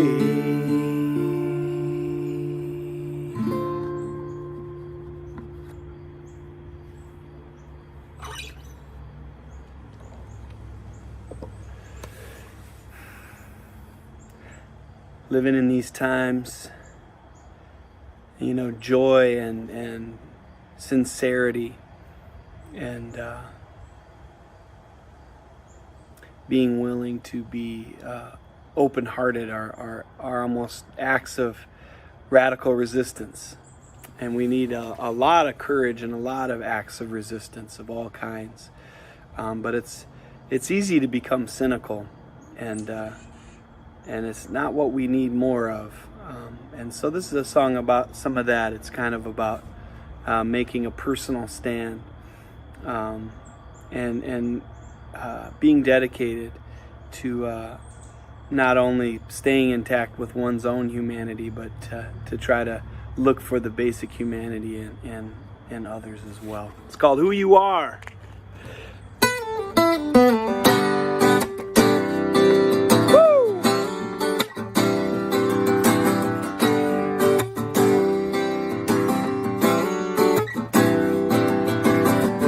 I don't want to give up, I don't want to go down, I don't want to burn out, I don't want to play into the way we're strung out, super busy all the time, never satisfied.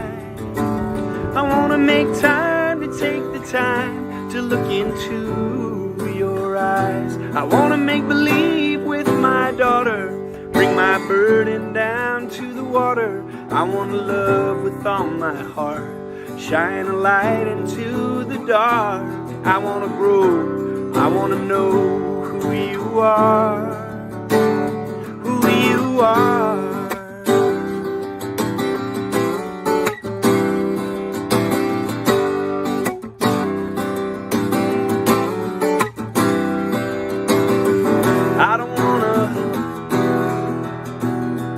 I don't want to stress out like I've fallen behind and I'm playing catch up all the time on the time. I don't want to talk trash, I don't want to throw shade, I don't want to divide.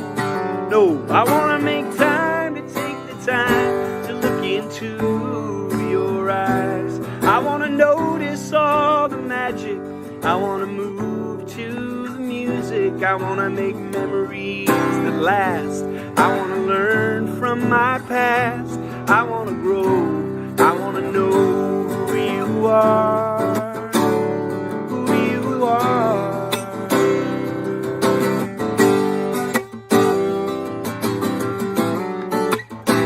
Yeah.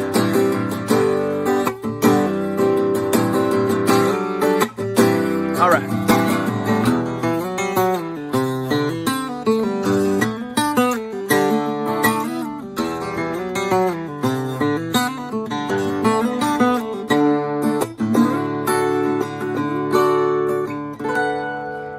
wanna feed the birds and tend the bees. I wanna take naps under the trees. I wanna learn how to bend. I wanna sing songs with my friends. I wanna rock the world with my guitar. I wanna find love under the stars. I wanna grow. I wanna know who you are. Who you are. Come on. Who you are. Who you are. Whoa.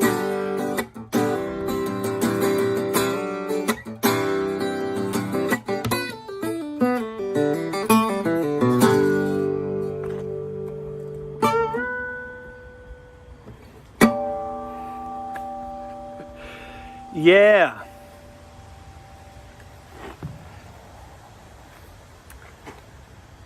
Just about like that. I recorded all these songs I'm playing for you on an old 4-track cassette machine that was given to me by my mentor, Frank Youngman. And I just recorded and recorded. I found myself spending a lot of time by the creek here and the pond, and spending time with cedars, and a lot of time just recording, just trying to pour it out and not be too judgy and picky about what came out, and just to keep going with my creative process. And I've also spent a lot of time during quarantine doing work for racial justice and clean water through the nonprofit Title Track. And I'm so grateful to be able to work with wonderful people.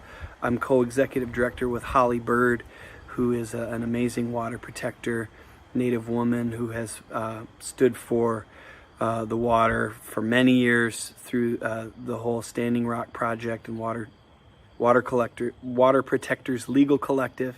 Has been big on this Line 5 work, and with Title Track we also we do the Clean Water Campaign, and so you can follow Title Track and the Clean Water Campaign online, titletrackmichigan.org, Instagram, Facebook, and then we also have a podcast called State of Water, and State of Water started as the Clean Water Campaign's podcast back in 2018, when we were doing our very best to elect clean water candidates in the midterm elections. And it's evolved into a podcast with all kinds of folks. We've done interviews with the great Monica Lewis Patrick and Naira Sharif from Flint Rising, and Piper Carter from Frontline Detroit and Southwest Cares, and EMEAC, and folks from Clean Water Action like Sean McBrarity, Peter Sinclair, who talks about the intersection of climate change and clean water, and Rachel Marco Havens, a Title Track board member who's been involved in some powerful work out on the East Coast, the Hudson Valley. And so many people from all over are really doing the work and being dedicated to the work in these times. And I feel a sense of responsibility. I think my mom was a big part of helping me really tap into this idea of us being responsible to one another. And if you're in a position to do something about something, it's not enough to just notice what's wrong. You have to do something about it. You have a responsibility. And I'm so grateful to my mentors and heroes as well for bringing creativity into a part of it. And so creative practice is a part of everything we do with Title Track and the Clean Water Campaign. And we work with young people quite a lot as well. And so it's been my honor to be a part of the Waters Life Festival and be friends with Janan and all of the wonderful people who come together to make this happen. And we just keep showing up, right, folks? We just keep showing up and doing the work. And this is lifelong work. It's cultural work. It's pressing, and it's also it requires some eagle vision from us.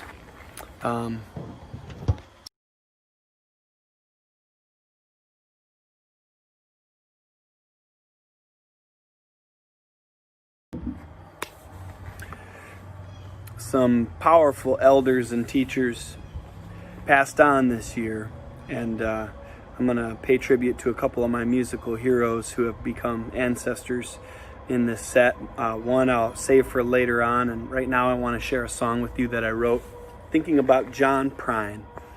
And I was also thinking about some of our other elders who have been so generous with their lifetimes and continue with their living spirit's generosity.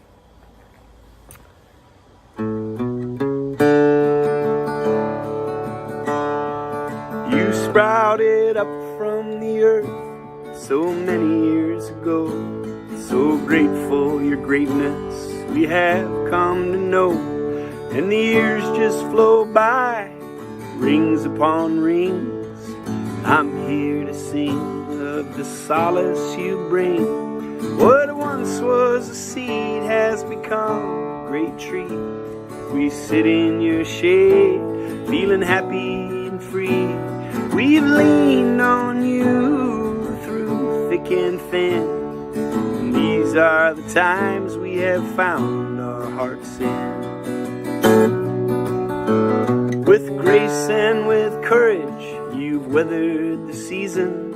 By night and by day, you've given us a reason to believe in each other, our families and friends, to believe in ourselves, to try again and again. We've laughed and we've cried in our times with you. You've helped us feel real by being so true, true to your nature with an eagle's view. And without your presence, we don't know what we'll do. What once was a seed has become a great tree. We sit in your shade, feeling happy and free. We've leaned on you through thick and thin. These are the times we have found our hearts in.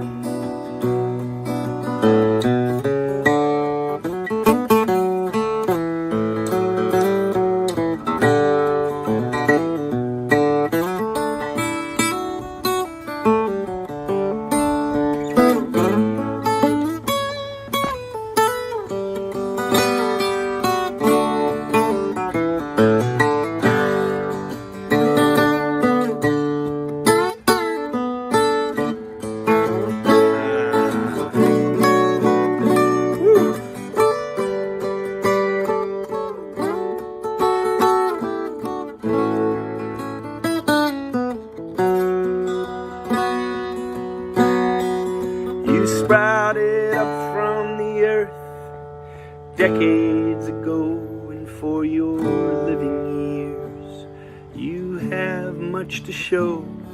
The songs that you made, they live with the wind.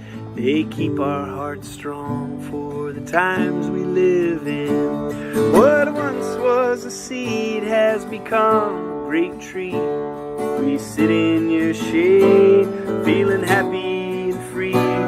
We've leaned on you through thick and thin to grow our hearts strong for the times we live in.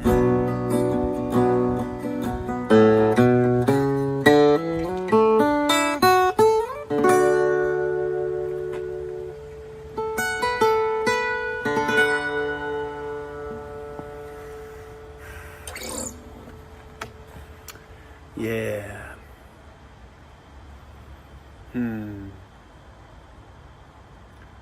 I grew up playing waltzes with my dad, and I always try to work a waltz into every set and every album that I put out there.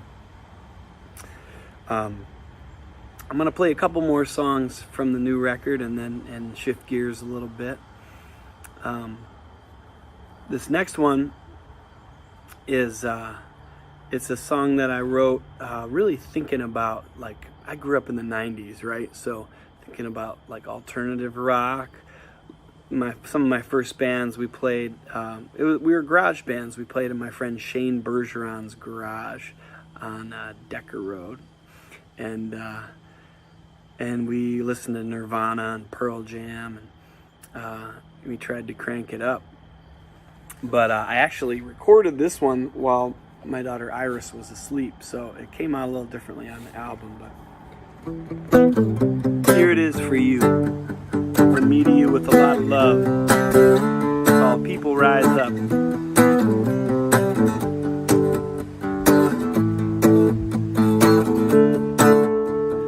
People rise up, people come together.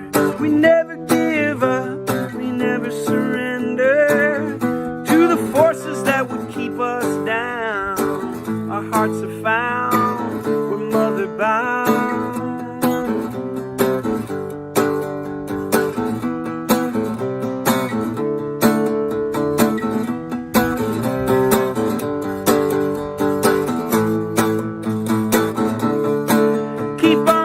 Keep on lovers, we got what it takes to shake off the shame and stay awake, to feel the feels and heal the deal, take it all away, stay real.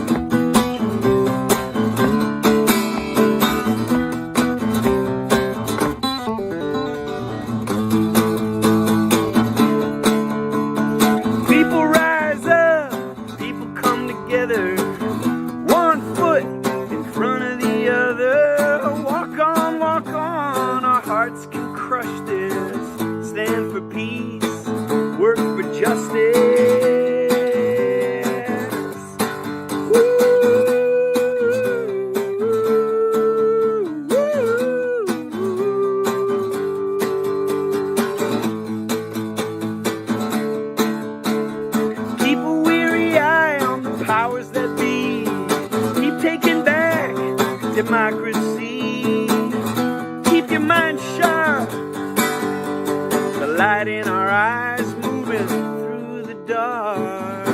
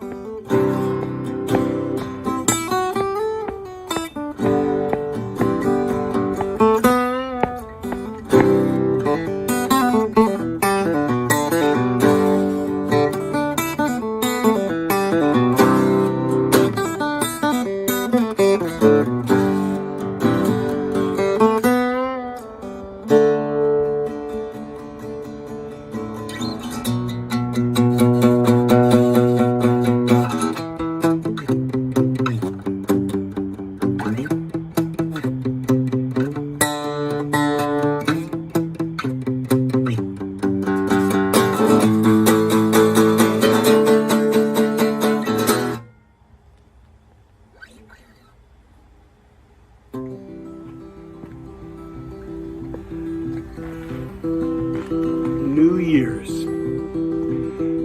it became 2020, and I was with a group of people, really dear friends, and we made some wishes. We put some intentions out there into the cosmos from our hearts, and did some blessings outside, said some prayers, sang some songs.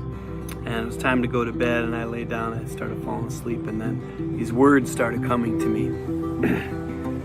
And so I got up and I wrote them down, and I took a walk outside and I started humming a melody. And the next morning I got my guitar out and I finished the song. And here it is. It's called 2020 Vision, Big Love. I want the world to change. Yes, I want the world to change. Things have gotten mighty strange, and we all want this world to change. change, it begins with me. Yes, the change begins with me. Starts in my community, and the change begins with me. I slowly breathe into my heart. Slowly breathe into my heart. Yes, I've found the place to start. I slowly breathe into my heart.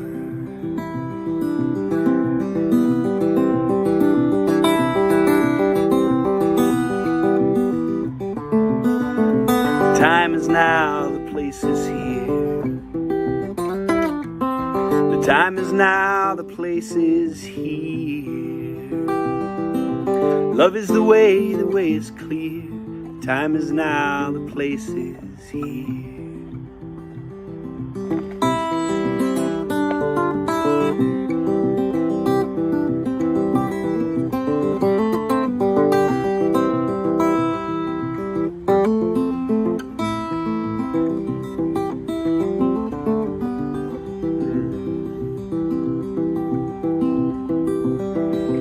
And the world, it wants to change.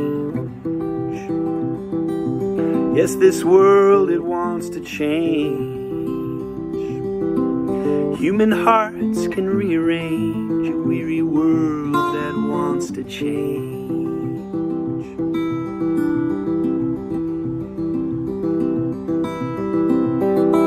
I get to be alive for this. I get to be alive for this. Love I do not want to miss. I want to be alive for this. We have healing work to do. Yeah, we have healing work to do. I'm so glad to work with you. The path is ours, the work is true.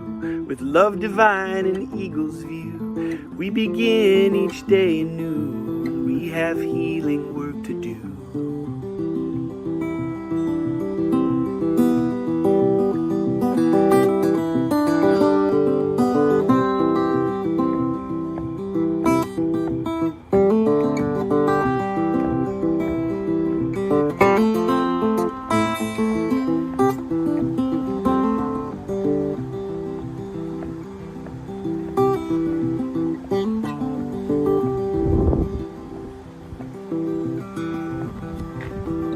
The time is now, the place is here.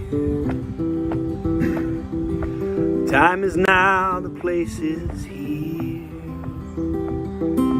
Love is the way is clear. The time is now, the place is here.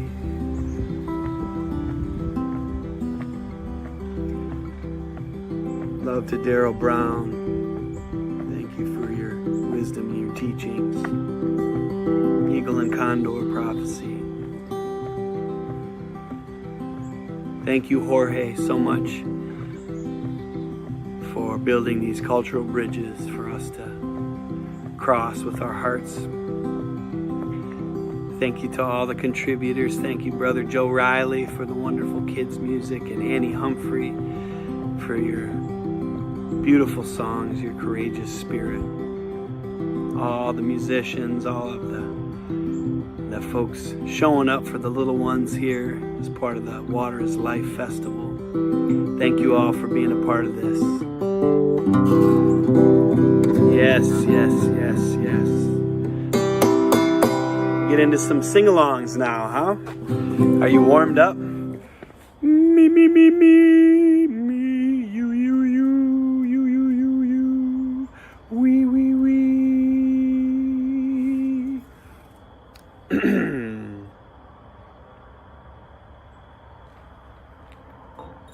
Okay, so I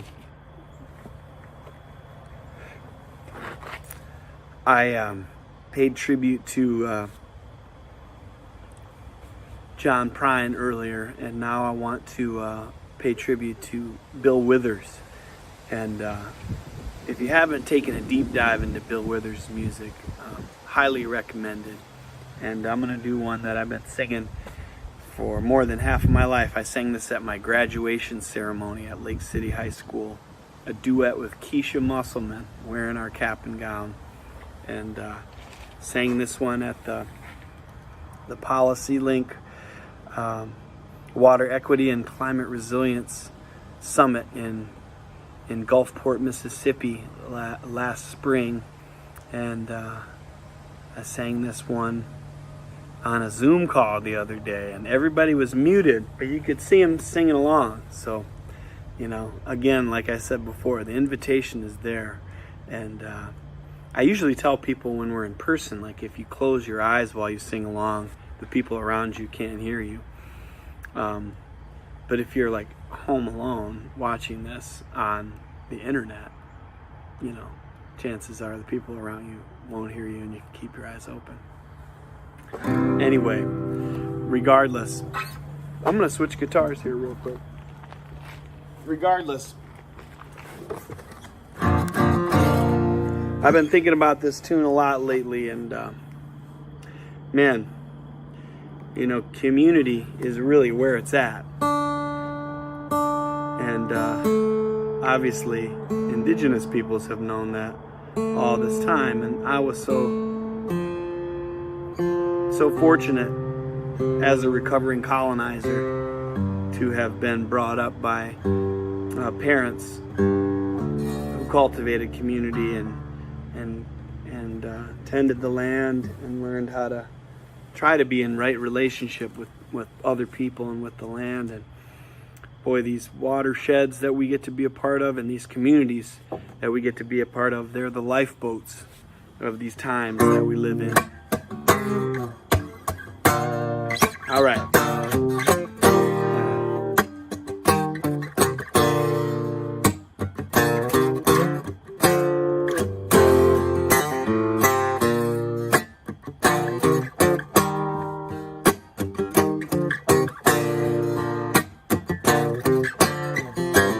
Sometimes in our lives, we all have pain, we all have sorrow, but if we are wise, we know that there's always tomorrow.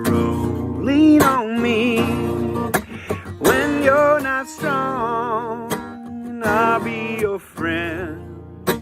I'll help you carry on, for it won't be long till I'm gonna need somebody to lean on. Please swallow your pride. If I have things you need to borrow, you need to borrow, for no one can fill, for no one can fill those of your needs that you won't let show, You just call on me, brother, when you need a hand. We all need somebody to lean on. I just might have a problem that you'd understand. We all need somebody to lean on me when you're not strong, and I'll be your friend. I'll help you carry on, for it won't be long till I'm gonna need somebody to lean on. All right.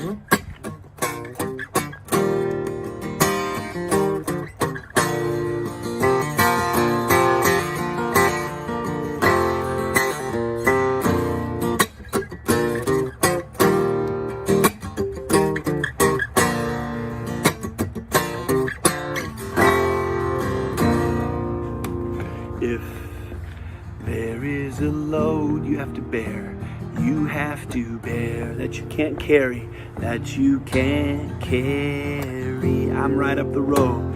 I'm right up the road. I'll share your load. I'll share your load. If you just call me, if you just call me, you just call on me, brother, when you need a hand. We all need somebody to lean on. I just might have a problem that you'd understand. We all need somebody to lean on me. When you're not strong, I'll be your friend. I'll help you carry on, for it won't be long till I'm gonna need somebody to lean on. You just call me, you just call me, you just call me, you just call me, you just text me. We can Zoom me, instant message me, slide into my DMs. You can text or call or just show up with a mask on. Social distancing, physical distancing, but social connection. However it is, let your heart show on your sleeve. And reach out and love someone. You can call me.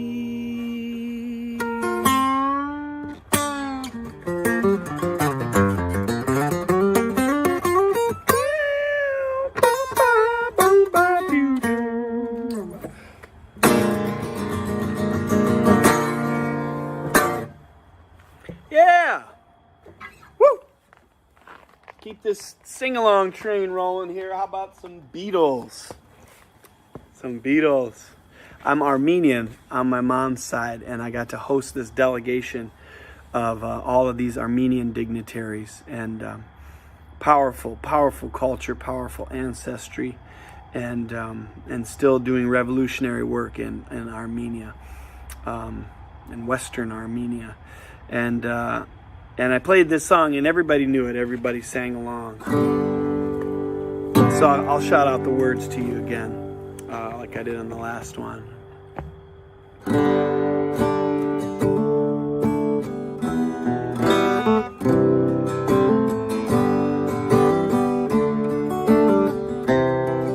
When I find myself in times of trouble, Mother Mary comes to me, speaking words of wisdom. Let it be in my hour of darkness. In my hour of darkness, she is standing right in front of me, speaking words of wisdom.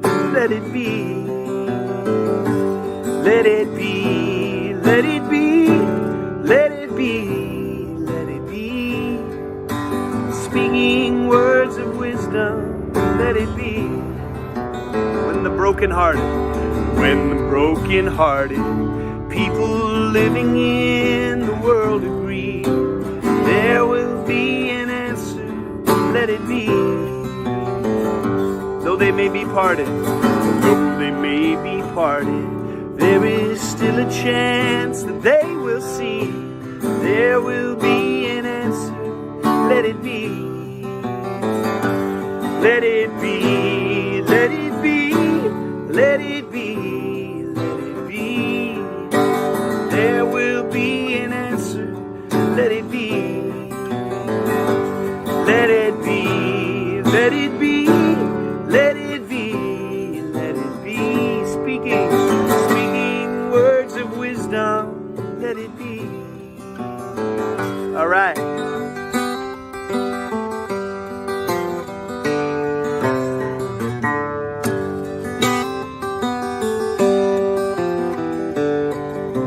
When the night is cloudy, there is still a light that shines on me. Shine until tomorrow, let it be. I wake up to the sound of music. Mother Mary comes to me, speaking words of wisdom. Let it be. Everybody now. Let it be, let it be, let it be, let it be. Speaking words of wisdom. Let it be. Let it be, let it be, let it be, let it be. There will be an answer. Let it be, let it be, let it be, let it be, let it be. Whisper words of wisdom. Let it be.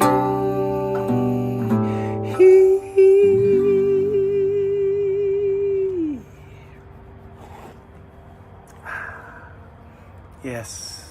Keeping it rolling. This one's for the kiddos. It's for everybody. We all have an inner child. All of us grown-ups were kiddos once. My nickname when I was a kid was Tudor.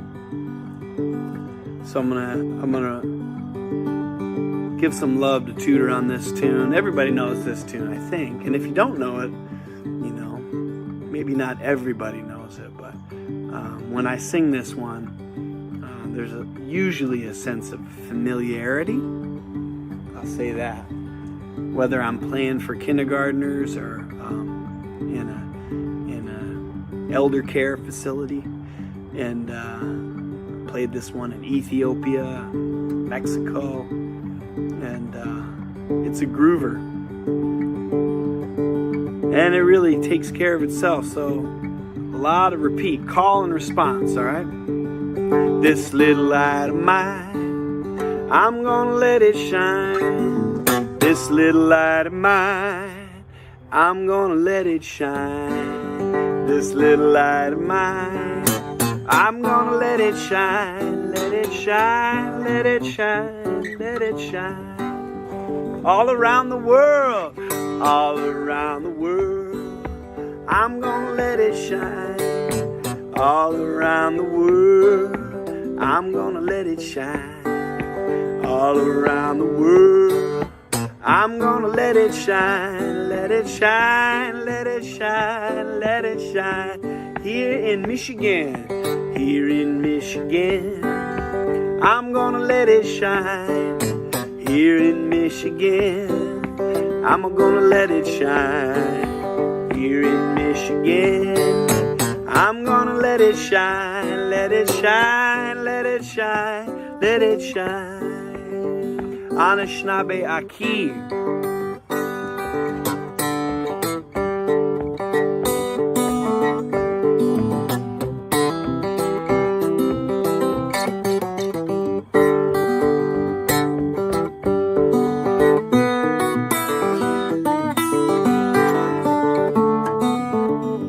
How about love is in my heart?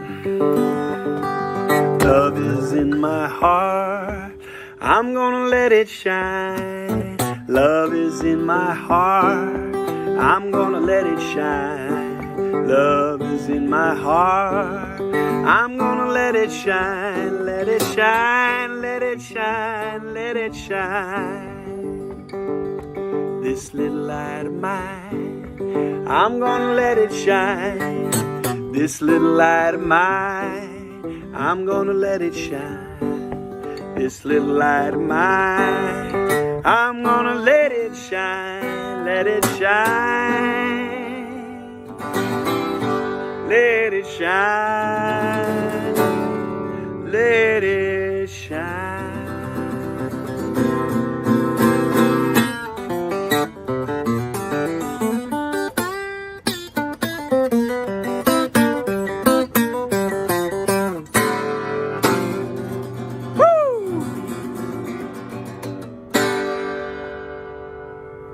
Yes, I can picture us together, you know, in Conkling Park in Mackinac City. And last year I played this song and a bunch of kiddos got up on stage with me. And so I can hold that memory in my mind, and I want to virtually invite you to get up on stage with me. How's that? Or to join me here in the patio next to my fire pit and the raspberry bushes, and to join me for this one. And to all the young people out there, I see you being very courageous and brave. And one of my heroes, Bob Russell, taught me about what resilience is. He talked about the ability to absorb shock and to maintain function. So to go through hard things, and we all have to go through hard things in our lives, some more than others, and we work to make the world more fair. And so to be resilient is to know that you're going to go through shocks, and to actually get stronger through it, and to be able to maintain your heart and your soul and your dignity, your basic goodness through all of the things that we'll have to go through in life. And so I share that with you, and I see so many young people who are already courageous and resilient, and have this beautiful vision, for the way things should be and could be and will be, as we come together to do the work to protect the earth, to protect the water, and to work for justice, and to continue to call those in, especially those most comfortable, to call people in to make this world more fair. And so, we have work to do, and we have ways to go yet, and still, we're a family.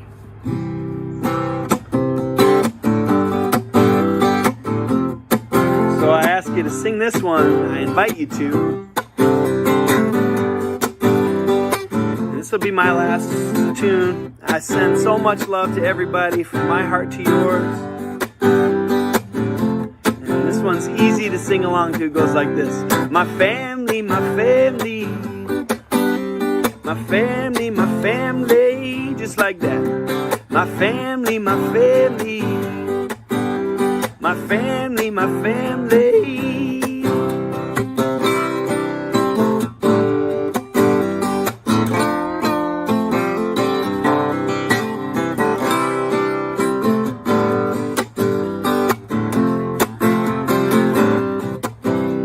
Well, me, I'm a new thing. I got my own game. I got my own people, and I got my own name. Got the galaxies in my imagination, and creativities to bring to the creation. Woo, woo, woo. Try that part. Woo, woo, woo. I can't hear you.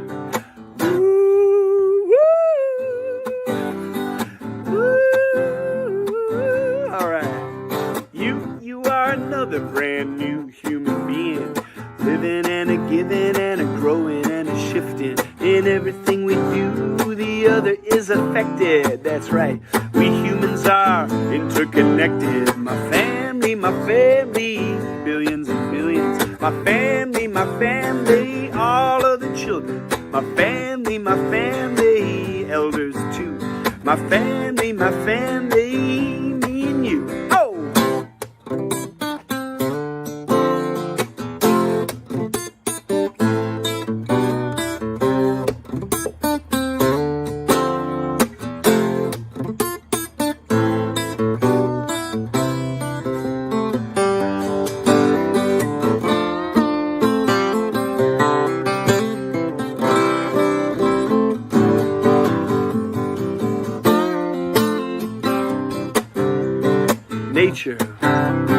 Nature is our mother, nature's me and you. Nature's in us and we're in nature too. To hurt the creation is to diss the provider. So you and me and nature gotta learn to understand each other. Woo! water. Water is life. Water is love. Water is without, within, below, and above. The Great Lakes at stake? No, it's wrong, you see, because life itself is not a commodity. No.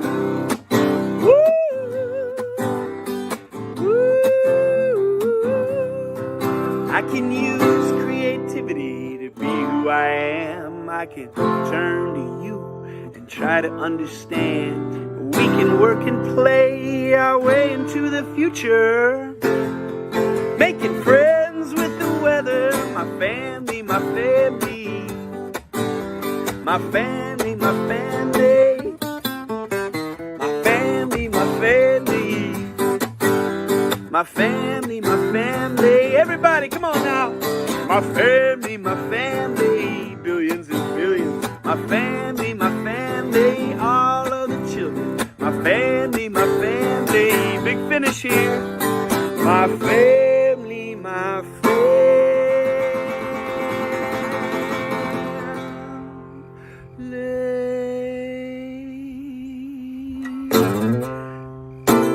Woo! Thank you, everybody.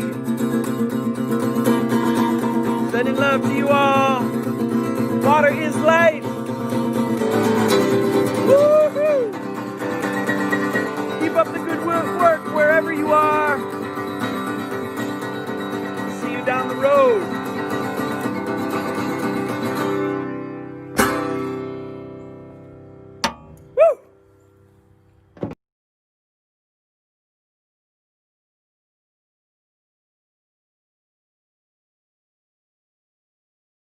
And you have some thoughts to share. How you doing, everybody? Oh my gosh, hi everybody! What a fantastic weekend. I'm a little tired, but it's a good tired. A lot of thoughts, feelings, and love, and sharing, and I'm probably going to sleep very well tonight, and that is like with the feeling of content. And even though we had a little computer glitch, our techie guy, producer Dewan, with finesse and grace, and everything was excellent. And I think all the artists, all the musicians, all the speakers, everybody behind the scenes, all the people that donated prizes, all of our sponsors and supporters, the ones that, did little things. It's like those people behind the scenes that really, really support and make this happen. We did on the front lines, we did a lot of work, but there was people in the back supporting us, my roommates, people giving me rides to like Home Depot to go and look at the things for the Tractor Supply gift bucket, the Home Depot gift bucket, to Walmart, all of those people. So, over and over again, and like say, to all those people, and even the ones that may not know that they like did anything. There's just little things, people probably said prayers, and this was mentioned at ceremonies and things like that. And, it's you guys, when you guys bring to this, of course I have a vision, but what you guys bring is you expand it like 10 times exponentially. And, I'm very humbled that, that I can't do this by myself, and I really need to thank the Creator as well. He's the one that is giving me, the time, the effort, and the patience. And I'm a human being. I get tired, I get frustrated, and all of those things, and think and have doubts or whatever. But just keep plugging forward, because the water is that important. Like I mentioned throughout the whole thing, is this how I would treat my relative? I think of a woman that was a friend of mine in Chicago, and she was able to take care of her mother that had dementia. And it was very hard for her. You know, she had to get permission from her husband. It was kind of like a big burden on her, but at the same time, that was like the ultimate act of love before her mother walked on, was to be able to spend those last moments with her. And at times, her mother didn't even recognize who she was. So she had to tell her, "Oh, I'm Karen, your daughter." And then sometimes her mother was like right there, you know, and she's like, "Oh, I love you." And I mean, it was like, you know, things like that, those connections and, you know, having that love and everything, and then seeing it through like all the way to the end, even though sometimes it is hard and it can be, you know, everybody in their life is busy, and this COVID-19 has had a devastating effect on lots of people. But one message that I heard through the whole thing is that we're gonna get through this, and several people throughout the weekend mentioned that. So I believe that. I don't think that the Creator brought us this far for us to, you know, not carry on. And my vision was that I was hoping that lots and lots of people would connect and intersect and get relationships and have a good time and learn something.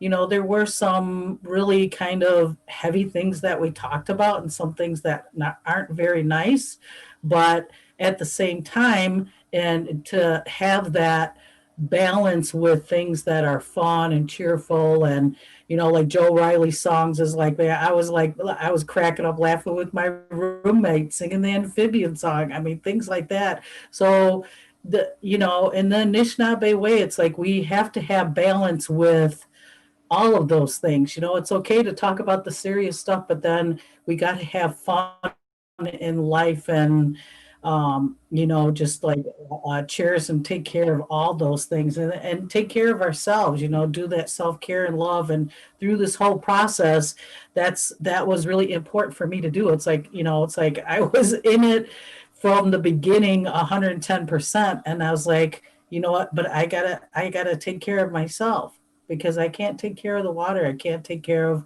my family and friends and all that if I don't do it. It's like when they tell you to put the oxygen mask on, you got to put yours on first, and then you can go and help people. So if I don't take care of myself, I can't do this work, you know? And so then I realized that. So I encourage everybody that is, you know, doing work that could be frustrating, or, you know, it can be extremely joyful at times too. It can be the whole spectrum, but it's important that we take care of ourselves, and then we can like take care of each other, and take care of our relative, the water. And testimonials, that one woman mentioned reciprocity, and that is one thing that I absolutely love, that Robin Kimmer and some of her teachings, that's what she teaches. So that's what I hope that came through too, is that, you know, I give of myself so that people can have love and joy and understanding and have compassion, and then, you know, learn something about the water and learn about something about themselves. So it's all, to me, it's kind of whole cyclical thing, and this work goes on. It will, you know, all those funds we use, like it will have a ripple effect, and that water equity and community will be a conversation, just like the eagle and condor and the rights of nature from last year, that we will still be discussing this throughout the whole year. And maybe, you know, years to come, maybe there will be a balance and more people will have access to clean water. And, you know, we won't have another pandemic like COVID-19 that devastated the Navajo Nation, or we won't have to worry about having you know, rights for irrigation like that woman mentioned out in Oregon. I mean, there's just like so many things from this weekend that I could go on and on and on. But you know, I want to thank everybody that attended, all the people that registered, all of our sponsors. You know, just you know, the water. I drank water the whole weekend. You know, I took a shower, I cooked food, I made coffee. I mean, all those things that I do in my everyday life, that where I engage with the water. And, you know, I try not to waste it. I try not to drink bottled water. I try to turn the faucet off when I brush my teeth. I mean, all those things that, and I'm still learning. I had some good teachings by Doreen Day this weekend, and got to meet some really, really neat people across Turtle Island. And I hope to maintain those relationships and to work again with all those people when this COVID-19 is over and said and done. My work goes on, but like I said, I'm eternally grateful. It's like I cannot do it without all of you. I'm just the conduit. And so then what you guys bring to the table, it like boom, it like it makes it take off like an atomic bomb, and it just explodes. So I hope that that it is what we all anticipated and more. My heart is pretty full right now. I'm going to be thinking about this in the next few days, and still digesting a lot of things that I learned, a lot of things that I heard, a lot of things that I felt. And that's what happens when I have a really, really powerful experience like this, that it takes me a few days to like just to digest it all, and it's like, then I might go and have a conversation with somebody. I was able to, go and pray for some. I mean, just the whole thing was just very powerful for me. So, but I don't know if you guys want to share some of your experiences or thank people or anything like that. I encourage you to do that. And, once again, I say that my water address is the Little Traverse Bay, and that is in the title of our tribe, the Little Traverse Bay Bands of Odawa Indians. And I'm grateful for them too.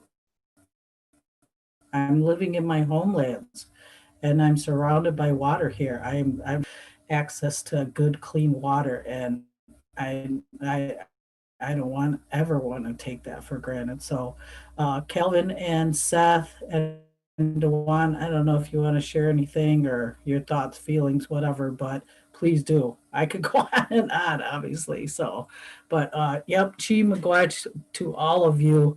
And I can't express enough gratitude. And it's like one of those things where there's not enough words for that. But like I said, the next few days I'm probably still going to be mulling over and, kind of thinking about a lot of things that happened this weekend. So, yep. And then at the end, I will announce the winners in our drawings, and so we'll close with that. So, but I'm going to be quiet for now. Seth, would you like to go first? After you, Calvin. Fair enough. So I think Janan said it all pretty well. So I want to tell everyone, thank you so much for coming. This Water is Life Festival has been a real success, and it's been a success because of you for coming. And I hope that you carry home some messages, including about water equity and a better understanding of our relationship with water and our needs to uphold that relationship in a good way. So thank you so much for coming. And I want to thank Janan and Seth and Hillary, Dewan, Megan, and everyone else who put this together and worked so hard for months, putting this together so that we could have the success this weekend. So I appreciate being a part of it. It's been a real honor. And I hope you all have a safe rest of your weekend, and take care, Oh, Chi Miigwech.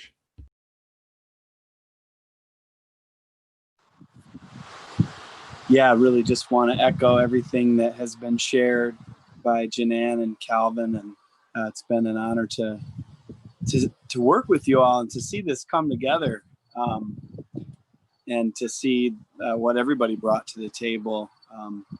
Hillary's not on the call, but she's worked so hard and has really put a lot of effort into bringing in sponsors and reaching out to her network all across the country to be a part of this. And I saw Megan in the chat singing along and cleaning up after dinner. So shout out to Megan and her family, and big gratitude to everybody, all of y'all with We the People. Definitely, if you haven't already, folks, follow We the People of Michigan, and We the People of Detroit too. You can't go wrong with We the People of Michigan and We the People of Detroit. And if you're inspired to really go deeper after this weekend, really think about making a monthly contribution to both of those organizations. And I think you'll feel real good about that if you do that. And tell all your friends about getting involved. We the people of Detroit, obviously Monica Lewis Patrick, very, very inspiring woman, inspiring leader. And everybody involved with that organization is really doing important work, really important water equity work.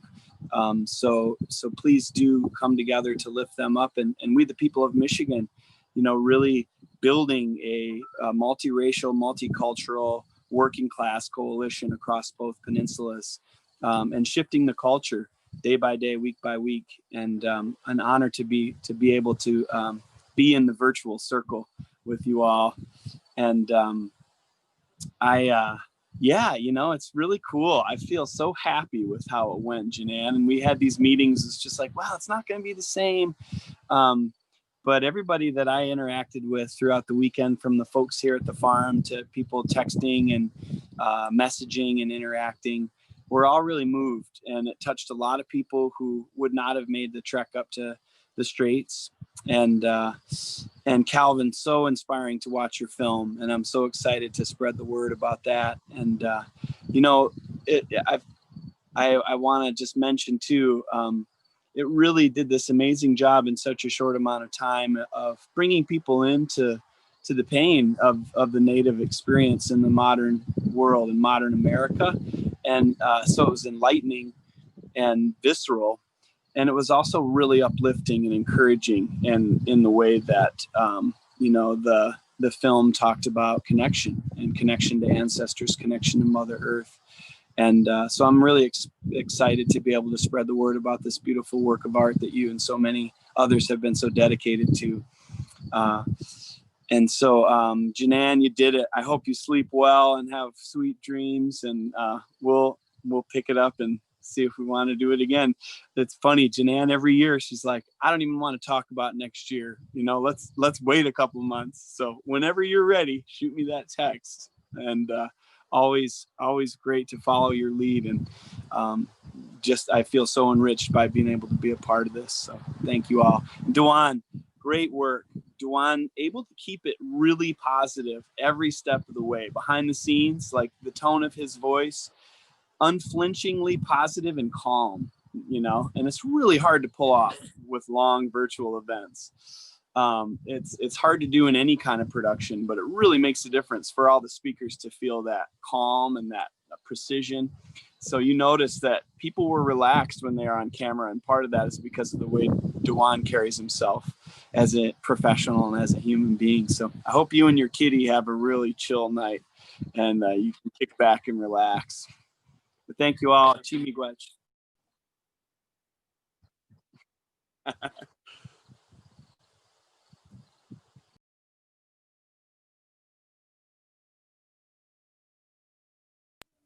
Dewan, you're not going to get out of that that easy. You gotta. I would love to hear from you and hear your how the experience went for you. We're reflecting back on how our experience was with you. So I'd be happy to hear that.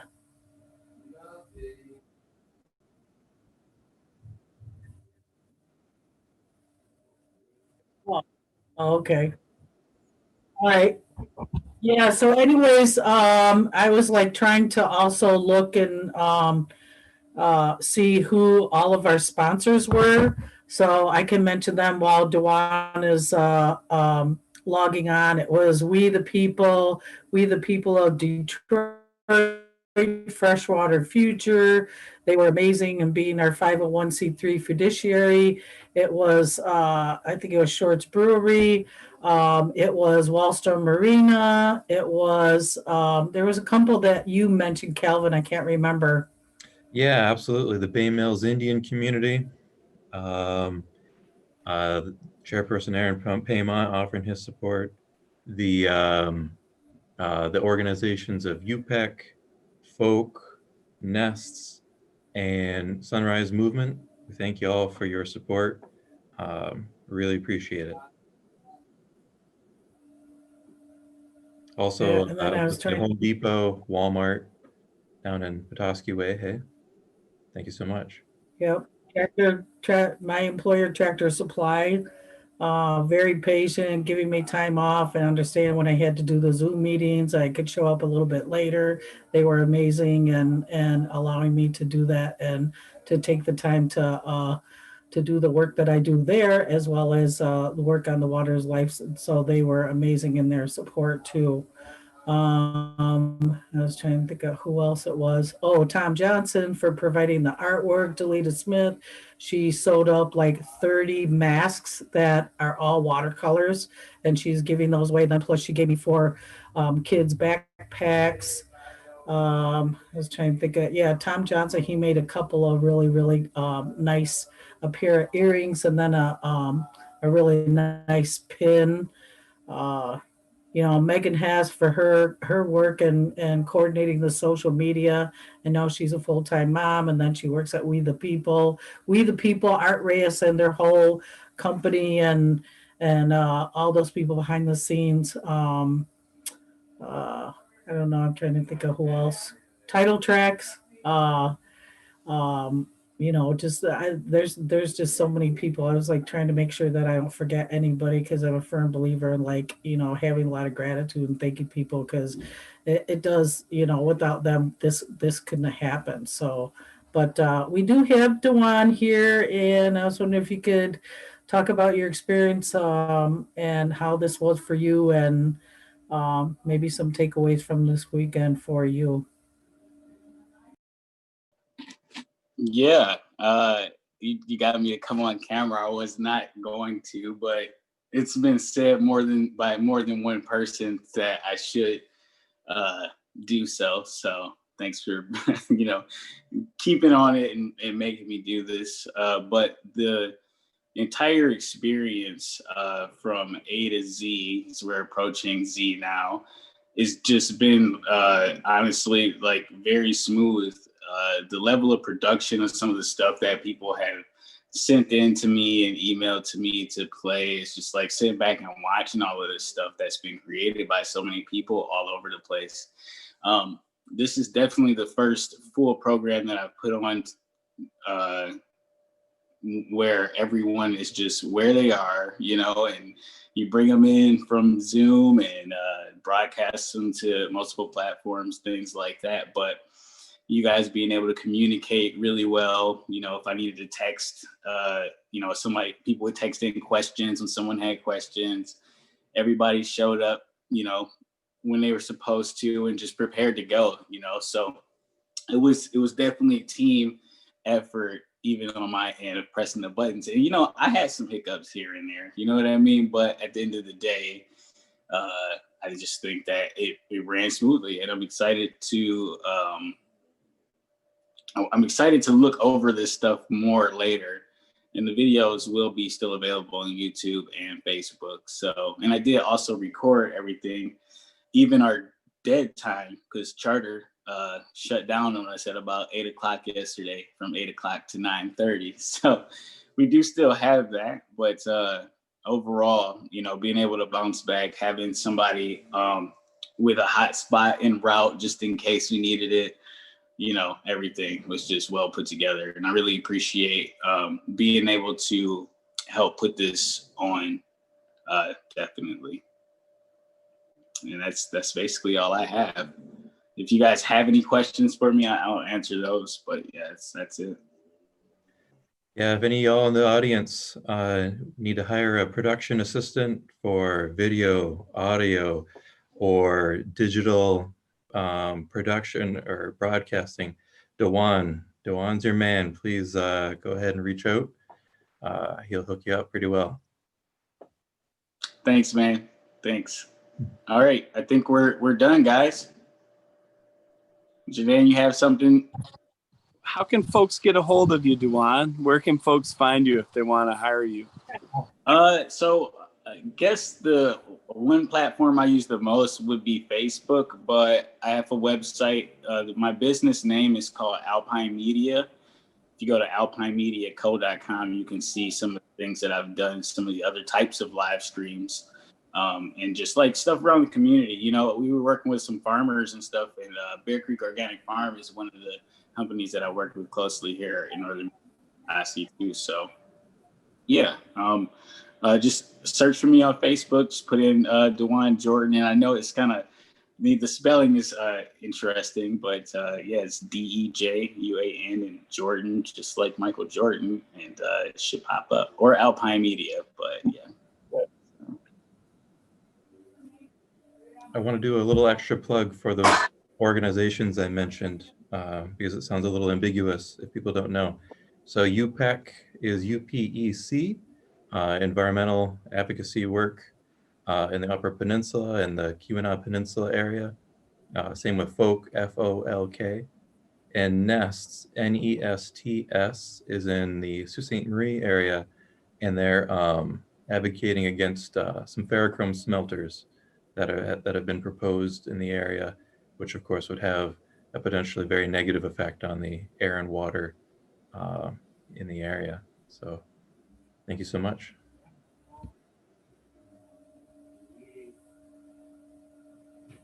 Yeah, so I don't know, that's about all I have. And part of this whole thing is like us making connections with each other, even though, you know, many of us don't live in Petoskey, or, I mean, we reach people all the way in South America, which is like amazing.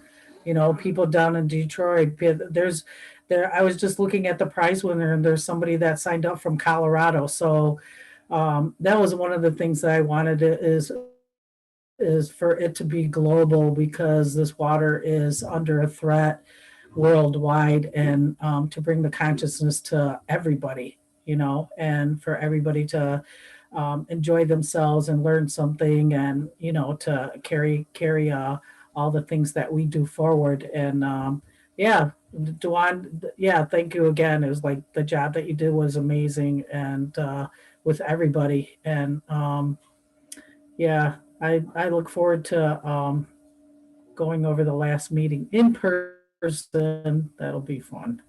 So everybody be safe, take care, drink lots of water, and you know, carry all these things forward. And like I said, do lots of self-care. And I can always use prayer. So I appreciate. Anybody else has anything else? We good? We're good. Thank you, Janan. Oh, it says my internet is unstable.